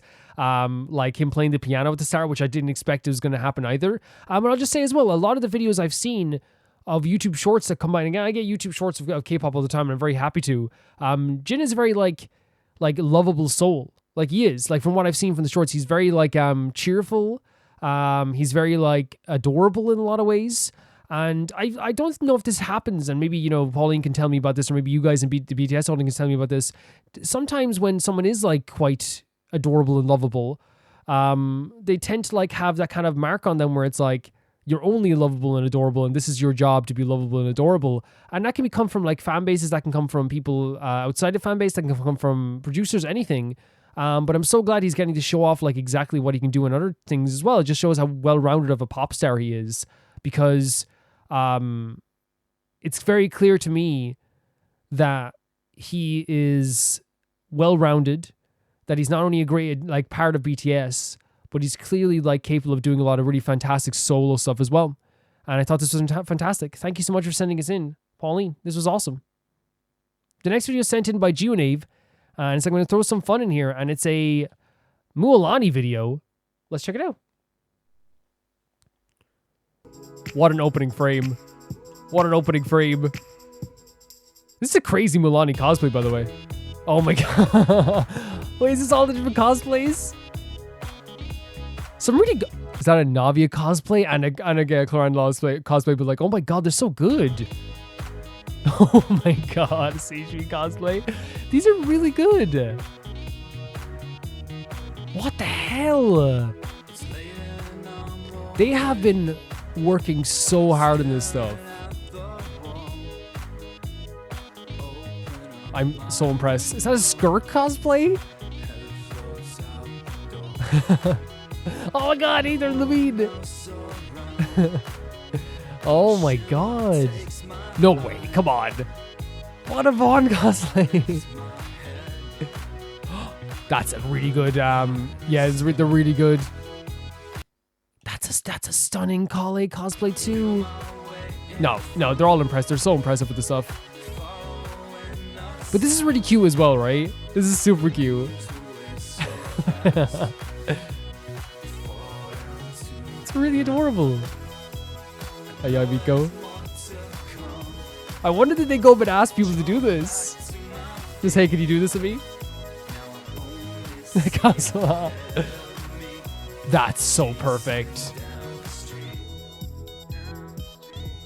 Where is this? Because they take this so seriously. Because like, oh my god, like, see what I mean? Amazing, amazing. Because they're all so fantastic. That's a perfect Almond one as well. I love that they keep all the mistakes in as well. With the the guy who gives the gifts. Oh, a cheesy one. 10 out of 10. 10 out of 10. Some of these are just amazing. Someone can stop there in the middle of the video. Ah! This is actually a good song. I know it's a meme now, but it's actually a good song. Oh, Venti.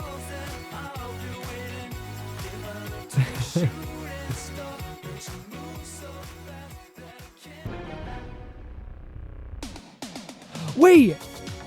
No! No! It's the same person! I just realized it! No! It's the same person Rick rolled me last time! I was wondering why the cosplay was so good. It's the same cosplay as the last one as well. Yeah, that's just, as you said, Gina, just super fun, a super fun injection of just fun. That's what it is. But like, that's the same freaking cosplay that happened last time that freaking Rick rolled me. And now here we are again, getting Rick rolled. Buy it once more.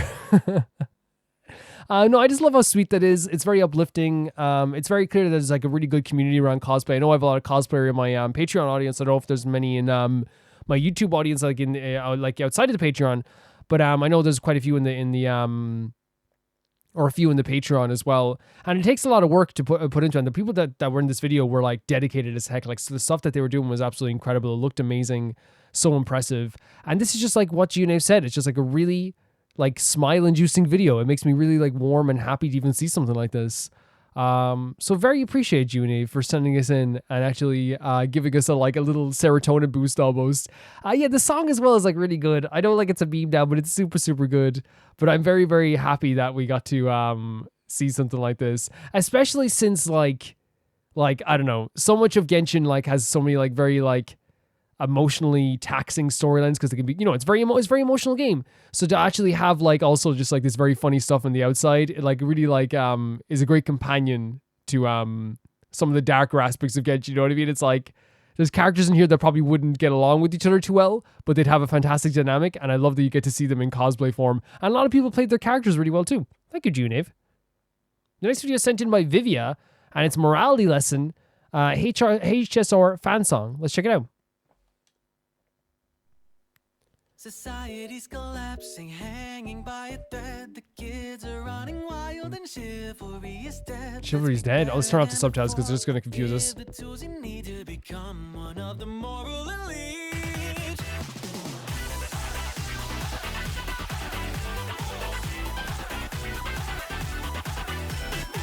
Great style here, starting them off. Really cool style.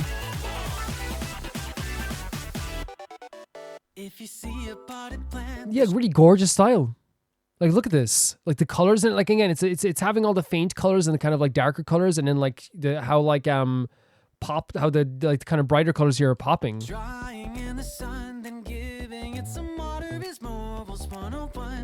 Interesting.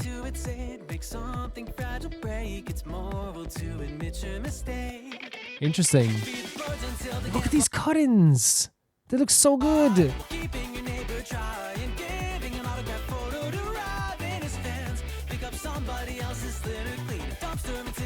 You like a dumpster?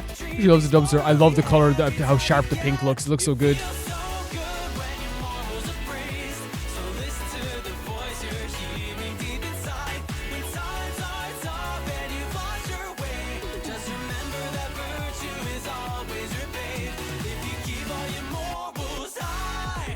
I wonder if, like, again, like that's the thing. It's like, you know, it's a song. Clearly, I love the sharpness again of the blue here popping into.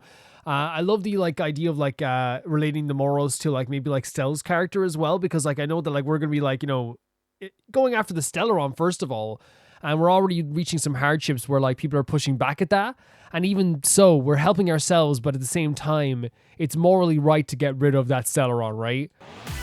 So I wonder if that is like a lot of like what the song is relating to as well.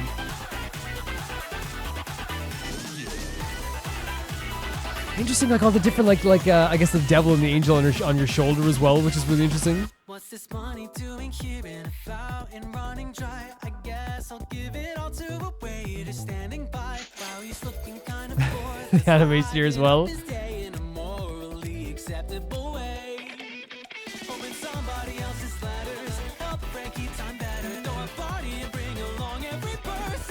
The voice is really good too. And this is Will Stetson, obviously, for Hoyo Fair. And I can't actually wait. I think we are going to be watching like a lot of the Hoyo Fair stuff, at least for the Genshin stuff this year. So I think that I won't even have to wait for Roma Reacts. So we'll just be watching there too. Yeah, again, the colors popping in are so good as well. Oh my god, look at this drawing of Stell.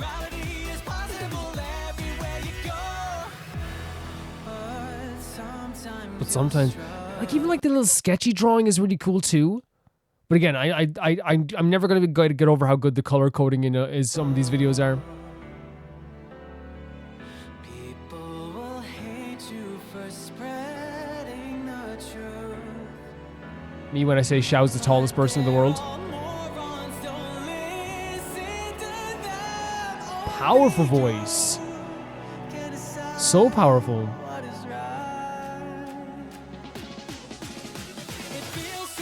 Looks so good. Looks so good. Cell is just like a fantastic design. So like to have her like, you know, portrayed like this in this artwork is so cool too. And honestly, like, you know, for me, like I've never heard this song before. So like it's really interesting to like kind of get like a vibe with Cell in the background, I suppose, as well. A character who like I only know on the periphery. Like I know she's a little gremlin, like, you know. But obviously we're like, you know, we're gonna be helping a lot of people too along the way in Honkai Star Rail. Oh my god, the punch in the screen. Like, look how good the colors look. Great stuff.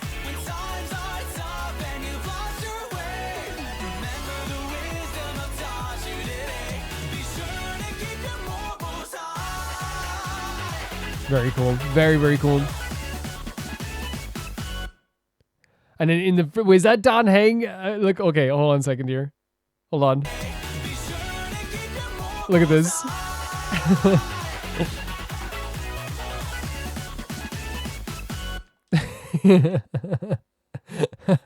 Honestly, with the dynamic that they have, not surprised that would happen. Not surprised that would happen. Very, very fun. Very, very fun as well. I love the colors, like as I said, like where they like contrast to all of the how do I say, all of the kind of grayish, darkish toned colors in the video.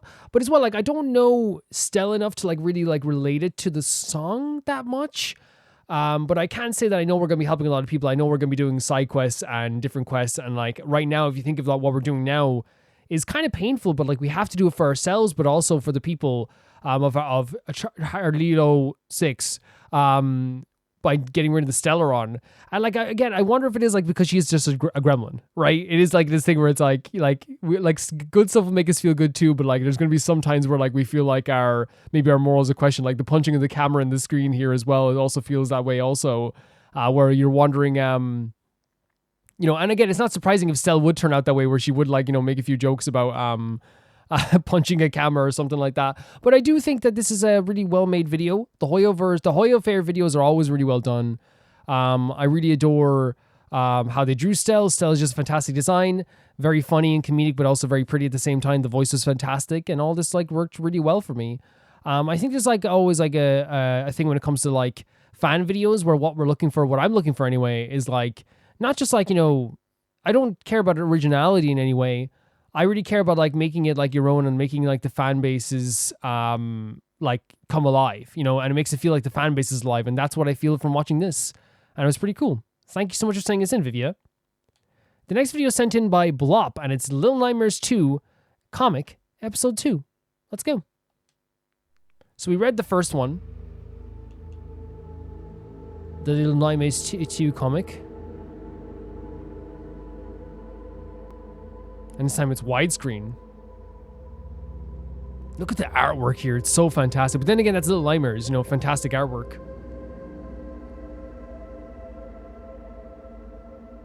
To be expected. Already has a fantastic art style. Oh man, look at the way it's moving as well. Like almost like an interactive comic, right?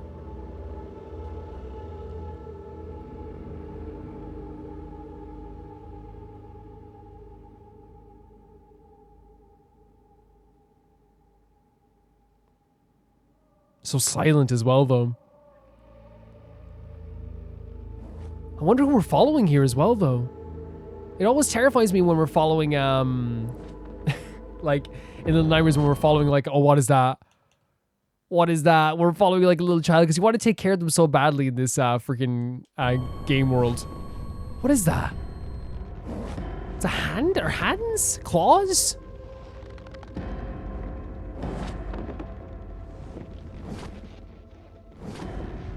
Oh my god, the kind of like claustrophobic feeling of this, it feels so wrong. Oh my god. Little Nightmares is terribly good at that though, isn't it? Making you feel like you're trapped. Oh my god. And look at the, even like the drawing here, you get that feeling of desperation, of claustrophobia. Just looking at them. You can see their heart beating as well.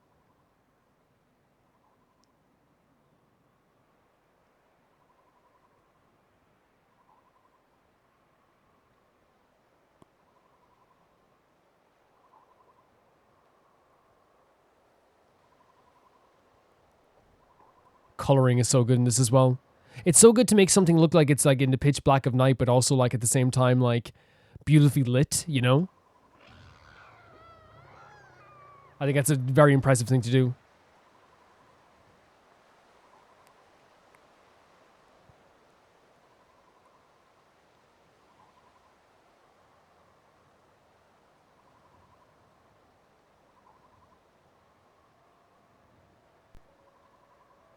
Air, man, I can barely breathe watching this. What the hell?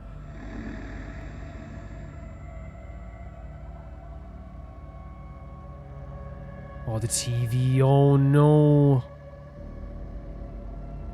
Are they gonna notice this as well?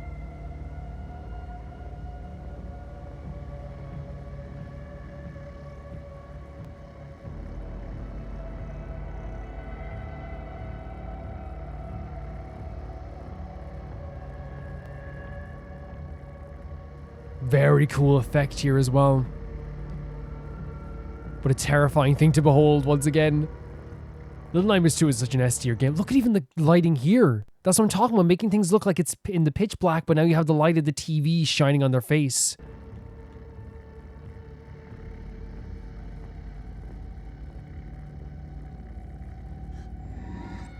Oh man. Is that where it's ending?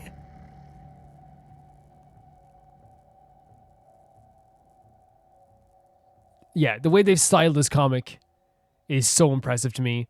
Just impeccable like coloring to give off like the energy of like what good lighting should be.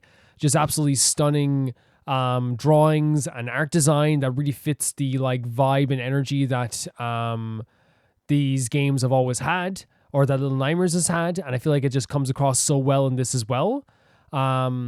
It's truly incredible to see like it kind of like shown in a drawn form, because we're so used to like playing it in a, I guess, like video game form, but still to get that energy and the vibe of things so well, I think, like so well.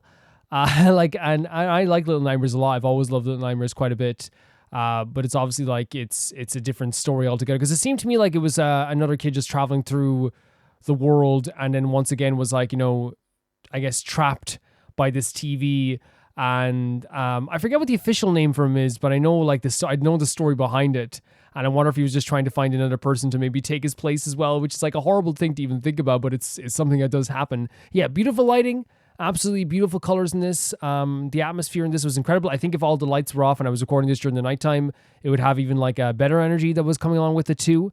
But right now, I think it's actually like doing such a beautiful job at like portraying exactly what you would want a comic book to be of Little Nightmares, right? In both art style, lighting, colors, all of this. It's just Little Nightmares incarnate, and very spooky. Very, very spooky, and very claustrophobic scene at the start there as well, Blob. Very claustrophobic in like the best way possible. It makes you feel something, you know, it makes you feel something.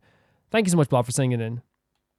The next video is sent in by Dodo Dan is, why do animals look so strange after mass extinctions? Let's check it out. It's a very interesting concept, by the way. During the Cambrian, didn't even think about this. Proto-arthropods. During the Triassic, there were reptiles that had necks the same length as their body. Jesus. And during the early Cenozoic, there were hoofed carnivores. All of these animals are unlike anything seen before or after. So the question raises, what made these animals so strange? And the answer would be adaptive radiation. Adaptive radiation. Again, like when it comes to like this, like the kind of like dinosaur stuff or the animal stuff or the beastie stuff, I never know anything. It's always like very new to me. You rarely have two different types of animals inhabiting the same niche for an extended period of time, because the one that is better at the job will inevitably outcompete the other. In addition, it is difficult for living things to evolve and gain a foothold in a niche that is already dominated. Right. Because of this, all niches become very homogenous over time. This is also true for humanity, though, right? It's very difficult for like society to advance if they're constantly fighting or at war or being stamped out, right? So if you're like a country or a civilization that's constantly being like either invaded or destroyed or murdered or killed or whatever, and there's no time for rest, you're not going to really advance your laws or rules or morals as much as you would as if you were given time to, right? It's hard to like think about, because like if you're constantly under attack or constantly in a very state of like fear and stuff like this, and like these animals are, you can't really advance yourself or evolve yourself, I wonder. And I wonder if that's like a similar thing here, where it's like if you're constantly being eaten, you don't really get the time to adapt or to grow to your environment as much as you would like. You only really have one type of animal occupying each one. A good analogy for the way that animals homogenize is with the invention of flight. Okay. At the advent of flight, there were many different types of aeroplane, some of which looked very odd by today's standards. As time went on, many of the designs became impractical or insufficient compared to others and stopped being used. Eventually, a set of homogeneous designs for each role was settled on, and which the new plane designs rarely stray far from. One of the best examples of this phenomena is the competition between large land predators during the Cenozoic, the period after the dinosaurs had died out. As early as 60 million years ago, there were a widespread diversity of large land carnivores. There were giant birds called forest rockets, colloquially known as terror birds, that were the main apex predator in South America. For real? Hoofed carnivores known as Masonichids that evolved in Asia, whose closest relatives are the current hoofed herbivores. Because I know birds, like, maybe I'm wrong, but like came from like, some birds came from like the idea of dinosaurs, right? So like it makes sense that some of them would still be like predators. I know some birds are still terrifying, by the way, but now obviously we think of birds in a very different light, I feel like, compared to then. Large land crocodiles inhabit Europe, creodonts, which had a superficial cat and dog appearance and evolved in North America, and by 30 million years ago, the first felines evolved in Asia. All of these animals were the large predators in their habitat, but as time went on, more and more of these animals went extinct due to being outcompeted. This niche slowly but surely moved towards homogeneity, By relatively recent times, the remaining large carnivore in most habitats was large cats. However, there are times when this trend is broken. When the environment changes, opportunities and resources can appear for animals to take. This can happen when new habitats develop or open up, like animals and plants arriving in a previously uninhabited environment. During these times, there are free ecological niches waiting to be filled, which causes massive proliferation of diversity known as adaptive radiation. We see rapid speciation as organisms of ancestral species evolve into many new forms to fulfill the requirements of their new niche. So are we saying that they're the same animal that evolves in different ways depending on their environment and things like this? So like it could be the same bird, but it evolves into an omnivore or a carnivore because of where it is? A good example of this is with the Hawaiian honey Let's go. creepers that total about 17 species of bird that inhabit Hawaii. As Hawaii is a volcanic island, it is a relatively new bit of land and has always existed in isolation. The common ancestor of these birds may have arrived on the island about 15 million years ago. Wow. And has since diversified into lots of different species. They have many different types of beak to satisfy Very their cool. different dietary Okay, this is exactly what I such wanted as to hear. Thick beaks for seed eating, long curved upper mandibles to probe for insects under the body, Crazy. and a long curved beak to get at nectar. Little competition existed for these niches on Hawaii, and so the honey creeper rapidly evolved to fill them. To return to the aeroplane So if there's design, nothing, like if there's no competition, and just say like there's nothing hunting bugs at that time, then that bird is going to adapt to be the one that hunts the bugs? analogy, this would be analogous to the invention of jet engines. By the 40s, most planes were fairly homogeneous, but when a new aviation technology such as jets arrived, this shook up the industry. The subsequent years to this invention saw another rapid proliferation of new plane designs, similar to the advent of flight. The aftermath of mass extinctions like the Keita extinction, the one that killed out the dinosaurs, or the Permian extinction that happened before the Triassic, caused widespread global adaptive radiation. In these periods, you see many strange species that may not be able to survive in high competition start evolving from the survivors to fill the ecological niches. Right, because everything's After well, the less Keita competition. extinction, a group of crocodiles only known from one specimen called Pristishamsidae started developing very specific adaptations to help them live on land rather than in the water. They had long legs and blunt claws that looked somewhat like hoofs, earning them their nickname of hoofed crocodiles.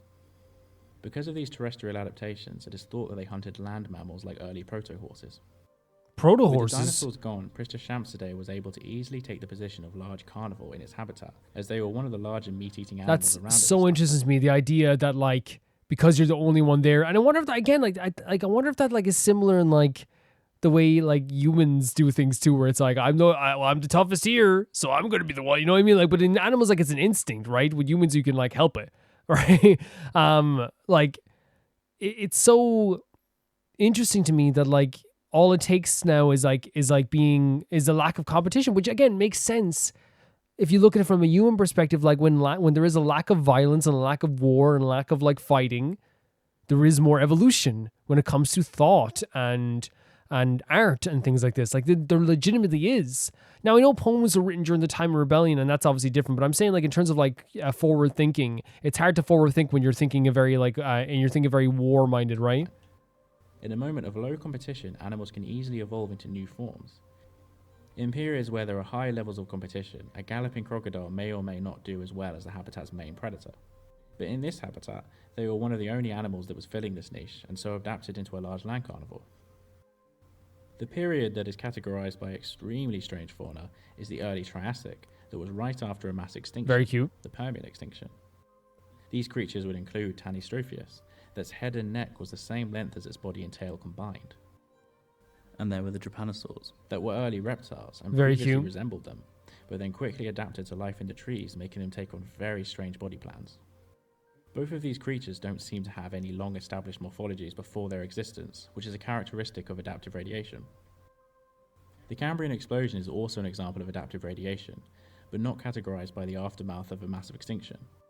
It was spurred on by large changes in the environment, such as evolution of multicelled organisms and the first predator-prey relationships.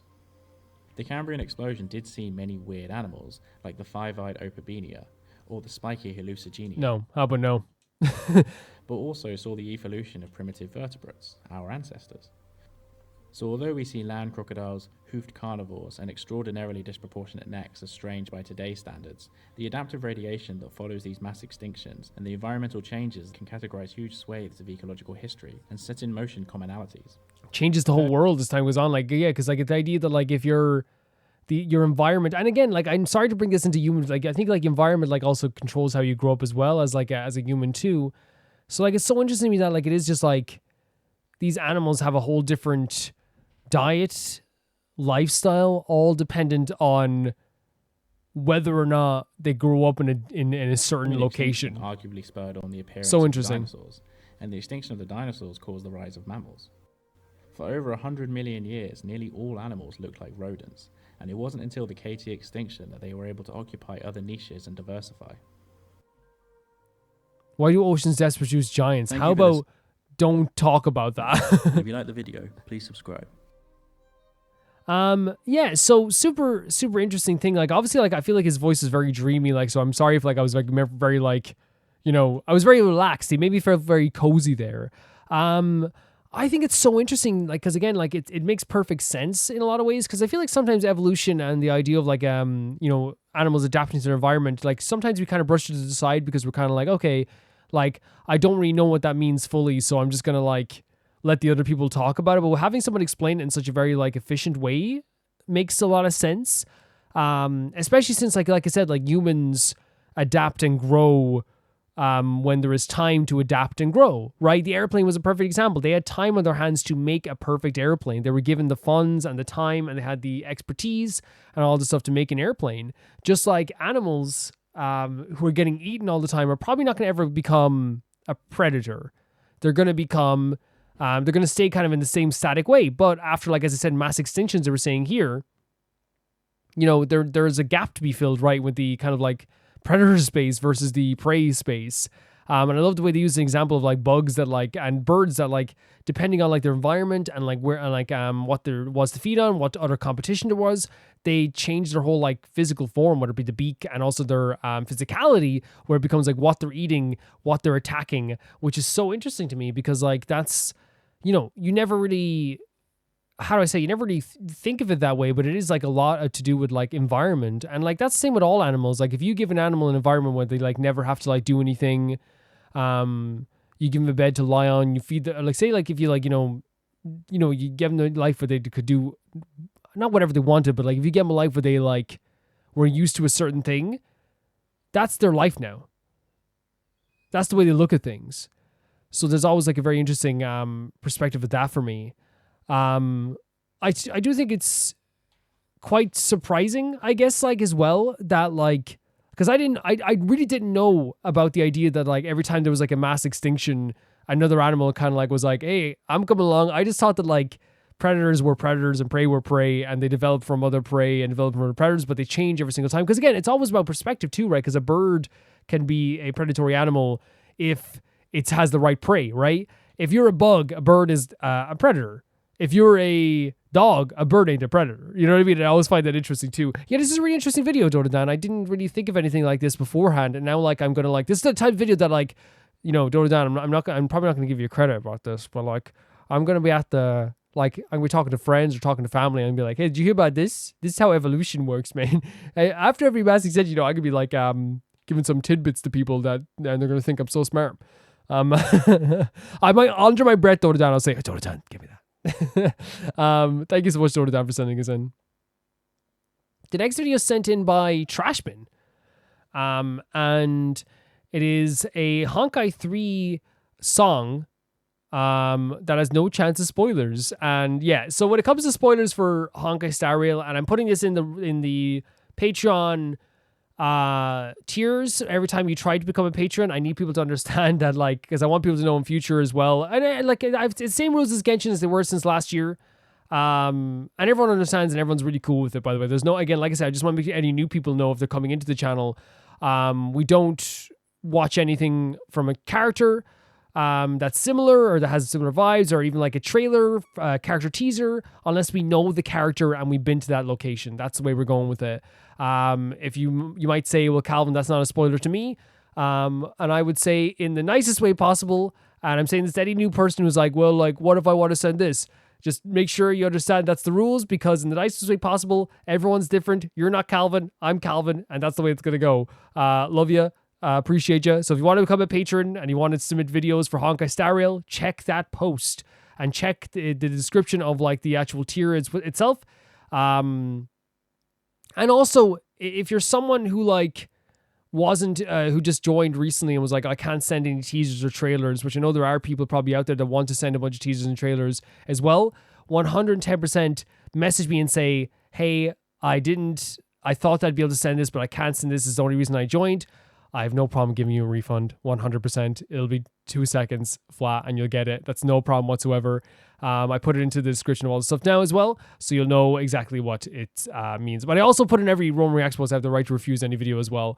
So I thank Trashman for finding a very non-spoiler video here as well. And that's just for new people, by the way. Like patrons like are all very understanding of it as well. I know any new patrons will be too, but I want to make sure no one spends their money and then is kind of like, oh no, I have to I can't now, and if you are, just know there's never a misunderstanding. There's never a misunderstanding that's too big. You can always DM me.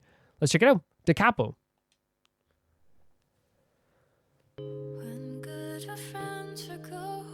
Beautiful voice. No subtitles, no?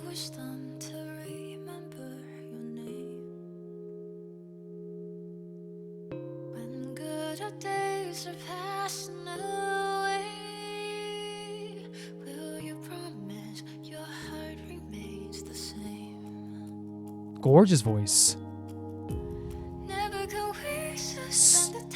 No, stunning. Having to leave the tracks behind. There is a longer way ahead.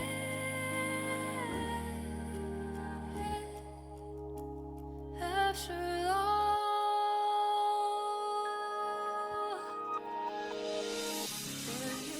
I think their voice, whoever's singing this, is absolutely fantastic. The music in the background is very subtle, but the voice is also like incredibly subtle here as well too. It's not too subtle that it doesn't it's not heard, but it's very beautiful, very subtle, very low, very soft. But I wonder if it's going to build at some point too, because it's like a very emotional performance so far.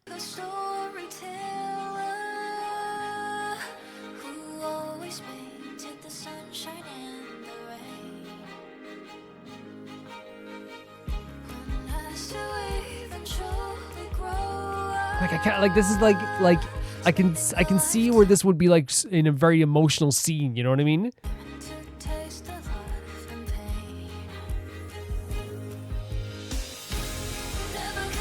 Gorgeous. Absolutely gorgeous.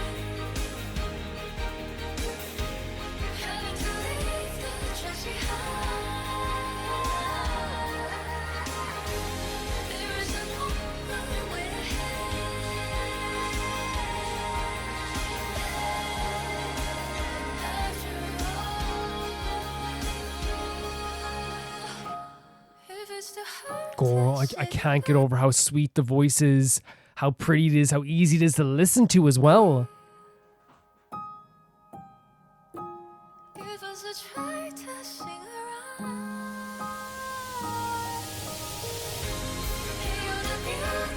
Oh my god, the harmonies as well.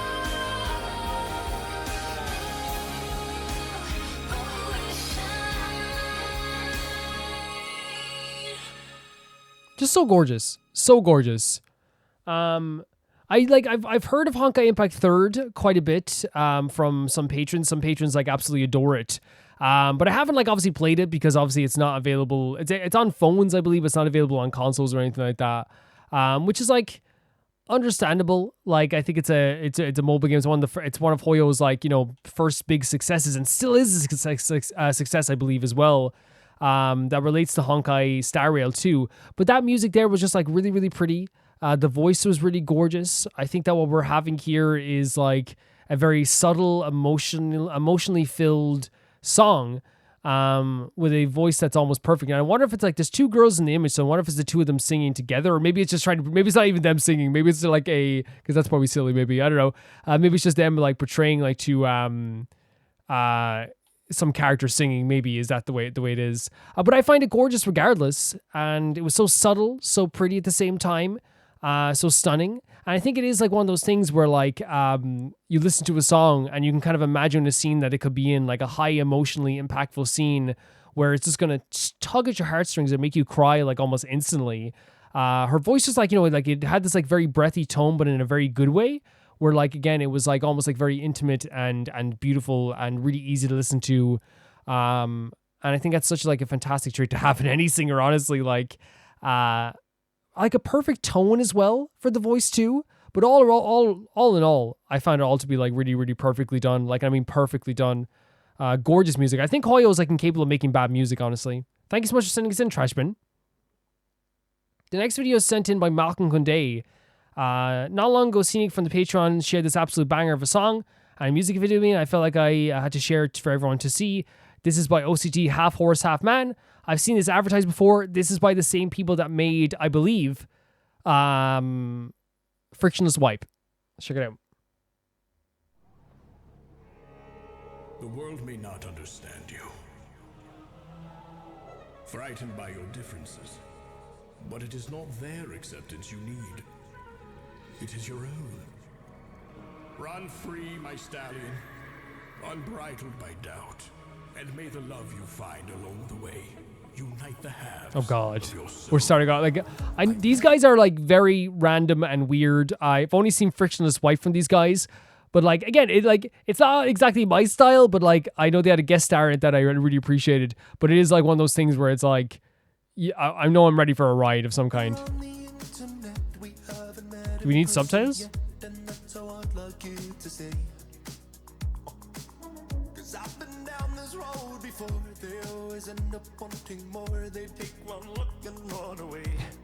Hey, wanna come over? No.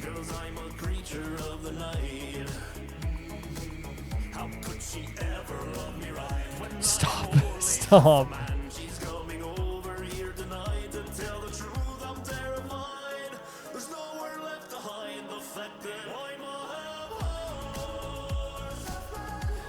Oh my God.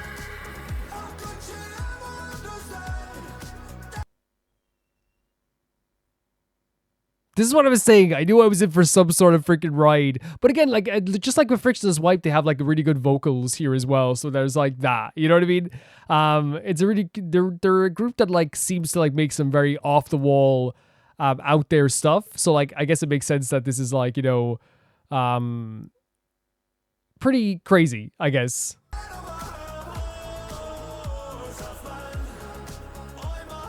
Production is crazy good though. She's into it? Oh.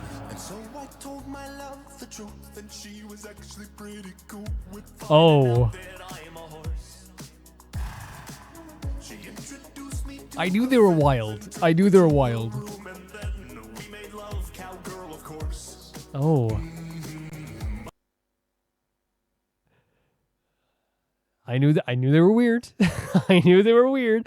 I said this at the start that they were going to be a bit out there, a bit strange. Stop.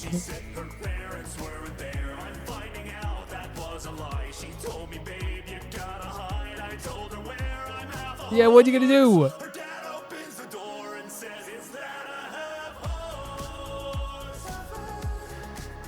Is that the dad? Is that what they're saying? The parent? Yeah, and like doing like the backup vocals himself with the dad.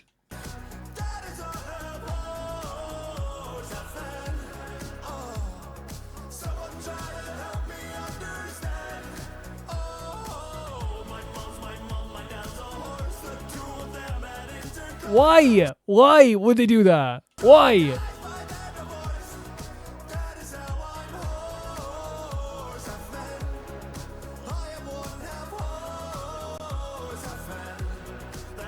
I know what I'm supposed to say.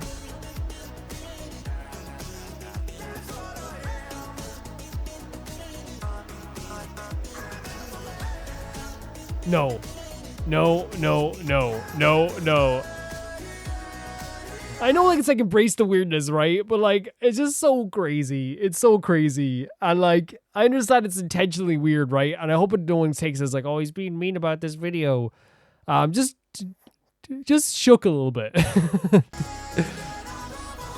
Like, the vocals are great. Like, that's the thing.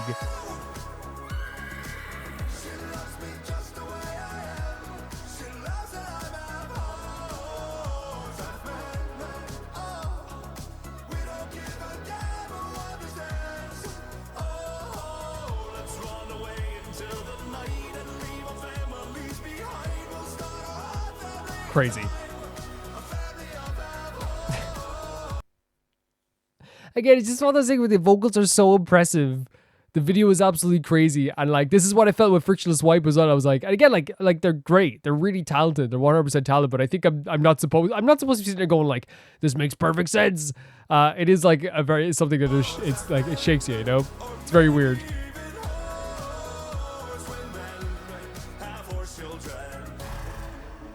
No. No. No. No. No. No. Find your other half. My son. Like, you see what I mean? Like, it's actually like a very well-composed song. Like, with really great music. There it is, Frictionless Wipe. There it is. It's a really, like, well-constructed song with, like, really good lyrics and really good, like, structure. It's just always like I didn't know what to expect, especially with Half Horse, Half Man being the title. But yeah, no, it is really well structured, as I said, well written. It's just like what these type of videos, like I'm not really used to, not stuff I watch all the time. Like even watching Frictionless Wipe the other day, I watched it because it had an actor in it that like I knew from another channel. And I remember just being like, these guys are like what are they? Because like what are the other titles of their videos if I can actually see here? And like, I'm not shaming them. Again, I hope it doesn't sound like that. It's just like, again, it's just something I'm not used to. Don't Touch My Clogs, Dim Sum Paradise, Giving You Up, the Battle Pass song.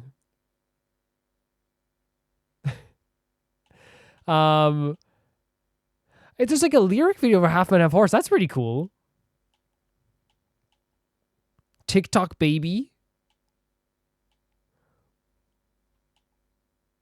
Oh, they used to be very, like, video game focused, I guess? It seems.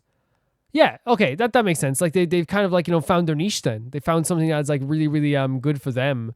Because it's, like... And that happens a lot with channels where you'll see, like, their older videos don't always match their, like, newer stuff, I suppose. And then you're like, oh, now they found it, right? Because now they're getting, like... crazy attention, crazy views, and like they found exactly what they're here for as well. Yeah, I hope it didn't. I'd hope me like not like laughing hysterically over it isn't any indication what the video is or how funny the video is. Because for me personally, like it's just something I don't watch parody videos very often. I don't like really watch off the wall music videos that often. But I do appreciate the musicality. I do appreciate the structure and how like they put everything together, like the production of it as well. Like you can tell there's a lot of care that goes into this. Also at the same time. It's not something that's just like thrown together. Like it takes a lot of effort to do something like this. And for me, like that's what I get from this. It's like it seems like a few friends effing about as well and just having like a really good time with this. It's not supposed to take it seriously. Like yes, I'm sitting here like, you know, kind of shook by it, but it's not supposed to be like, you know, oh my God, it's how are you gonna have a like it's you're not, when you think about it for a second, it falls apart, right? When you think about it for a second, of course it falls apart, but you're not supposed to think about it. It's a crazy video. It's supposed to be crazy, and I feel like that's the energy that I'm getting off this anyway. So I hope I didn't offend Malcolm for sending us in. It's just like, again, it's something I'm not used to. It's something I watch very often. But I do appreciate, as I said, structure, musicality, the effort that they put into all of this stuff as well. It's very interesting, to say the least. To say the least, it's interesting.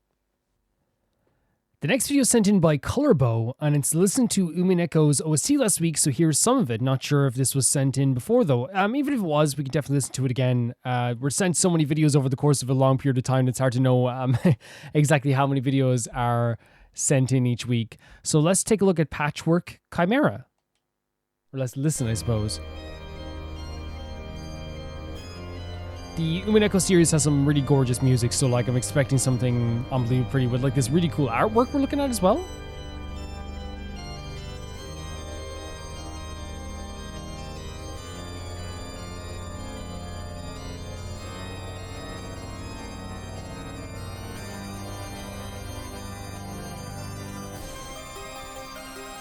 Gorgeous stuff, isn't it? Like, I think I said this earlier on with the Danganronpa stuff, but it does have a very, like, stylish, but, like, devilish and, like, kind of, like, sinister vibe to the music at the same time.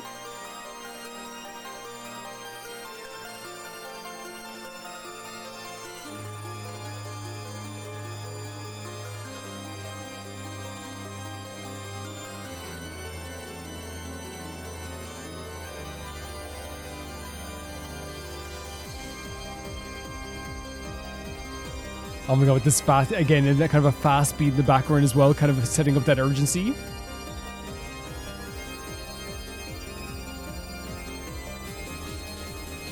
Really nice. Really, really nice.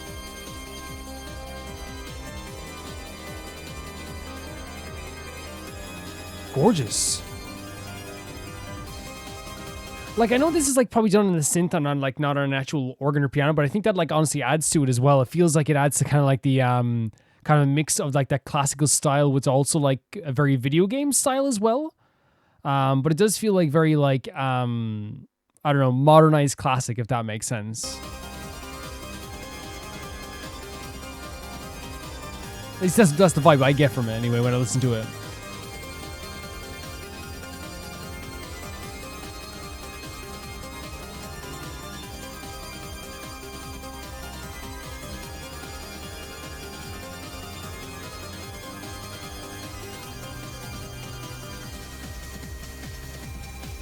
Oh my god, what a cool change as well. Such a cool switch up.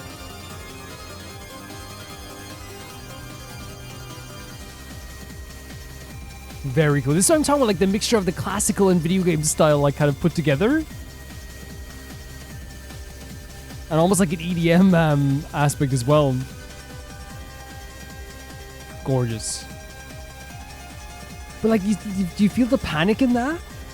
Right? Is it just me that feels like there was like a strange panic in that as well?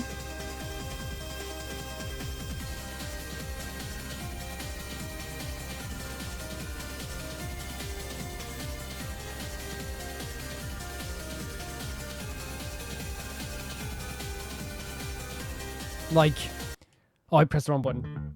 Honestly, that happens to me. That happened to me already this episode. I think we'll go to around 2 minutes. I think it's or 150. Yeah, sorry about that. Yeah, no, the panic and urgency I get from this, like, I think is almost intentional. Like, there is like a feeling of like I said, there is a feeling of energy of like speed, but at the same time, there's also this feeling of like I need to back off, right? Like, it feels like you're about to discover something. It feels like you're always in danger. It feels like you can't rest.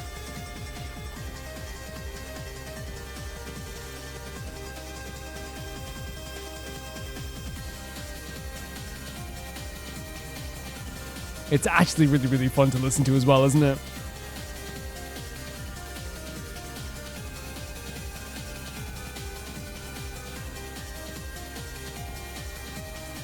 Oh my god, like the freaking like synth or piano inserts here as well are so pretty.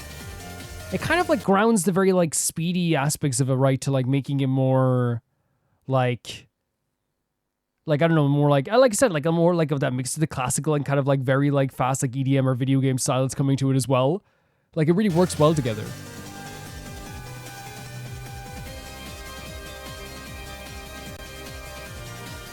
Cool. It's so pretty. The music in this game that we've heard so far from the series has always been so incredible. So incredible.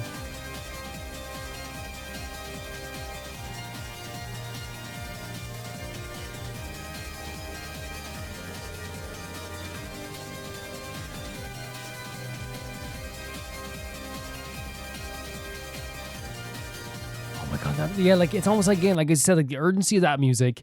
Then there's like the beautiful piano that comes in, making you feel like more of a classical style. But then like the music, the kind of droning music in the background as well, is very like emotionally, like it's almost like very like, how do I say, like emotionally like impactful or like emphasizing in a way. At least that's what it feels like. Like you hear a part in the background. Yeah. It's so pretty. It's so pretty.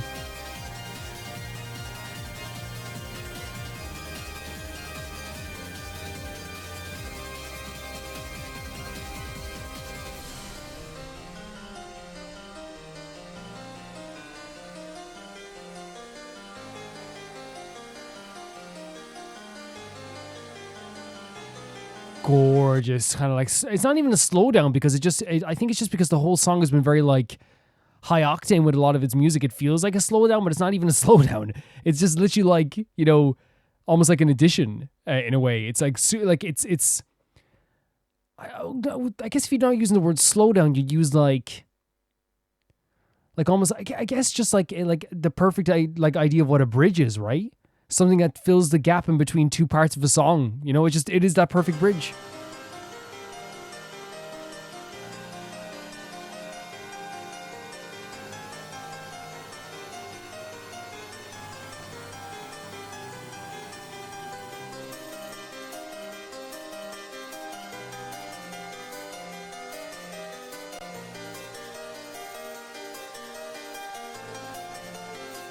Like, it's so gorgeous.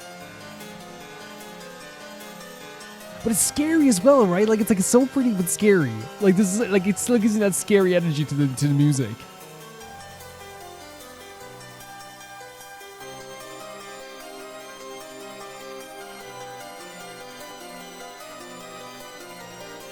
Gorgeous.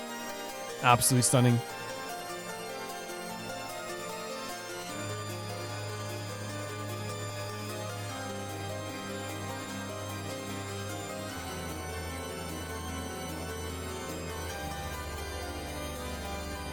And it's slowing down a bit?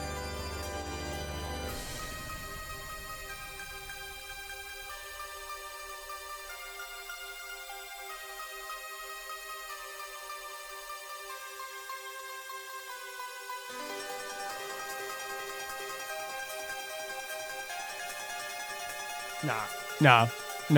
It's so freaking cool. I thought it was slowing down for a bit. It was just like building back up to something else. Yeah, it's super cool. It's super cool.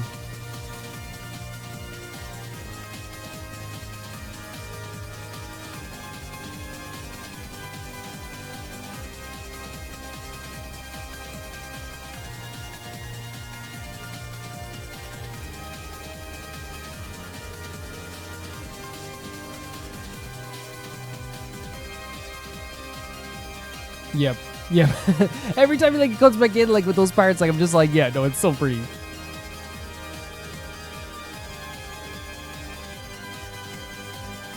It's almost like the melding of a bunch of genres. Oh, it's almost over. Yeah, we can talk about that in a second.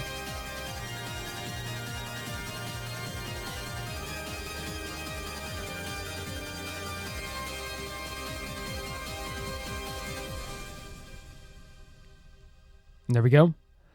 Yeah, the melding of a bunch of genres together, but what Umineko gives to me in terms of a style, truly does feel like they know exactly what they want from their music. The music fits the actual story of the music that is of the actual game itself. Because again, I haven't played the game, but from what I've seen from the game, it does have that as you said, that sinister vibe. It does have that very classy, sinister vibe, and I feel like that music that is going along with this works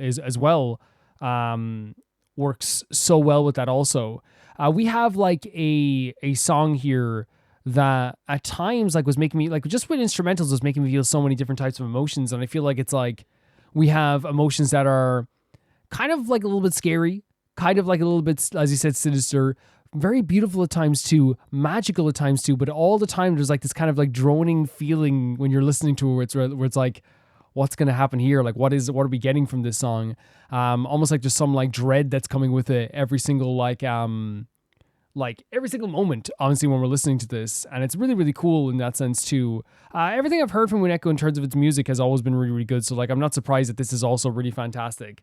So it's really impressed me to listen to another song from the Umineko series. And I might have heard this song before, but it's one of those things that happens is again, we watch an average of 30 videos a week. So if I do forget something, please do remind me that, hey, you did see that before.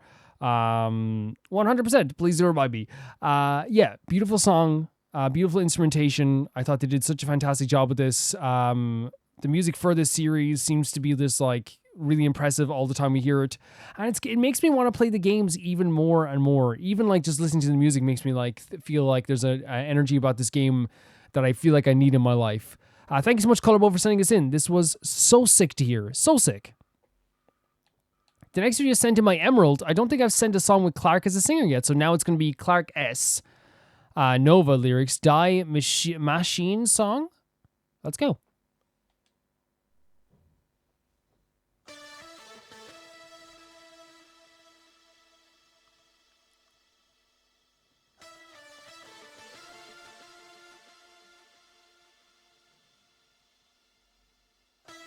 Alone.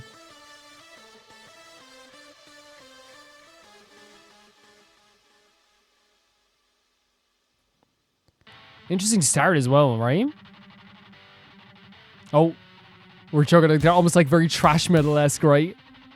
Megadeth-esque. Yeah, it reminds me of Megadeth so much. Not in a bad way, by the way. Megadeth are pretty sick. Dave Mustaine is one of the best frontmen in the history of metal, in my opinion.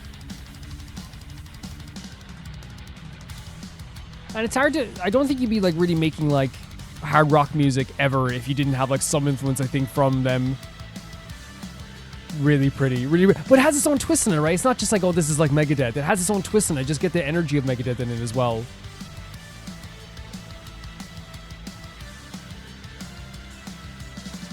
Which is nothing ever wrong with that either. Like, this is a really cool part as well. Yeah, starting off with like a very like... It's already a minute and 20 seconds in. That did not feel like that. It felt like it went by in 30 seconds. Like a very like trash metal vibe to the start of it. But it added like its own like kind of like interesting flair with the music as well. That was like very, very different from anything you would hear in trash metal as well. But the guitar riffs definitely felt like trash metal. The flair was like the do do do do.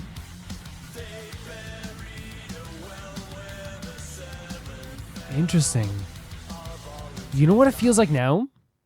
I said Megadeth. Now it feels like Evil. By Mercy of Fate. It really does feel like that.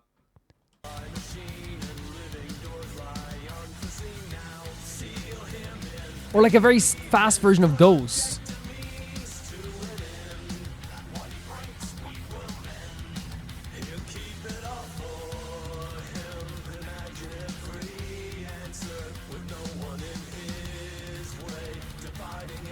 So like the idea of like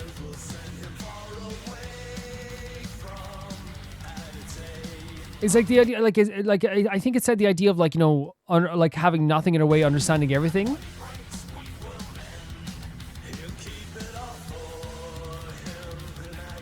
Yeah, because that's terrifying, right? With someone who has like every answer but nothing in the way. But again, like we'll see how the song goes as it goes on.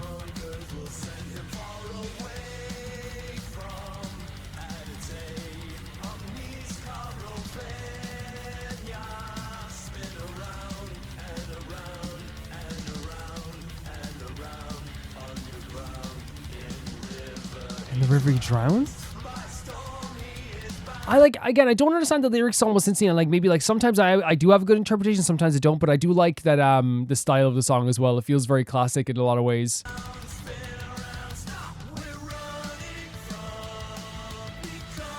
Becoming one?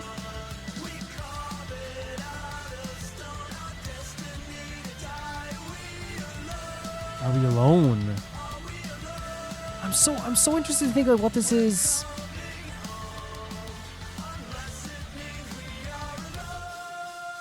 Great vocals as well. Great vocals.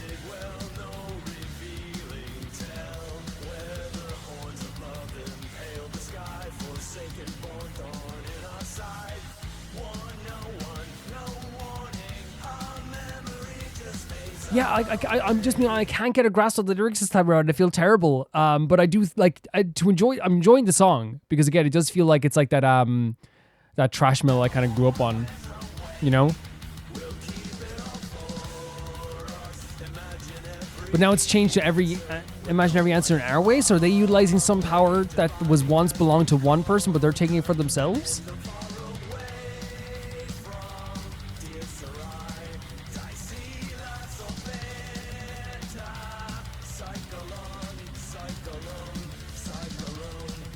What is happening here with this?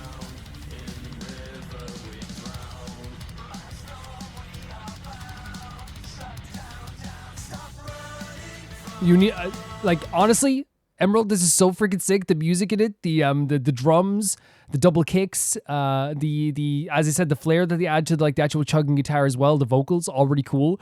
I just yeah. Please explain like what the song means, if you can.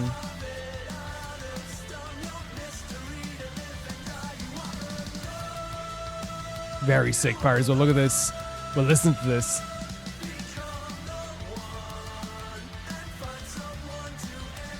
And the waiting.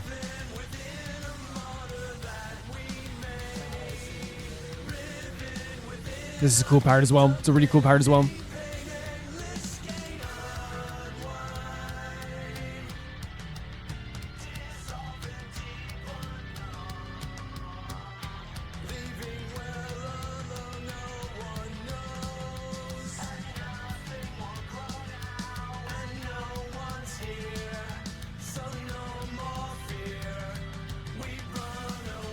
Oh, we're gonna get build up as well. We're gonna get build up.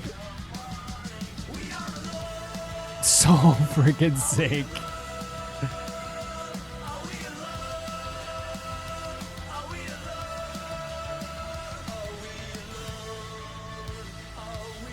And the drums are so good in this as well.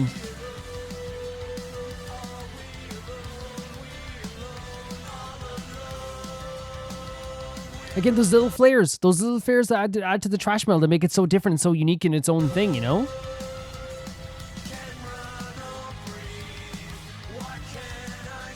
What is happening with it? It's like some like is it something that like has affected them? Some power they tried to harness?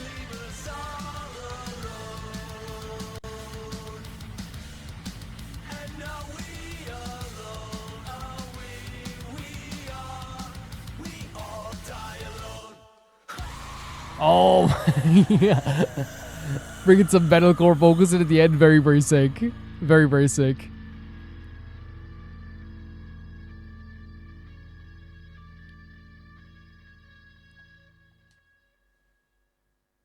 Very, very, very cool stuff. Yeah, like I listened to this type of music when I was and I still listen to thrash metal every once in a while, but like it's very nostalgic for me listening to like that type of thrash metal music, and like you can tell that the person who made the song like has a big love for that type of thrash music and style. And it really is one of those situations where like it takes me back almost instantly to like to hang around with like the people who like got me into that music, and like seeing them play that music and seeing them like, you know, really show me like what thrash metal is. Whether that be Anthrax or Megadeth. In this case, it feels like, you know, kind of like even like how Ghost is modern. Like that's why I kind of like Ghost now, because they feel like a modern evolution of what thrash metal is, I suppose, even though thrash metal is still a thing. But like, yeah, I used to listen to thrash metal all the time. I was in thrash metal bands. So it's always like very, very cool for me to hear as well. I don't understand the lyrics very well, I'll be honest, at all. But it seems to be something about a power, something about like understanding everything, and maybe like something about taking it from this. Again, I don't know. I know it's going to be like on a zombie map of some kind, which is pretty cool. But I can imagine like, you know, playing a game to this also at the same time. It has like a very cool energy to it, some its own flair to it. I love the drums, love the guitar. I think the vocals really fitted as well as kind of like a like very like 70s, 80s hard rock, thrash metal type style. Which works really well with all of it. Like the arrangement together works really well, while also feeling very modern at the same time with the speed and also the flares that it was adding into it also at the same time. Thank you, Emerald, for sending us in. And the last video sent in by Tyree. I'm not sending music for once. This is Artms interviewing Jaden Jeong. As you know, from Modhouse, CEO and Luna's former creative director, and the guy who came up with the whole Luna concept. I think it's interesting, and the girls are very charming and funny. Watch from 5:51 to 15:10. Now, Artms, I think, are generational talents. I have seen shorts of them a few times and like stuff like that. So already like I have like, I will say like I don't have like a vibe for the personality fully, but I've seen like videos of them where I'm like, okay, they are like the most adorable, beautiful people that ever existed. But I'm very, very excited to watch this. So where do you want me to start again? It's 5:51. Let's start at 5:51. Very excited to see this. They are just like unbelievably, like, they're angels. You know what I mean? They really are angels. I made that joke in, is it 5:51? Okay. I made that joke where like, that they like you know that joke where he's like, I ain't see that guy, that idiot goes like, I ain't never seen two pretty best friends. One of them got to be ugly. And I was like, someone sent a video of short of Artms the other day in the K-pop chat, and I was like instantly like, I've seen 5 pretty best friends. All of them are pretty. They really are just angelic. Let's check this out. 저 했었죠. 오래 했지. 대표님 시키셨잖아요. 맞아. 그러니까요. 저 하고 나서 갑자기 바로 데뷔 시켜가지고 저 안으로 바꿔가지고. She got braces when she debuted? 뭐 너무 잘 됐죠. 너무 성공 케이스였죠. Okay. 진짜로. 진짜 지금 차마 여기서 할 수 없는 얘기들이 자꾸 여기서 걸린다 이렇게. 아니, 근데 나는 진짜. Look at you, like I'm sorry, like I'm sorry for Jinsol. I'm sorry. Actually, you know what? She wouldn't mind at all if I paused in her reading. I don't think she'd give a shit, honestly. 가끔씩 만나서 막 이렇게 옛날 얘기들 좀 하잖아요. 그리고 막 이달의 소녀 만들어지는 과정의 일대의 얘기들을 가끔 하잖아요. Okay. 뭐 재밌죠. 오늘 근데 진짜 할 얘기가 많아요, 대표님. 맞아요. 이달의 소녀부터 시작해서. 저도 많습니다. 그러니까 대표님이 이렇게 I sometimes whenever I see like a short of Jinsol, I think that she looks like she's in her own world. Sorry, I'm just like she looks like she's in her own world in the most adorable way possible. Was there a group you worked with this for this long? 없죠. 그쵸? 없죠. 난 생각한 데서 그 생각이 들더라고. That's so nice. 몇 년이죠 저희가? 내 대표님 20살에 봤는데 지금 28이야. Is Cherry holding? Sorry, not Cherry. I like it's Cherry. I said Cherry because like first I called her Cherry and I felt like a dumb idiot. Is Cherry holding the meat for her as well? That's so sweet. 우리 벌써 만났는데 벌써 28이야. 그건 좀 싫다. It's like a song they're referencing. 이번 앨범의 최애곡. 아 정말. 과연. 이게 타이틀곡 포함 빼고. 과연. 버터플라이 이펙트. Oh, very sweet. I actually haven't heard Butterfly Effect, right? But it's really nice that he chose a song that like might not be as like, or at least maybe I don't know how front facing, because it's not one of the title songs, right? Virtual Angel is the title song, isn't it? I guess. So it's interesting that he chose a song that is not exactly the one that's like the most popular, maybe, unless it is like way more popular. 저희 술이 나왔어요. 네, 짠. 짠. 나도 하고 싶었어. Look at them. Oh my god. Legitimate angels. Legitimate. 애들이랑도 술 먹는 나이가 됐고. 방송을 내보내면서. We can now air these moments. Oh my god. 신기하지. 대표님 찐 말투가 나오셨어. Because they obviously like were maybe more restricted under Luna as well. 대표님 취하시면 우리 너무 사랑하시. 단톡방에 자꾸 사랑한다고. 언제였지? 그때 벌스 녹음 믹스를 듣고 나서 너무 그게 좋은 거예요. 맞아. 솔직히 처음으로 나가는 성공개 곡이고 곡 자체가 사실 어려울 수 있는 곡이기 때문에 어려웠어요, 그리고 진짜 어려웠어요. 그 한 끗 차이로 너무 또 곡이 불쾌해질 수도 있고 진짜 솔직한 마음으로 진짜 실명 토크를 하면 리비가 이제 딱 치고 나가잖아요. Okay. 근데 원래 그 키스가 쓰다라는 그 가사가 있는데. So it's like, again, looking back on this, the first time I watched it, I didn't even realize like how impactful this would. It's how we already like 3 minutes into this. I didn't realize how impactful it was going to be. But like looking back, and I watch the birth video every once in a while now, and it's like, this is a concept that's so cool. 그 가사의 그 자리가 사실은 여러 번 바뀌긴 했어요. 그 결과적으로는 키스가 쓰다로 녹음을 해보자 했는데 그걸 리비가 너무 잘 살려준 거예요. Yeah, she's fantastic. She's absolutely fantastic. 이거다. 끝났다. 야, 이제 그거에서 끝났다. 진짜 그거를 못 살렸으면 It wouldn't complete the song. Interesting to think of it that way, right? 곡이 잘 안 살기가 어려웠는데 왜냐면 아니 진짜로 그게 되게 좀 She's fantastic. She really is fantastic.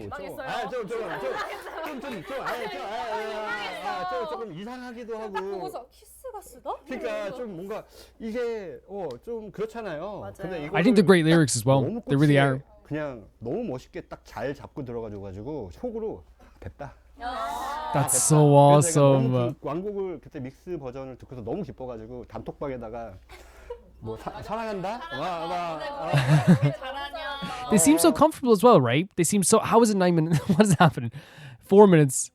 How is it just like so freaking comfortable? Like it's not how is it so comfortable? I'm saying like it's like because I got mixed up with how has the time passed by, and it's also comfortable. I love how comfortable they are talking to him as well. 그랬더니 예림이가 아니야 대표님 취하시면 히읗 더 많이 써. Cherry looks so sweet. 가사 그 작사 많이 하시잖아요. 제일 마음에 드는 Okay. 그런 거 있어요? 포인트. 질문. 김밥 만두는 왜 나온 겁니까? Kidnap Mandu? And everyone was talking about it? 이거 무조건 나가야 된다. 김밥 만두 아직도 쇼트. They still make shorts? Oh my god. 이거 드디어 해명합니다. That's super fun. 진짜 이거는 내가 할 말이 너무 많았어. 할 말이 있었어. 할 말이 있었어. 정말로 이제야 말할 수 있는 게 뭐냐면 그때 당시에 이달의 소녀가 이제 하이하이로 나가야 되고 이제 완전체로 처음으로 출격을 해야 되는 상황이잖아요. Okay. 근데 대기업 레이블도 아니고 뭐 중소 회사고 되게 엄청 그때 막 뜨겁게 막 아직 달아오르기 전이었고 중요한 건 저는 밈이나 얘기가 되는 게 되게 중요하다고 생각을 하는 사람이거든요. Oh, that's actually so interesting. 정말이에요. 진심으로 달콤한 거 뭐예요? 사탕, 그쵸. 초콜릿. 뭐 초콜릿, 캔디. 되게 예쁜 뭐 캔디 이런 단어를 당연히 쓸 수가 있죠. 근데 그러면 안 걸려요 귀에. This is so fun seeing the writing. How are we already? I do not get how we're 5 minutes into this. Like it's so casual, it's so comfortable. But yeah, like it's so cool seeing the writing process here. 그 자연스러운 거잖아요. 근데 김밥 만두면 한번 어라? I thought it said kidnap. It says kimbap. I legitimately thought it said kidnap. Like it says kimbap. I legitimately thought it said kidnap. I was like kidnap. 그때 김밥이랑 만두 드시고 오셨어요? 아니요. So it's food. Okay, that makes much more sense. All these gals are so stunning. They're so stunning. Like just seeing with smile is just such the nicest thing in the world. 아니 그러니까 그렇게 해야 사람들이 아니면 사탕 나오면 당연하게 그냥 캔디 나오면 당연하게 가버리는데 지금도 밈이라고 얘기하는 것처럼 그 곡을 하면 사람들이 다들 So it's like association, right? 왜 그런 거야? 토론을 하게 되고 이렇게 That's cool. That's really cool. 하나라도 이거 하나는 있어야 된다. 근데 제가 고민을 했던 게 있죠. 김치를 쓸까? Kimchi. 근데 김치를 쓰면 너무 이제 Oh my god, look at them. 큰일 날 뻔했네요. 진짜 K-팝이다. 근데 이제 김치까지 가면 이거는 뭐 비난이다. 물론 김밥 만두도 비난을 받았지만 I'm so stupid because I literally was looking at it. But I'm gonna rewind back because I want to hear their full laughs. Because like you need the energy in the video, right? But like I literally thought I said kidnap. I'm so stupid. 그렇게 가야 저는 하나라도 이거 하나는 있어야 된다. Look at them. 제가 고민을 했던 게 있죠. 김치를 쓸까? 근데 김치를 Oh, 쓰면 that's so sweet. 너무 이제 There's such a comfortable energy about this. 근데 이제 김치까지 가면 이거는 뭐 비난이다. 물론 김밥 만두도 비난을 받았지만 너무 이제 그거는 세다. 귀엽긴 하네 김밥 만두. 근데 내가 생각한 것보다 Jinso's voice is so sweet. 이 정도까지는 아닐 줄 알았는데 그래도 달콤하잖아라고 받아들일 수 있는 사람들도 있을 줄 알았는데 근데 막 너무 이제 그쪽에 너무 꽂히기도 했는데 저는 결과적으로 이렇게 하나의 포인트들은 좀 그 당시엔 더더욱 우리 같은 So it's like get the word out. Like it's kind of like get people talking about it as well. 욕은 제가 먹더라도 그래서 저도 지금도 그때로 돌아가면 같은 선택을 I'm getting that right. It's like the idea of like, you know, it became a meme, but at that point, like it probably like helped promote them even more at this stage as well, right? Because it's like it's and also like since it wouldn't be a bad song, because like you know it's you know from what I've gathered from what he does for Artms, you know I can't imagine his songs are bad for Luna. Is there like a feeling of like, you know, even if it like it gets people talking about that one meme, it's still an absolutely banger of a song. So it's like people are talking about it, people are listening to it. 에 대한 고민도 해봤어요. And you do the same thing. 네, 그런가요? 네. 근데 그래서 저는 이번에 버추얼 엔젤에서 제일 좋아하는 가사는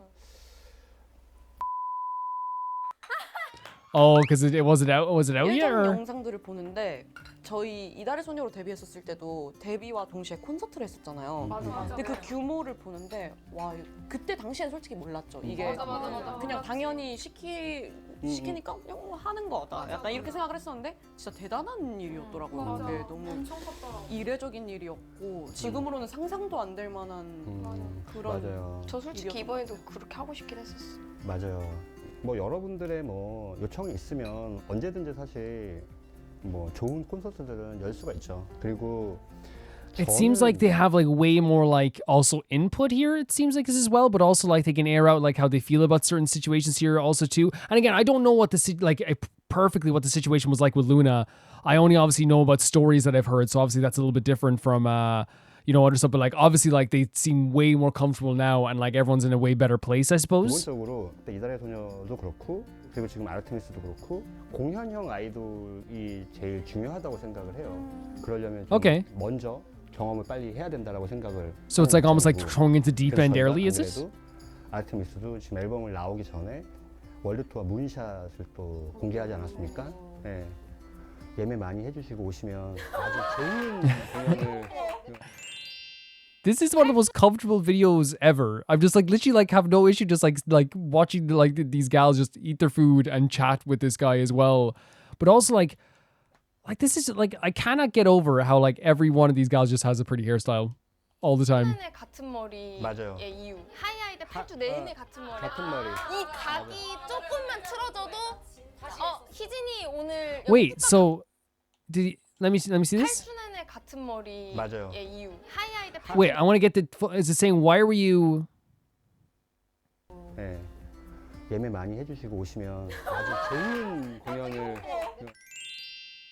8주 내내 같은 머리의 맞아요. 이유. Why were you consistent? 8주 내내 같은 Oh, so they had to keep the same hairstyle for 8 weeks. 희진이 오늘 여기 푸카 각 좀 틀어졌네요. 해서 이제 다음에 다시 이제 원상복귀. 가르마만 바꿔도 Wow, 똑같이 아주 perfectionist.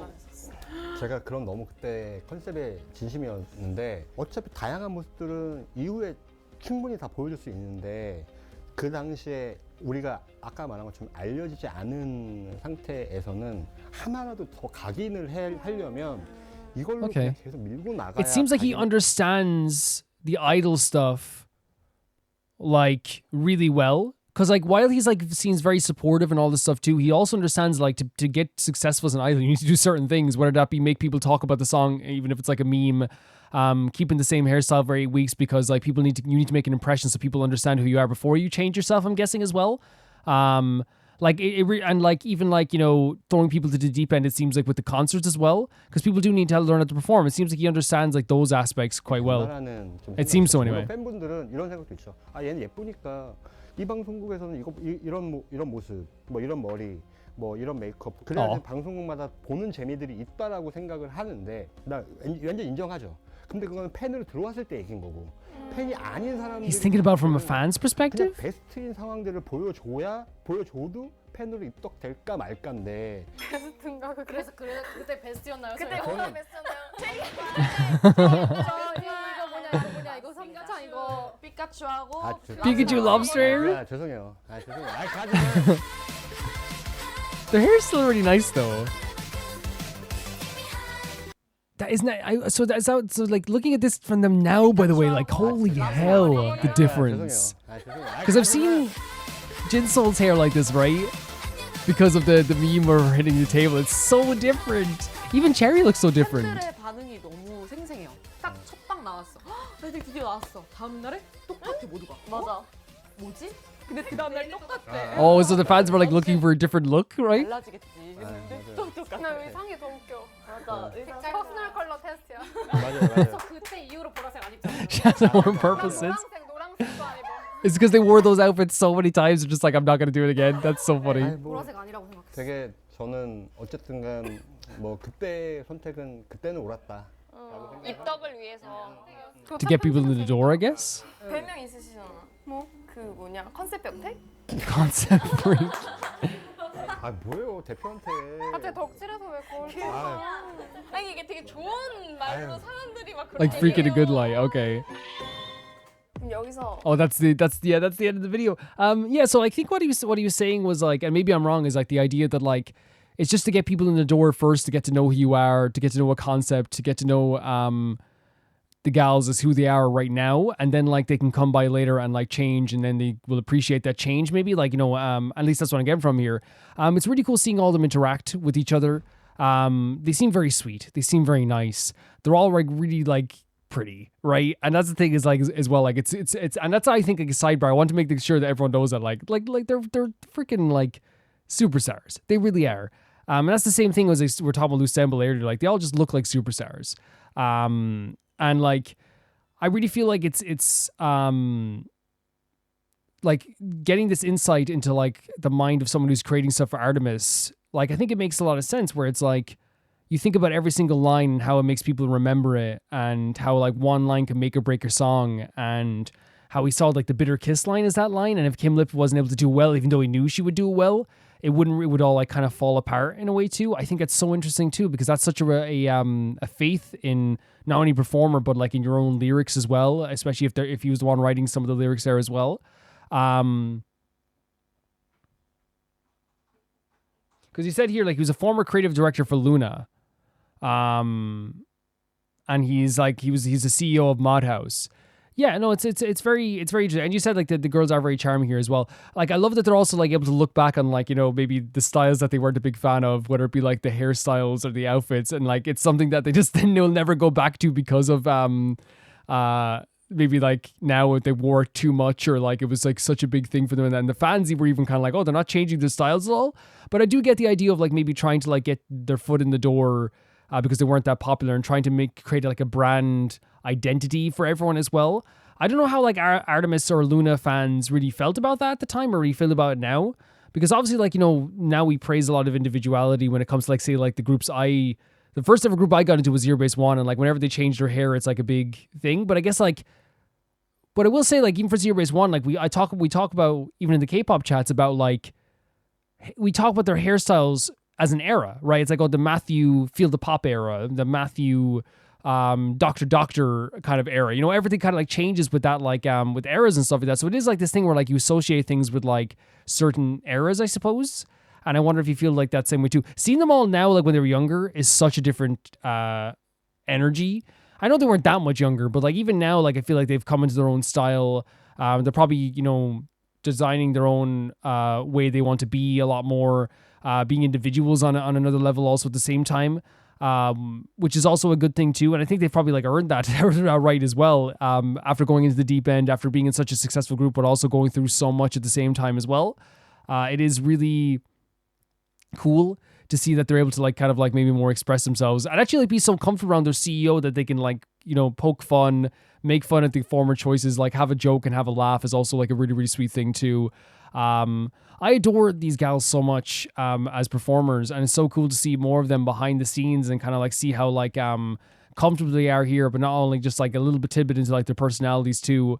And like really like hearing any side from like the industry side of things of K-pop is always interesting to me, because sometimes it can be very depressing, but sometimes it can also be like very fun, and to have them like reminisce about this stuff as well and learn more about like the reason why they put lines in a song, the reason why they chose different outfits, the reason why now they're changing their concepts, or the reason why now they're doing like more, I guess, why after a while you can like maybe like dip your toes into like wilder concepts is like a super interesting thing to me as well. But I could just watch these gals like talk for hours. Like it was so fun and so comfortable. The time was flying by as well. Really, really enjoyed this. Really enjoyed seeing them. I think Artemis are incredible, and seeing more behind the scenes stuff is always going to be interesting. So anytime you want to send in something as Tyree, that's absolutely fantastic for me as well. I'm actually like still looking at the frame of all the gals here now as well. It's so crazy how different they look when they were in Luna in a lot of cases too, just in terms of hairstyle and maybe even energy as well, right? Because obviously like you're when you're starting off in a big K-pop group, you're probably like trying to, you know, not how to say, you're probably like putting your best foot forward in a way that like maybe is, you know, what you maybe believe people want to see. And then you slowly become like more and more and show more of yourself. And I hope that they did that over time, because here it feels like they're very comfortable. But thank you so much for sending us in, Tyree. Thank you so much to the Never Can Repay Baby Gangs here on Patreon for being so supportive and supporting the series. Thank you to Ty Pharaoh 2, Jamie Bull, Janet the Banana, the Ghost of Zuba, Felicius Felix, Ewald, Radish, Anusta, Def Travel, Lynx Mark, The Assassin, Colorbow, True Peanut Butter, Peter Shelson, Heck, SR Fiji, Leon, High Casparian, and Jared Beanham. And I'll see you all so soon. Bye-bye.